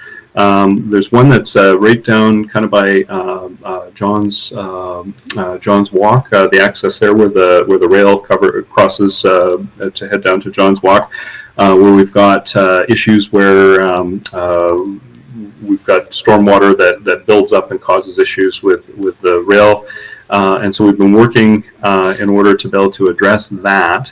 As well as we've got another segment which is over kind of just right behind Safeway is where that is, and that's another location where we've had issues and where actually stormwater can cause damage to the CP property. So we're working, there's some large culvert that CP is installed there, and so we're working to do some redirect work that'll carry water to more appropriate places where there is appropriate crossings, as opposed to trying to wedge all this water through a bottleneck, which has obviously not been working because we've continued to have problems. And so this is some work that it takes quite a bit of time to work through things with CP. But this is work too where I don't forecast a bunch of difficulty with them in being able to get this done, because I mean this is stuff that ultimately is going to help protect what's going on with the rail there as well. And I think that was about it. Hey, Colin? That's correct. Just one point that you'll notice that the Anderson Creek Vegetation Management line 618, and we did undertake that, but what we did notice is that we had actually put the budget in two spots. We had it in the water fund, and we had also plugged it in here last year. So again, if you're wondering why there was nothing spent, there was spent. It was just that it was charged into the water code. And again, one of those ones that's quite fascinating to me, that the Director Innes always tells me this stuff, and I'm always like, wow, I don't always get that. But he talks about how up high there, where it just kind of on that 10th Street area, that's where it's I can't remember exactly the name you keep saying, Director Innes. It's a dike. It's classified as a dike, which again I always find a bit weird because it just sort of flows down from Anderson Creek, and then, but whatever. So that's where we had been informed. Again, the province itself has really ramped up sort of the dike responsibilities, dike management, and a big reason for that is in the same way that you've got sort of a dam and a dike that's kind of connected with our water reservoir that we've talked about in the past on some of the vegetation work we need to do there. Same sort of idea here, where as a dike that they want some trees cleared out of that location, which again I always find a bit interesting, because you would think that it might help if there was extra water, but apparently it's not a good thing. But that these provincial kind of officers are going around, and most of it has to do with kind of that Mount Poly and that letting go, and so that has really spurred on so a real review across the whole province, so not just picking on Nelson, but across the whole province. Now again, we're in a bit of a more natural geographically challenged because we've got streams and we've got steep heights, and being of concern of what might happen if something let go. But that's the reason for that Anderson Creek Vegetation Management. It's up high, again, like by up high where you would say they past the parking lot, in between kind of Sabota Road and the parking lot area for the 10th Street campus, that this is where this work needs to be done for Anderson Creek. So that was my only comment on that one. Thank you. Okay, Colin, I don't see any hands up. Just one little thing I'd like to mention to you about Duck Bay. Somebody needs to contact Ducks Unlimited and tell them to do something about the sign. It looks like yes. It looks like heck. A very valuable point. I'm not sure if we've got a point of contact, but I couldn't agree more. Walk by it very frequently. And the hand that never ends is up. So I noticed that, Mayor. Even the ducks don't like it. Okay, Colin, carry on. Next. We do have a question, it appears. Okay. Oh yes, I see a hand. The hand that never sleeps. My question was also on Duck Bay. Who do we partner with Duck Bay for the ecological standpoint and the work that needs to happen there to maintain that, since it's a constructed space? And is there a way we can move it a little bit further in terms of the natural values that it provides? I think some work needs to be done there, so the ducks will be happy. I'd hazard to guess that the work probably had been done with Ducks Unlimited before, because I'm not aware of who else would have been in there to do that. So I'm guessing that we need to reach out to Ducks Unlimited again here and reestablish a relationship. I'm wondering if maybe perhaps with the change out in staff that we've had here, that we've probably lost contact with some of the folks there. And Director Innes, are you, Councillor Page, are you, because I know that there was some planting and there's sort of some bushes going on, and we've got some trees there that we've tried to protect from the deer eating and whatnot. Is just wanting to make sure, are we talking, as the mayor said, the sign is deplorable, and that's something that definitely we need to do. But I think I have a sense that maybe you weren't speaking about that. Yeah, I think that, just as a small bit of background, like our family farm back in the day had done a ton of wetland rejuvenation on our property out in our extensive properties out in Alberta, and so this is how I grew up. And I was a Ducks Unlimited member when I was a child. But from my perspective, it seems like the wetland component of it is not quite as robust as it would actually you would want it to be to reach the values that we kind of aspire to with that signage. It's probably a bit of landscaping. It's probably how that bay is actually designed in the first place. I think if you were to bring Ducks Unlimited or the Friends of Kootenai Lake and look at it and say, this is supposed to be a wetland, that wetland is supposed to filter out the stormwater that's coming in off of it, does that actually serve that purpose, or are we just scratching the potential that's there? Because I think, and if we've got a few years out, maybe there's a way to line up some granting and really make that entrance into our Lakeside Park do something a little bit different and raise the level of what it's doing for everybody. Yeah.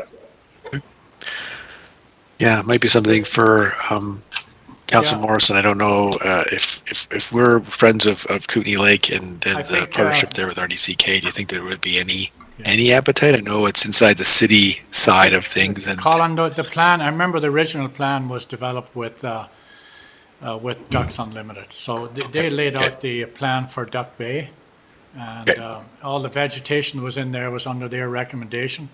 Now, if somebody's eaten it in the meantime, the beaver have come in and chomped it all down, and the deer have eaten the tops off. So they'd be the first point of contact. You got to contact them about the sign anyway, and so. Okay. No, I appreciate that feedback, and thanks. We'll touch base with that. Yeah. One item I wanted just to note with council is. Sorry. Yes. Kevin here. I do know the Selkirk College environmental program has certainly done work down there, so they're probably another party to connect. Yeah, they certainly helped us with plantings over by past where the boathouses were to try to help out with erosion and stuff. Yeah. Okay. Thank you. Okay. I just wanted to point out, as we're putting this application in, and this work wouldn't be till 2024. As far as this 5-year financial plan, as Director Innes noted, we're looking at 33 dollars, I believe, and I had put in our contribution under line 646 for borrowing for those 3 years. Again, we may need to find a different means, and there, if you're borrowing, then there's different processes for that. In order to put the application in and our commitment, I thought this would probably be, at this point in time, that holding place for us to be able to put the application in. Thank you. Okay, onward and upward. Okay, so we're kind of at the last section here. And we spoke earlier with Manager Kaylee about the replacement of the fuel tanks. Here's a big one, and it's line 710. One of the things that we had been directed by council was to look at whether or not we could have a third party hold our salt and winter sand at a site, because we are needing to have to move the sand pile. And so we got the results of that, and it made far more greater sense for us to create our own kind of yard reorganization. The fact that the 70 Lakeside, which is sort of right now, if you were to go in, you would see where the if you went past it, you would end up in our sand pile or in the back part of our property there. We are working with the RDCK on the remediation of the old transfer and garbage dump in that location, so to be able to put into a different use.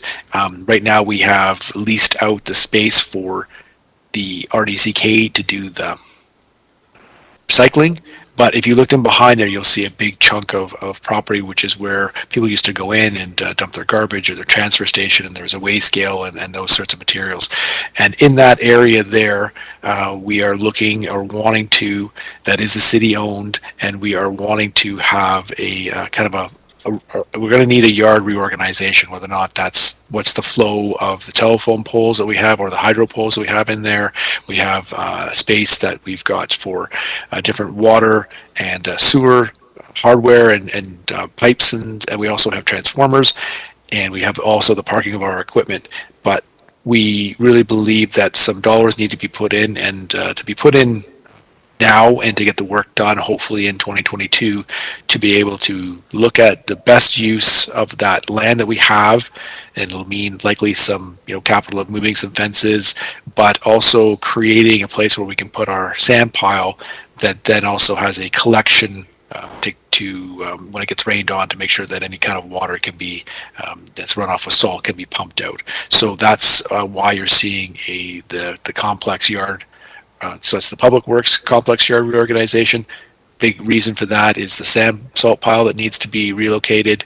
And while we're in there, we might as well make the best use of that property that we are reclaiming from the kind of, I guess, the north side of the large garbage mound that is there where the old transfer station used to be. So that's some work that we're planning on doing.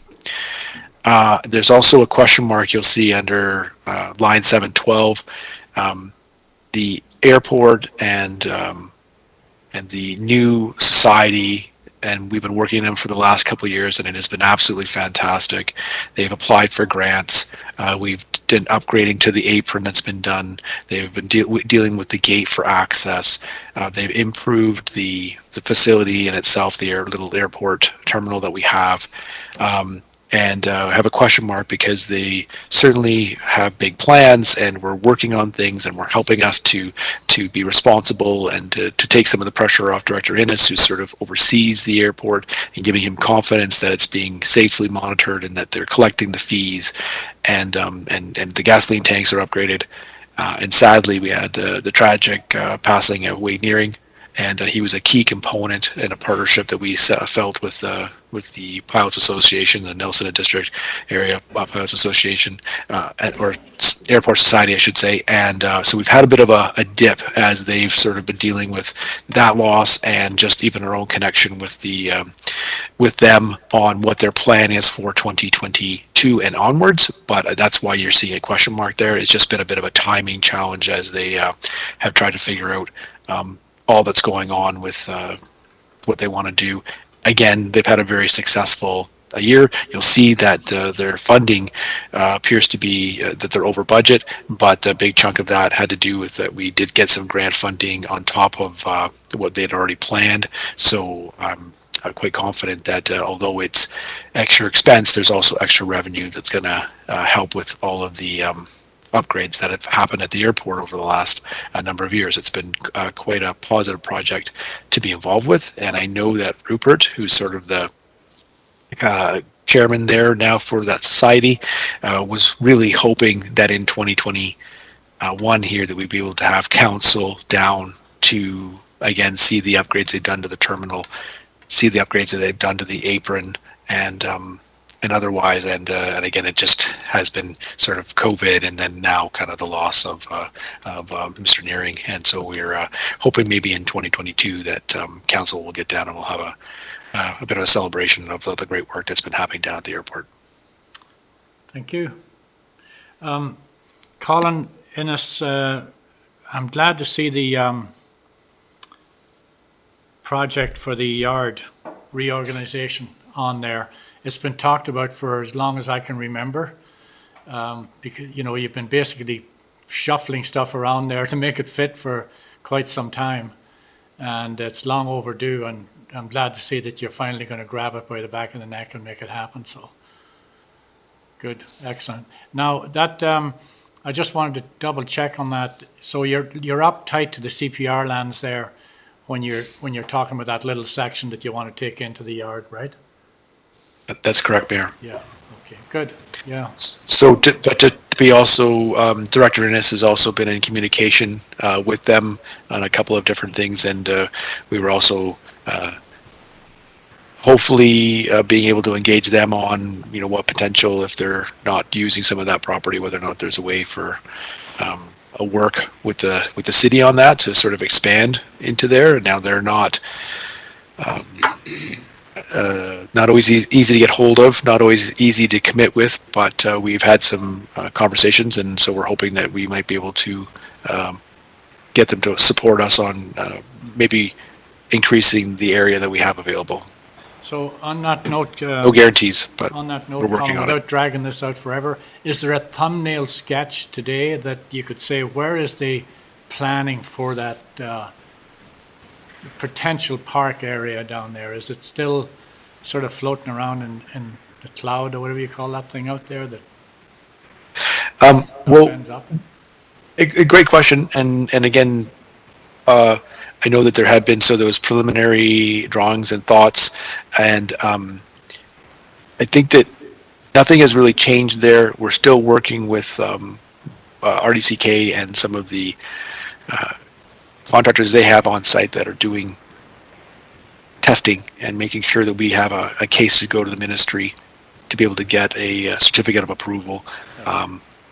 One thing that has happened, and I know, Mayor, you walk through the town quite a bit, is that we have, with all the work that we've been doing, we have really kind of increased the size of the mound with a lot of kind of material that's not necessarily, it's not contaminated material, but maybe, community may not know that today when you go in and you go to replace a 6-inch line on 4th Street like we did, that you can't just lay it on the ground anymore. So you got to take out a big chunk of that material. Yes, you can put some back, but you got to have a bed of gravel that has to sit on the pipe, and then of course another depth of material. So in the end, no matter when we do these works, we end up with sort of spare material that's not necessarily is not good enough for sort of construction in a sense, but is fine for having on a hill or whatnot. And we're really hoping that where our work has allowed us to sort of put that material right now and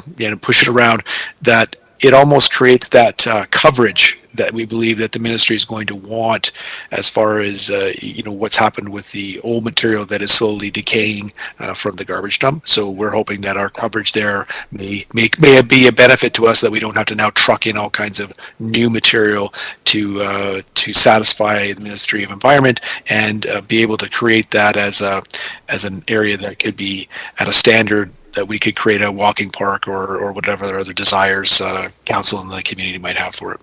Thank you. Okay, thank you very much. Sorry, just on that, I think the RDCK asked us to get that tested, and it was tested, and it was good material for cover, certainly from the consultant's perspective, as far as I recall. Right. Which was the biggest cost of that closure. Yeah. Good, thank you. Okay, next, Colin, where are we at?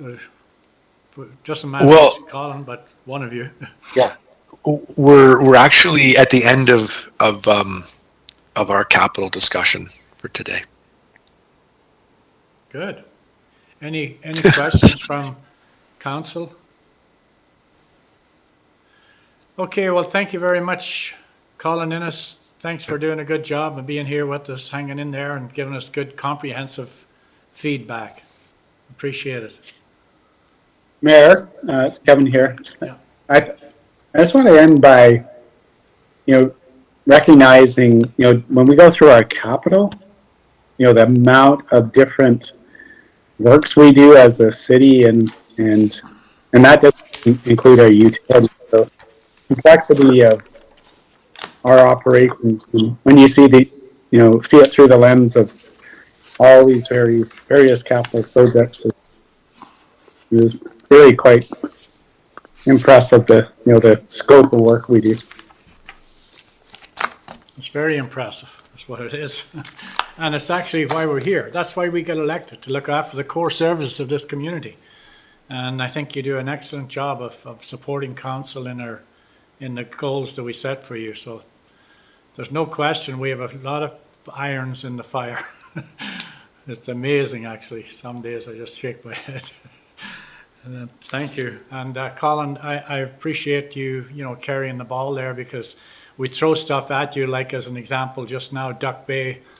It's just one more thing for somebody to check on, and it takes time to phone somebody and get back to them and so on. And so thank you very much for your good work, all of you. Thank you. Thanks, Sarah. Thanks, Cal, for coming in. Yep. And thanks to council as well for being here today. We missed Jesse the last couple of hours, but that's fine. We're all good. So with that, I think unless anybody else has something to add, I think we're done. So a motion to adjourn, please. Councillor Renwick and Councillor Lochtenberg. All in favor? Thank you. All right, take care. Have a good weekend, everybody. And just before we go, just so everyone knows, we have a meeting next Friday, right? Just so again, and so that our goal here is to be able to bring the where we're at for operations, and this is a place where we start getting the sense on, all the different asks that have come forward in the last little while, plus just our own general operational increases that we have, and whatever revenue opportunities we've seen. And in most cases, what we're looking for is going to be, an appetite for council to digest, but also, where are we going to be looking for tax